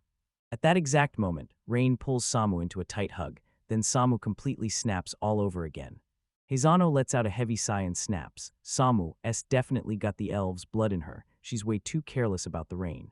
Rain stares at Hasano and can't shake one thought. Will Samu bounce back for real? Hasano tells her, this isn't bad at all. And then Rain hits her so hard in the heart that Hasano feels like she's about to scream at the top of her lungs and forget how to breathe, because that's just how nature works. Around the same time, Samuel snaps back into herself and vows with iron determination, If Rain has to keep suffering, she'll hunt her down and hand over every last jewel she has, no matter the cost, even if it kills her. Hazano grabs Rain's attention and says, "Don't you forget about me. If you feel sick, call anytime." Then swears she'll come charging to Rain's side no matter what, and even after casting the spell, Hazano vows to keep researching as much as she possibly can. Once it's settled, Hazano snaps, says it's time to start, and she jumps in reinforcing immediately, yanking the magic circle into place. Enforcement is done, and the instant Rain hears it, the weight lifts, pure relief hits her, and she feels amazing. The weight lifts like the whole process never even happened, and that sluggish drag she felt after breaking the seal is suddenly gone for good. Hazano tests how the Rain is doing, and the Rain confirms she's not tired at all, and the instant relief hits. She tackles Hazano in a hug, thanking him from the bottom of her heart. Hazano only smiles and says the spell can be cast again anytime Rain starts feeling unwell. Seeing Rain finally healthy again hits Samu so hard she breaks into tears, she thinks. She's convinced Rain is getting way too nice, and she's just glad it's better now.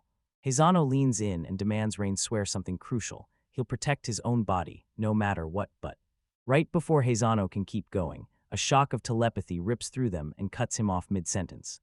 Someone is shouting in pure rage, demanding answers, spitting accusations that they've been made a fool, and swearing they'll never forgive the.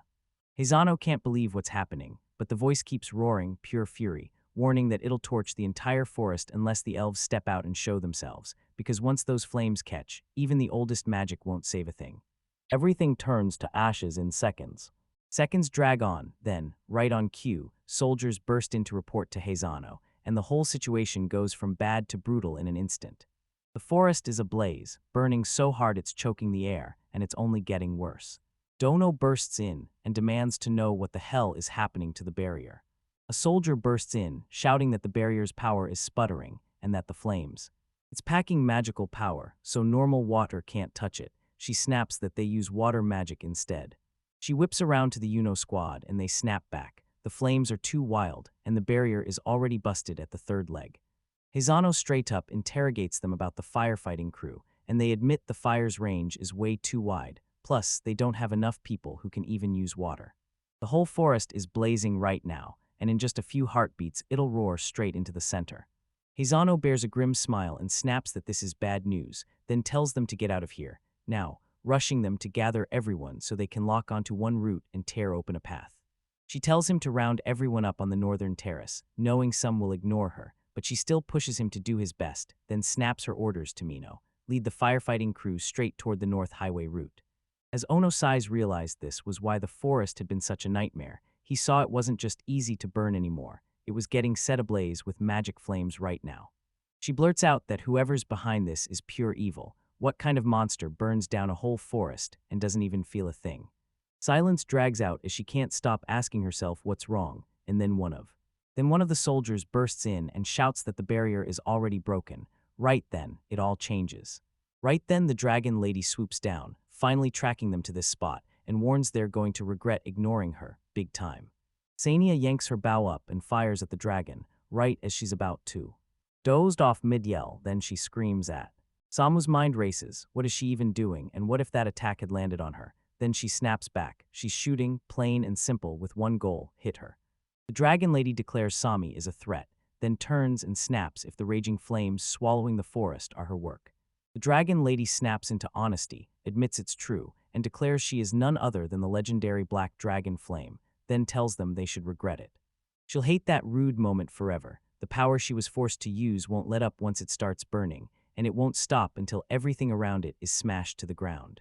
As the Hanok flames rage, everyone finally realizes they're about to be burned alive at this rate. Hazano then steps in and demands that they. To calm them down, she admits it's heartbreaking that the forest they love is burning, but she insists they can't just quit. She tells whoever she can to grab the sick and the weak, then get out together, the whole group. The water cannon unit bursts in, and Hazano yanks them forward, demanding they smash through the flames. She slams the right rotation to unleash the waters, then twists left to trigger the life revolution. Right after that, they start to add up the results. Summon the water ruler, bring everyone in close, and unleash the 10 mercy rain. And the elves don't stop there. They're gearing up to carve open one last new path, the Dragon S. And the lady scoffs, staring at them like, you really think you can pull this off and walk away? Samia spins around from the back end and snaps. No way, I'm stopping that dragon lady from doing anything. She tells the other elves, I'm stopping her in that rain. Queen locks eyes with the dragon woman, wondering if she's Bahamut herself. Then the black dragon named Bahamut mutters a confirmation. From what Rain knows about the game, she snaps to the truth. This is the legendary dragon that holds up the very foundation of the world. In the game, they only flashed a tiny glimpse of its name at the start, but now. Right in front of her, the dragon suddenly comes alive, moving, breathing, and talking, and Rain's jaw drops like, this is insane. It's unbelievably cool, Bahama. Hamet spins around and yells at the rain, calling it a little elf, then dares her to say it again. Rain reels at the meaning, and Bahamut cuts in fast. He's not talking about that earlier question at all. He's talking about what Rain just said. Rain the Queen then straight up says she thinks the black dragon is awesome, and she's just as thrilled as can be. Seeing that badass black dragon in the sky makes her beam with pure joy, and that's what sets everything in motion. Bahamut lights up with pure joy, and right from behind, Hazano leans in and praises Rain for a job well done. She just kills her job, and bam, she yanks her magic strips around to bind Bahamut. Bahamut jolts in shock, staring at whatever trapped her. She can't pry it off no matter how hard she struggles. Hazano bursts out laughing, finally breathing easy, stunned by how fast it worked, and she grins as she explains. Even if this is the black dragon Bahamut, she's still locked in place, because the bind isn't some weak trick, it's forged from the full power of the 11 queens. Bahamut unleashes a furious downpour, roaring that she tracked her, and then laid into her, saying she had received. Rain steadies her with the truth, trusting her pure heart and swearing she never lied, because he knows she truly really believed she was the coolest, Samo. So yeah, people start shouting that Bahamut is just an idiot. Then Bahamut snaps back by calling Samuel a terrible elf. Samu takes it as a compliment, then snaps his order and tells Bahamut to smother those flames right now, because if he doesn't, everyone there gets turned to cinders. Mohammed tells her she can't do that because her fire is the mightiest of all, and it won't fade until it scorches everything in its path. Samu snaps back that if that's how it is, they might as well burn this dragon to ash too. Then Bahamut erupts, screaming that she's the foundation of the world, and that if he disappears, this world is going to spiral into a disaster on a whole other level. Samuel snaps back that there's no other way, then challenges the whole point of using. What's the point, really? Such power is useless if you can't control it. Hazano snaps in, pushing them to break through this first hurdle. She begs the rain to step forward, convinced she can pull off that whole make it rain thing. He figures even a magical flame is still magic, and magic can vanish in the blink of an eye. He grips the jewel's power and begs it to shield the forest and blast the flames away with holy rage. Holy. Rain pours down as the flames sputter and die, and the ashes drift down as the holy rain pours from the sky. Asano sprints to Rain, throws his arms around her, and demands she stop. Rain reassures her she's okay, and then, right out of nowhere, she gets a weird, sinking feeling, like trouble's lurking, and she realizes she might actually be in danger, and that realization scares her. Might have messed up again, her mind is totally awake. His consciousness slips away into nothingness. The second she opens her eyes, a room from her past life slams into view like she never left it. She blinks, confused, and swears she's seen this place before, like ages have passed. Then her eyes catch a uniform laid out, and just. Dubai is a desktop setup with a laptop. She's about to as she snaps her eyes wide open, and there it is, unmistakable. She's back in her past life body, alive inside it again. In last episode, she swears she was in the 11th forest, so what's going on? Now she's like, where am I? What just happened? And everything feels. Something about this feels brutally wrong, almost unbearable. She was born to the Elf Queen in a world of swords and magic, and she was supposed to be that ridiculous, max-level kind of kid, an invincible, item-cheating 4-year-old. That thought alone makes her pause and wonder if the whole thing was nothing but a beautiful dream, right when the fun hits hardest, her mind slips into this mind-blowing dream, something so incredible it feels impossible, and yet she can't stop replaying it again and again. Impossible, impossible. So what is this world she just landed in? She has to get back. She's determined to undo it all, but her mother snaps out her name. Are you okay? And she can't even breathe. She panics inside, pleading with her mother to stay back. Please don't come any closer. She's crushed with guilt and wishes things were different, but she refuses to let her get anywhere near her. She's still begging in her head for it to stop, yet the door swings open anyway, and a voice snaps, asking how long she's going to keep pretending to sleep, because Shirori is already there to pick her up. A high school girl in a crisp uniform strides into the room. Right there, unmistakably, is Samuel. She greets Rain that morning, but Rain just stares back in total confusion while Samuel whips his eyes toward Rain's mother, saying Rain doesn't look right, like she just threw up. Then she asks Rain's mom if there's any newspaper around, and Rain's mom snaps back that she doesn't need any, until Samuel won't let it go. Rain stares at the chaos, totally baffled. What on earth is even going on? Samuel. Mew lunges toward Rain and blurts, "Are you okay?" Rain lashes her back, and in her head she screams, "Don't touch me, I'm dirty." Finally, she breaks down in tears. She hates every second of this, and she refuses to let someone like Samu see her like this. Samia leans in instead, her concern spilling through every word, making it clear that Rain isn't dirty at all, and she feels warm. Then she blurts to Rain's mother that Rain S running a fever Rain S. She realizes something is way off. This isn't the same thing she thinks she knows, and whatever happens next will prove it. If this was the same Samia she remembers, she'd have rolled her eyes and passed out already, and that right there proves it. Samia isn't Rain anymore, or she's still trying to decide. She won't even entertain the idea of a self that isn't Rain, and there's no way that kid could have truly been Samo. Right then someone suddenly shouts her name, Rain. Rain can't help but wonder if that's Samu. Then she gasps awake and finds herself back inside Rain's body, her whole frame blazing with light as Ono screams that Rain's magic is surging out of control and the overheating is only getting worse. Her body began to rot from the inside, slowly eating away her very being, Bahamut. Hamlet roars at them to let her go, screaming a warning. If this keeps going, the Rain will wipe the jewel clean, and she'll vanish with it, so she snaps, "Leave it to me."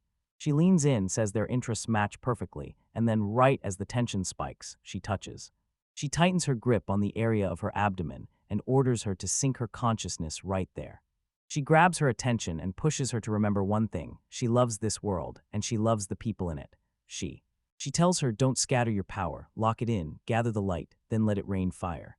Then she finally locks onto the light, and when she swings it, she snaps her eyes open, she's back, and Samu comes barreling in at full speed. Rain rushes to her and sobs with pure relief, shouting that she's okay, then Rain. When she clocks that this Samu is the real deal, her eyes catch the golden hair, and there it is, the beautiful elf standing right in front of her. Oh, she's back, the ultimate 4-year-old once again, and she breaks down in tears, choking on the shock of being back, and finally making it. This is her new reality, and it crushes her, because she's still grieving the dream she just watched slip away. Rain snaps back to what just happened, her thoughts spiraling. Samuel. Time yelled that Rain's entire body was blazing, flash glowing like lightning in the storm. She flared with blinding power, then pushed it way past its limit. And it nearly vanished from magical erosion, because even if her body looks fine, dumping that much magic all at once is insanely dangerous. Samuel tried to warn her earlier, but he didn't make it in time. Rain feels. She can finally breathe, relieved the 11th forest is safe, and proud she managed to pull it off. Samu pulls her back and tells her not to worry at all, just rest for now, and with the rain pouring down, the forest fire dies out on the spot. Right as the rain was about to lull her to sleep, Bahamut bursts out with loud shouts, demanding she don't fall asleep yet. Asano snaps magic strings around her in seconds, tells Rain to ignore that stupid dragon and just rest easy. Then Bahamut erupts in pure fury, screaming that her spell got stabbed and it's all her fault. She calls Rain out, claiming he's the one clutching the jewel, and Rain can't stop himself from wondering why. She wonders if Bahamut is that dragon guarding the jewel, and if she came back to steal it, maybe even slipping into human form just to meet her, only for Bahamut's rage to find out, way too late, that she's a real human. She shuts that down fast, saying the guardian dragon was actually the Earth Dragon, and making it clear it was her who forged the 7 jewels of Genesis. So tell me, did none of the dragons ever get turned into constellations? Rain finally gets it. Everything's way more messed up than she ever imagined. The jewel's guardian is the Earth Dragon, but the jewels themselves were forged by Black Bahamut. She thought the Earth Dragon had shed its form and come back as a human, but nope, turns out they already know each other, separately. Bahamut hit her limit, then unleashed her power, shattered the seal, and left Hazano reeling, even as the restraints clung tighter with powerful magic. Bahamut or. He blasts out an order for everyone to freeze in place and slaps down a warning. This is Black Bahamut's doing. She scoops up the rain like a vow and declares the 11th village must guard this child with their lives. No matter what, she can never be lost. Hazano snaps back in righteous fury at how Bahamut talks about the rain, and Samu yanks the rain out of the air. He storms off and rips into Bahamut, screaming that he's the one who tried to torch the forest and steal the rain with it. Bahamut. Hammett said the whole situation flipped since just moments ago, like everything's changed overnight. Stuff like this happens, and she'll lay out every last detail soon. Time ticks on, then she leans in and tells Rain, listen close, because what comes next matters. Rain S. Rain's soul is latched to that jewel. If Rain ever dies, the jewel gets ripped out of the world forever. The jewels are the thing that keeps the whole world from falling apart. When they're united, it becomes the seven that holds it all together. If the world tips out of balance, it crumbles into destruction. Plain and simple, that's the truth. If the rain ever stops, the whole world collapses, so the realization hits hard. The realization. Realization wiped every last trace of color off Rain's face. She realizes this choice would slam the final curtain on a war she's grown to love. It crashes like a giant server shutdown, and to her, it feels like the single most brutal nightmare an online game could ever throw at her. She's Rain, a 4-year-old kid with a level item cheat that keeps blasting her power through the roof, way past recent levels. Lately, bad dreams have been stalking her sleep, leaving her rattled and uneasy, though she still had one more thing happen. This whole experience hits like a fun dream you can't help but enjoy. Right then, Samo bursts in through the door, feeling. She finally sees her awake and breathes out in relief, then rushes over to check Rain and asks about her fever. Rain says it might still be a little warm. Fever hit and Samu's instantly got that sinking worry, scrambling to see if Rain is actually okay and how bad the fever is, so she reaches out and presses her own hand to Rain's forehead. Herself, Rain steps in and presses her own forehead, but right before Samu can't. She tries to check properly, then bam, her eyes shut and she drops again. Right then, Heizano finally arrives, both of them breathing out in relief because the rain has woken up sooner than expected. Choked up with emotion, Heizano clamps Rain in a tight hug, shouting how relieved she is. Then Rain suddenly screams, server shuts down, and that shock knocks her out cold, leaving Heizano frantic and terrified. It hits her like lightning. She has to stop the server shutdown that's swallowing this world, and she calls out. He shouts to Heizano, demanding answers about that black behemoth dragon, and Heizano cuts in, saying that if it's the dragon he means. Dragon shows up, and meanwhile the elves have been chasing her in a non-stop game of tag the whole time. Right after, Bahamut swoops in before the rain even starts, and declares that she's finally awake. She swears, no doubt at all, that the jewel Rain reveal is one she personally holds. Now the jewel's origin finally shows up in the game. Turns out the Black Bahamut dragon forged it, and it looks like the Black Bahamut dragon has flown in personally just to keep tabs on Rain. Hamid tells her straight up, she's not here to grab the jewel at all. She's only stationed to watch it, monitoring every move, while she keeps out of the way and never steps in to control how people down in the lower world use it. That jewel Rain has to be examined in person by her, no shortcuts. That jewel vanished from every trace for 4 long years, because the bond tying it to Bahamut herself was cut clean through. After finally tracking it down, Bahamut's instincts screamed that something was wrong. Rain didn't need a vessel, and he'd only meant to grab the jewel at first, but then by the rules of this world, Rain is the vessel, so she freezes and wonders if Bahamut is talking about her body, and if it really doesn't matter at all, because now she's thinking, is Bahamut about to strike them? Samuel snaps her arrow into place at once, poised to strike if it turns bad, then Bahamut steps in and tells her, no, it's different now. Samuel says if they'd been attacked back then, we might have lost, but Bahamut cuts in, claiming nobody could stop someone radiating that level of killing intent. Samu snaps at Rain that this dragon has 0 ethics, and talking to it feels like throwing time away. Then Rain hears him. Rain shrugs it off like it's no big deal. After all, this is the Black Bahamut dragon. Dragon thats how a god-level being should act. If anyone's about to be sacrificed, Rain jumps in and swears she'll protect them. But then, Bahamut points out that Rain is surprisingly generous with the jewel, then immediately fires off the real question, how long has she been holding it? She's staring at the truth and realizing it's been with her since before she even took her first breath, like it was there long before she was born. This shock leaves Bahamut stunned. Samuel smirks and says, of course Rain is special, then reveals how her mother used that jewel and handed it to Rain the moment she was born. Bahamut. Clement goes quiet, thinking stuff like that feels way more common in humans. Then Samuel drops the bomb that Rain's mother was special too. Bahamut finally gets it, and yep, the truth hits hard. When someone uses a jewel, it gets handed down to their kids, but this time something feels off. If there's no heir left, only the jewel should stay in this world. Even if the soul vanishes, the jewel has to endure.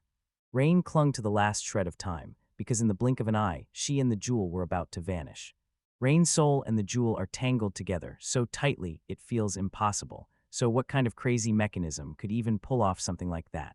Phenomenon Bahamut said it earlier. If the rain ever died, the jewel would vanish with her, and the whole world would fall apart unless the jewel gets torn from her soul or locked into this world. So Rain has to stay alive, because a magical power overload will wipe her out, and deep down Rain knows it's all true, the end can't happen. If she vanished from magic overload, everything would collapse, and she loved that world more than anything. She's got a fierce love for this world, and she can't wait to dive deeper, so she can experience everything with her own eyes and senses. Bahamut then snaps that Rain has two must-do missions now. The first is, Rain has to learn how to control her magic from the ground up, because hers is so far beyond the usual standards that she can't figure it out alone, and she needs real guidance. The second one is a treasure hunt, and it lights up the Rain with pure excitement and joy. Bahamut finds her energy hilarious, then leans in and tells her to listen closely as she breaks everything down. The Elf Queen's technique only gives Rain control for a short time. If she burns too much mana or pushes past her limits, her magic pathways snap back and blow wide open again, just like today, and with how terrifyingly strong her power is, it won't stay controllable for long. Bahamut commands the Rain to hunt down the jewels. Bahamut forged 7 jewels as pure magic power tanks, but that's only half the story. Each one is tied to the others, so they can control and regulate the magic power they store. Hold up, while Bahamut slept for around 300 years, trouble started creeping through those links. Rain has to hunt down the jewels, fix the broken links, and shut down the rampage of the jewels she's already clutching. When Rain talks about the 7 jewels, her eyes practically light up, and Hammett can't help but wonder, does Rain already have one, and does she really still want more, like a guardian can't afford to? Rain shoots back fast. She's not trying to steal anything, she just wants to look. Mohammed lets her have her way, basically telling her to do whatever she pleases, because once balance is restored, they might not even need to chase all 6 of the remaining jewels. They were built to stop world-ending disasters, but somehow it all boils down to one tiny elf kid, Bahamut. Summit grabs Rain's attention and demands she tighten her magic control, sharpen her senses so she can actually wield spells, then head to the jewels to help smother the crushing magic power threatening to overwhelm her. She swears she'll guide them straight to the jewels, but right now Rain has to sleep, heal, and get taken care of by the elves, because Bahamut's got preparations to finish, and then he'll be gone from the village for a while. Right as she pivots to go, Rain blurts out, asking if Bahamut really has no name at all. The Hammett jerks to a stop, stunned for a second, while she calmly points out she isn't anything more than the Black Bahamut dragon, so Rain squints like, that name is way too long to say, and it totally throws Bahamut into deep thought. Rain then.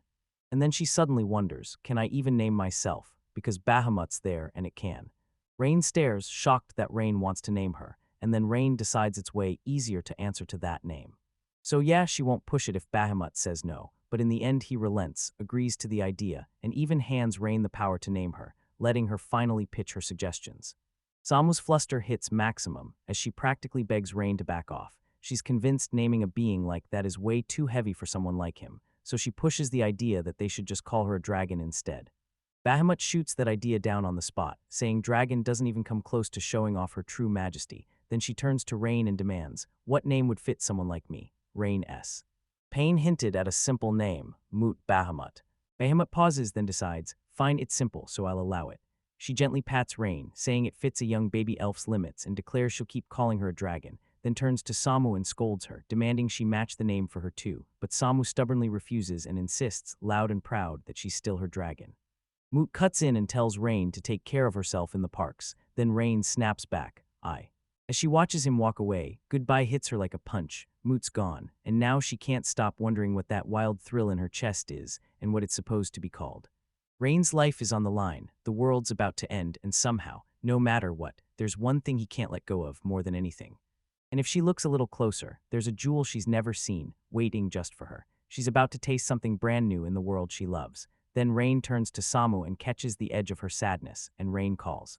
Calls her again, and this time Samu answers. She tells Rain that magic control training starts tomorrow, so for today she has to rest.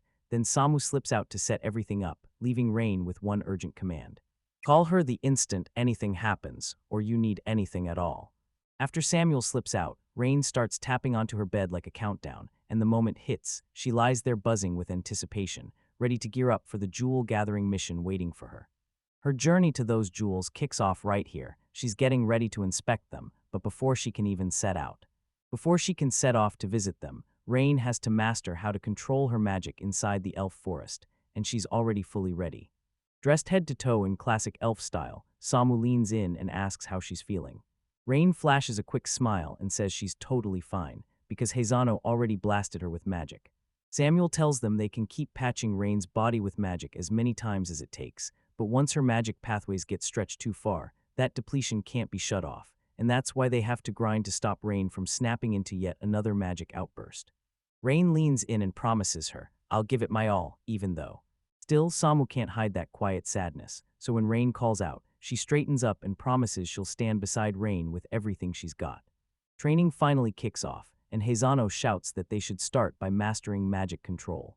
Rain practically bursts with excitement at the chance to learn magic control. Right then, Hazano leans in and points out that Rain has one thing she wants him to take care of first.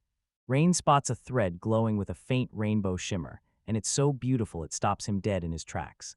The thread is spun from rainbow silkworm silk you can only harvest in the elf forest, and that's just the start. It's called a magic seal thread, and once it's tied, it can lock away, hold pure magic power. Rain spots something the game never tells you. This thread could be the key to forging gear with absurdly high magic defense. Hasano leans in and tells you, one thread, and it works like a needle. Once you hit 10 threads, they snap into a single string, and with 100 threads, it snaps together into a ribbon. Rain is blown away by the sheer beauty of it. Hazano tells Samu that young elves train with magic seal threads to learn how to channel and control spells. Then she leans in and asks, "Do you remember this method?" Samu pauses, then says something like, "Yeah, maybe that's exactly what happened."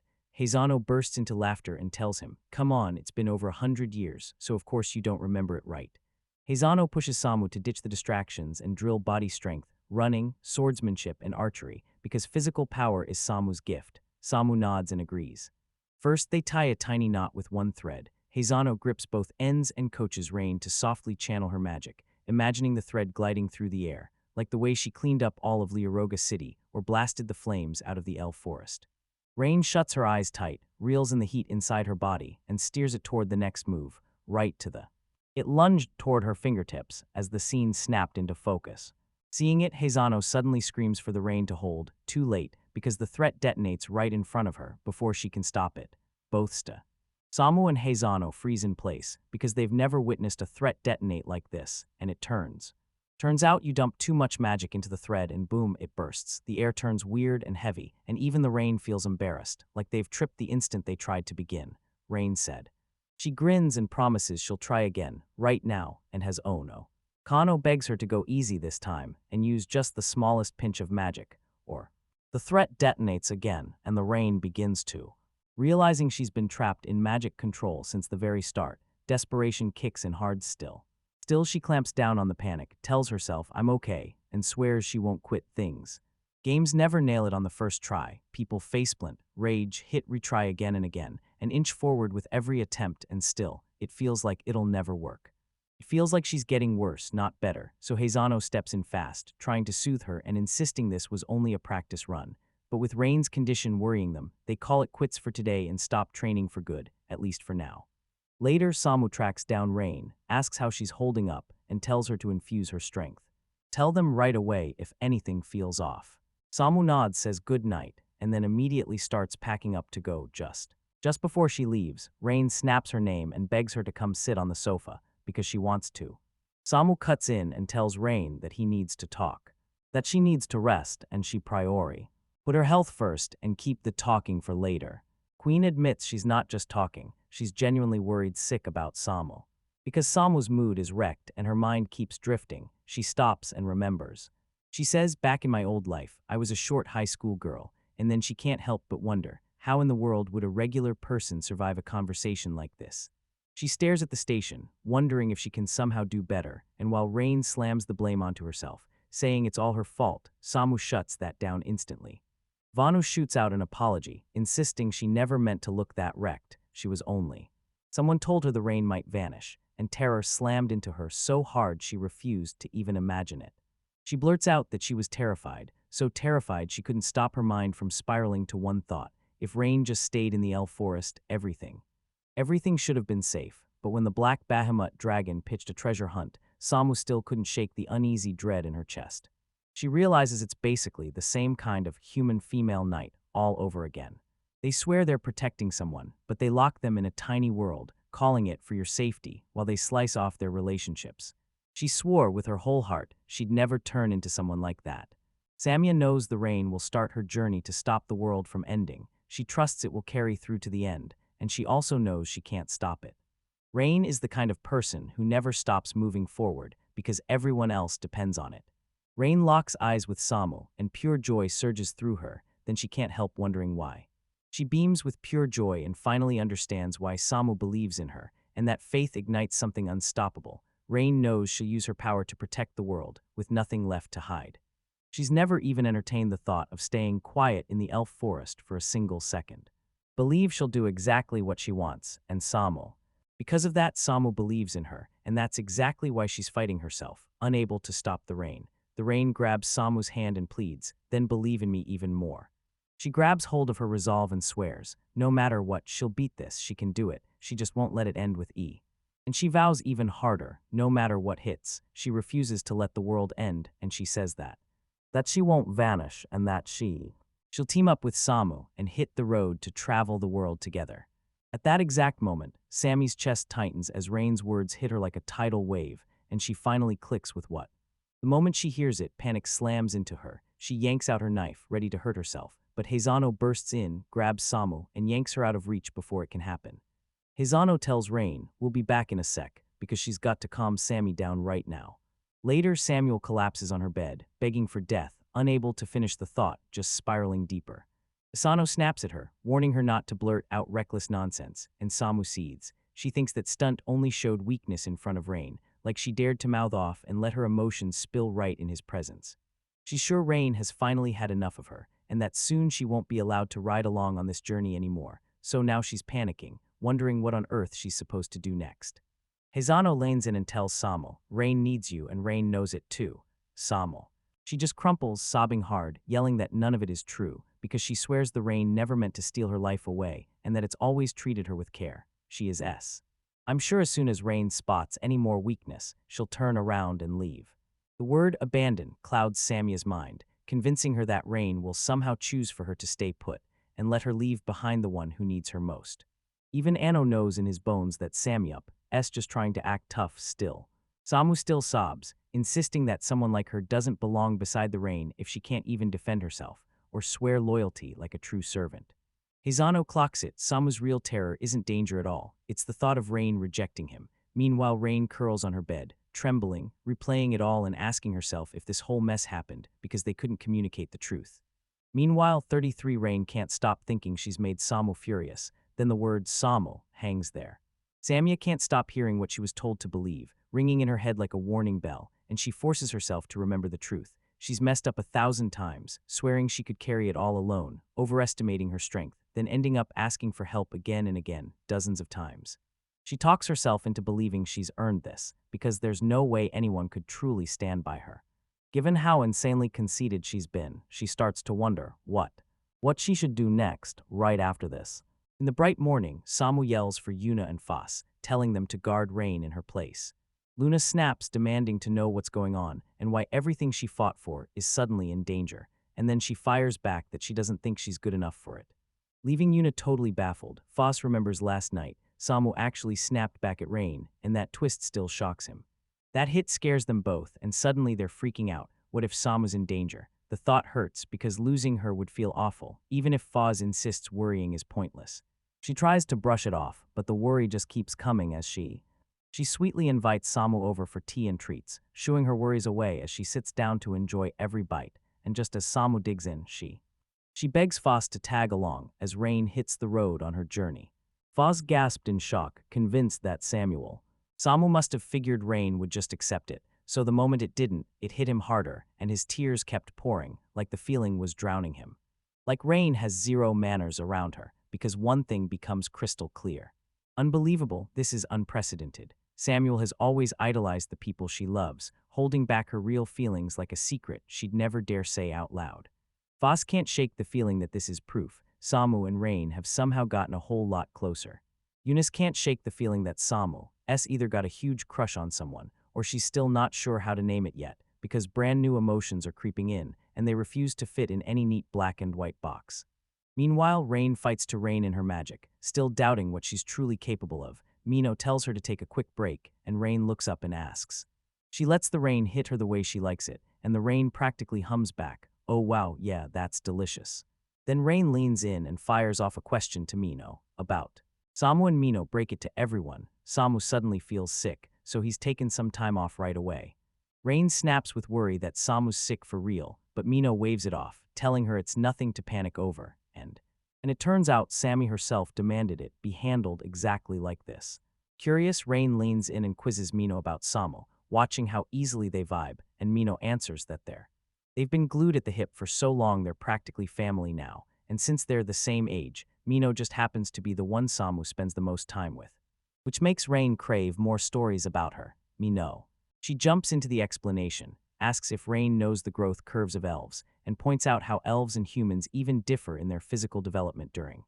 From ages 1 to 5, their growth barely changes, it stays almost exactly the same. Faster growth boosts survival chances, even for the long-lived elves, and raising a child for 40 to 50 years sounds brutally difficult. Rain lets out a shaky breath because, yeah, this is how it works, but she still panics for a second about her height, realizing she hasn't grown in ages. Mino snaps in with reassurance that since her dad is human, it probably won't get too drastic for her. Back in Samu's story, Mino tells it straight. She barely remembers that early time like she was under a year old in human terms. Samu was tiny back then, while Mino was already the bigger one, and yeah, even now, she's still pretty big. Back then, she might not have been tiny, but she was all energy, fast on her feet and insanely skilled at dancing. Scrambling up trees and even catching fish, and then, because of though. And when Samu looked back on it, he realized he'd been way too harsh with her. Samuel's been chasing her own purpose for what feels like forever, desperate to find where she truly belongs. There were moments when she couldn't stop asking herself if she'd ever be able to rest for real. No worries, no anxiety, Sammy.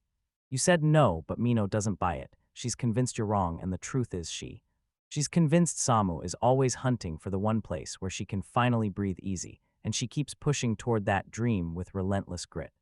Meno realizes Samu's iron determination is fueled by this exact need.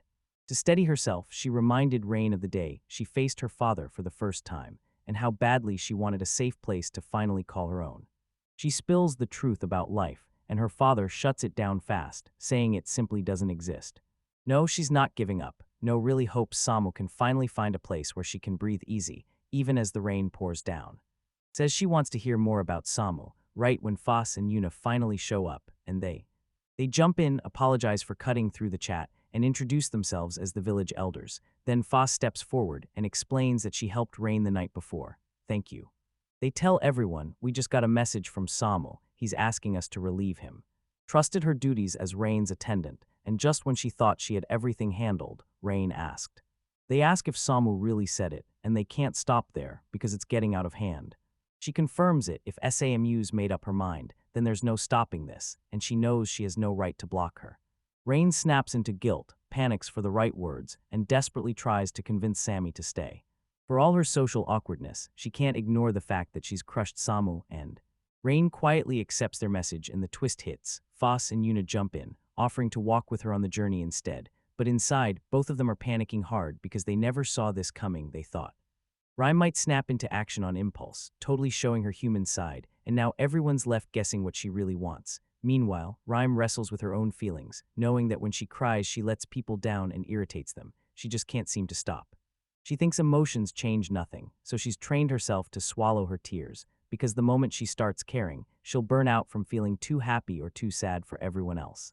Even though she's awkward in every social moment, she treats crying like the absolute last resort, and every single day, she forces it down, holding it in like a secret, right as her. Just as tears start to threaten the surface, Samu blurts, asking if she's crying, then immediately asks if she feels sick. Rain admits that when Samu's not around, sadness hits her hard, and that confession shocks everyone. Rain forces herself to admit her clumsiness. She's terrified she disappointed Samu, crushed his mood, and that's why she can't stop, because it still shocks Samu deep. She swears she'll give it her all and grabs Sammy's hand, begging him to stay right by her side. She demands that he stay. Samu keeps demanding she complain for him, and Samu's like, Never again. I'll never talk back ever again, even though it's clearly not going to last. Rain insists it's totally fine to speak up. If she does, then Wayne will unleash a full-force sob that's so wild Sammy can't even wrap his head around it. So Heizano pushes Samu to go full insolent honesty with Rain, and Rain fires back, telling. She tells Samu she wants them to grow closer, and after a long moment of thinking, Samu finally agrees to talk to her casually from then on. She tells Rain with steady certainty that nothing really breaks her heart or scares her, except the idea of Rain vanishing. Everything else is just noise compared to that. Even if the world crumbles, if Rain is still alive, then nothing else, absolutely nothing, stands a chance of mattering. Before Rain can even finish her thought, Samuel cuts in and swears she's perfect. He'll never let sadness win, not while he's standing there, and he promises he'll stay right beside her through every last obstacle. Then they make it official, vowing to travel together forever, hand in hand, crossing oceans and riding across the heavens and the earth, and both feel. So yeah, this is the best route, and right there, the plan finally clicked into place. Heizano sinks into calm at last, breathing out in relief as he looks over how it all turned out, and he says that Samu has kept himself safe from self-harm, and the elders are over the moon about it too. Out of 4 possible outcomes, 3 somehow point to this happy end, and Heizano swears it's destiny. Rain and Samu were meant to find each other.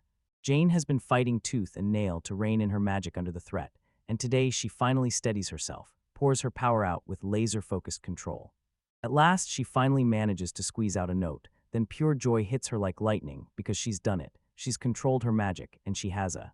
Asano rushes up and wraps her in a tight hug, congratulating her on her win. She asks if her magic control stays perfect when she shuts one eye, and with that one eye check, she nods. Yep, it's right. Then she realizes this is probably something she's trained into a habit, and the moment she feels the magic crawling and swirling through her body, she instinctively shuts one eye and turns her focus inward. Shutting his eyes might sound safe, but it unleashes way too much power and. So she cooked up a new trick, shutting just one eye, and then it took. After a whole week of fighting with it, she finally locked it in perfectly. Now that she's got her magic control nailed, Heizano quips that maybe the real issue is that she's just too cute for her own good. From here on out, there's something even Sammy can barely handle anymore. Rain leaned in, driving her magic control a step further. She now plans to sink into village life until Moot finally comes back, and one day she tells Samia, I need to see your room. Samia swings the door open and guides her inside, pointing out the exact spot where she crashed and slept the night before. When Rain asks about her bed, she suddenly realizes that yesterday it was just this one sitting right here. Right there, she realizes the room's totally empty. Samu steps in and tells her the linens aren't here at all, they're stashed in storage. Rain snaps back, saying that's not what she meant, but she doesn't push it, yet her mind races, wondering where her other stuff went. Heizano. Standing right there, he clocks it. Rain isn't just curious, she's desperate to dig deeper into Samwile.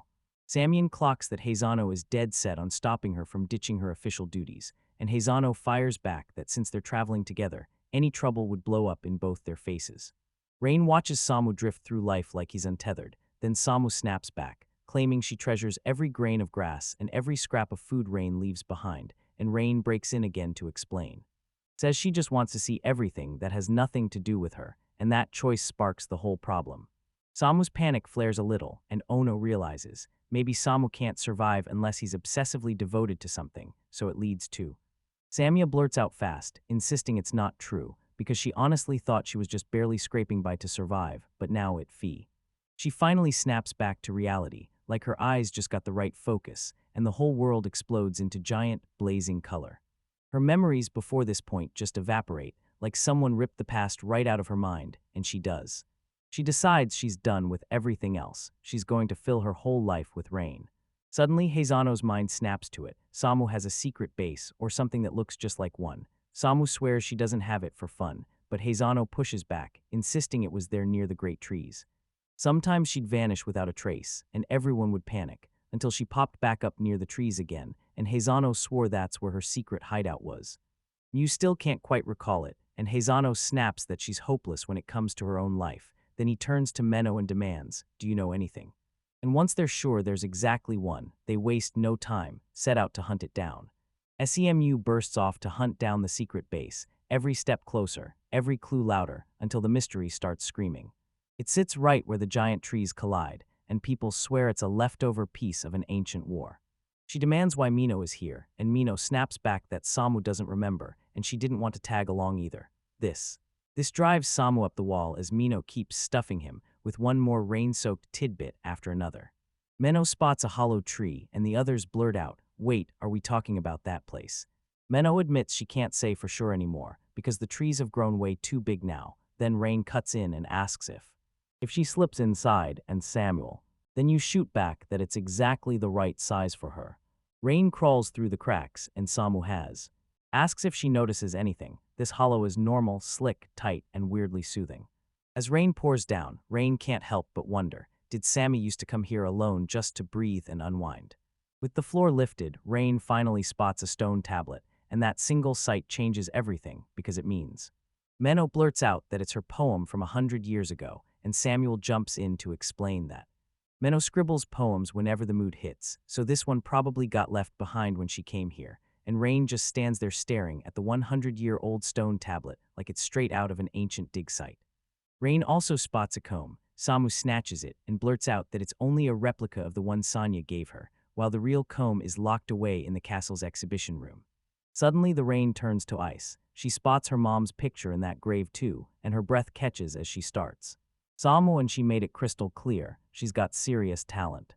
Internally, he groans, mortified, like, that picture can't possibly capture Sonya's transcendence and wisdom at all. Yet Rain shrugs and says it's good enough, me know.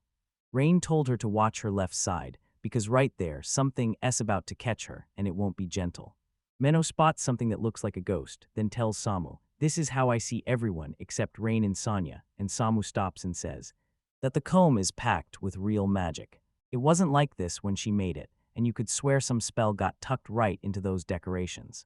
Decorative patterns caught her eye and she snapped, asking Rain to buy her a little time so she could go question Sonya. Rain can.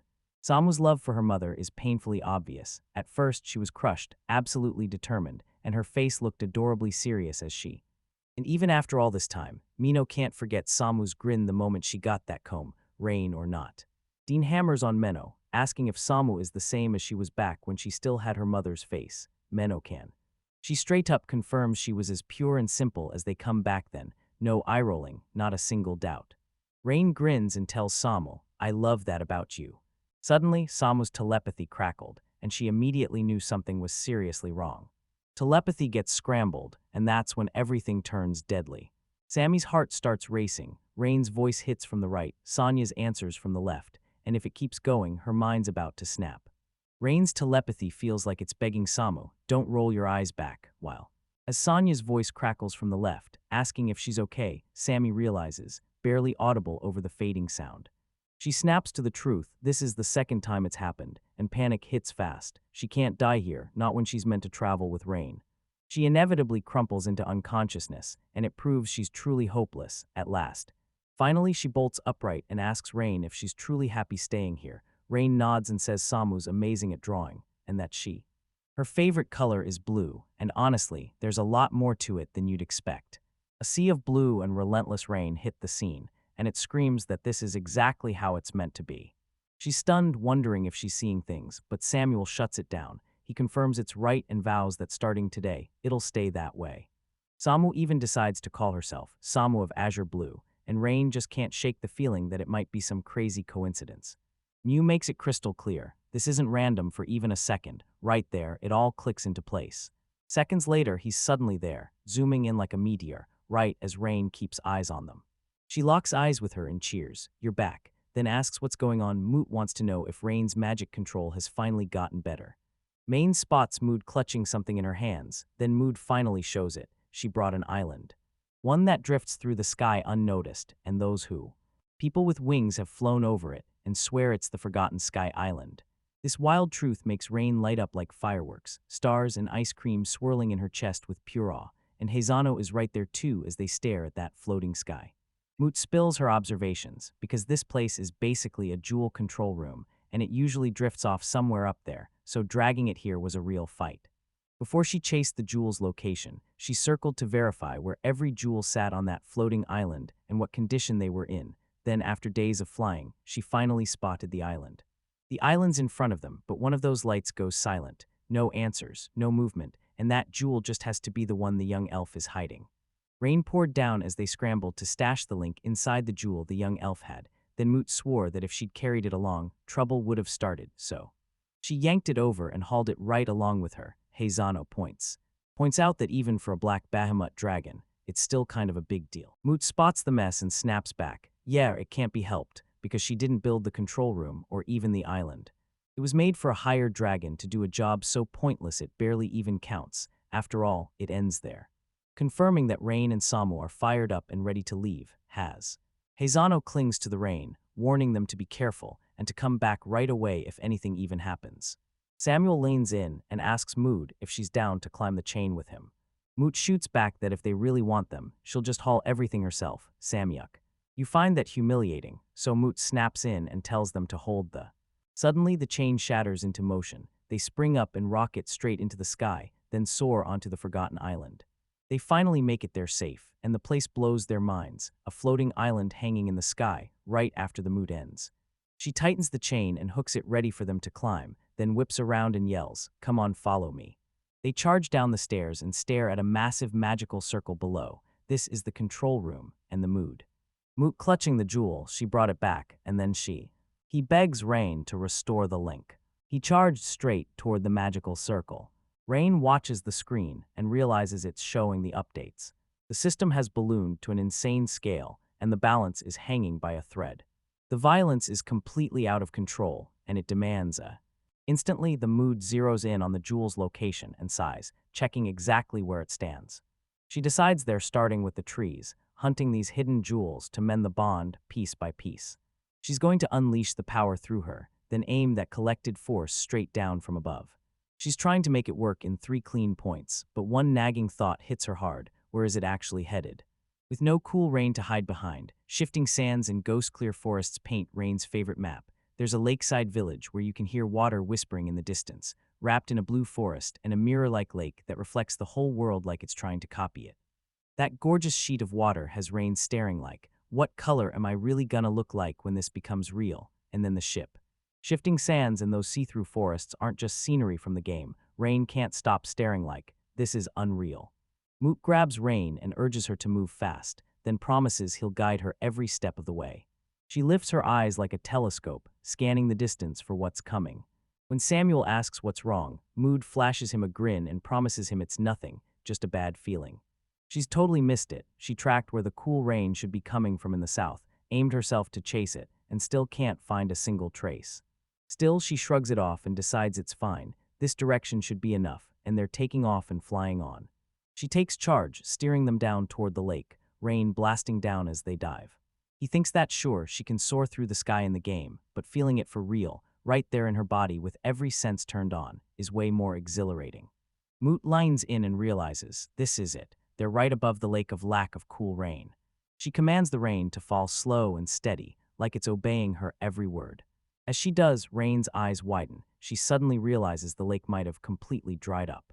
Just like Mood expected, she can't help but wonder why she can't find it, because the area has changed so wildly that everything looks different, seeing. When Samuel sees the lake dried up, Rain looks crushed, and after a quick jolt of panic, Samuel calls out to Moot, "Tell us something wild, please." Moot swears that when the air turns dry and the rain won't fall, a water serpent lies in wait, guarding that jewel with its life. Snagging that jewel is going to demand a brutal showdown with the water serpent. Rain or not, it's coming. Rain asks if the water serpent is truly strong, and Moot snaps back, yeah, it's formidable. It can hurl water like deadly blades or raise crushing shields made of pure water, and that means this monster is a nightmare to fight. Rain then finds the whole prospect wildly thrilling, while Mootin. Note spots the young elf staying stone calm, and Samu blurts out a comment. On this quiet stretch, Theri spots a monster up ahead and instantly wonders, could it be the water serpent? Rain's not backing down. He's bracing to march straight toward it.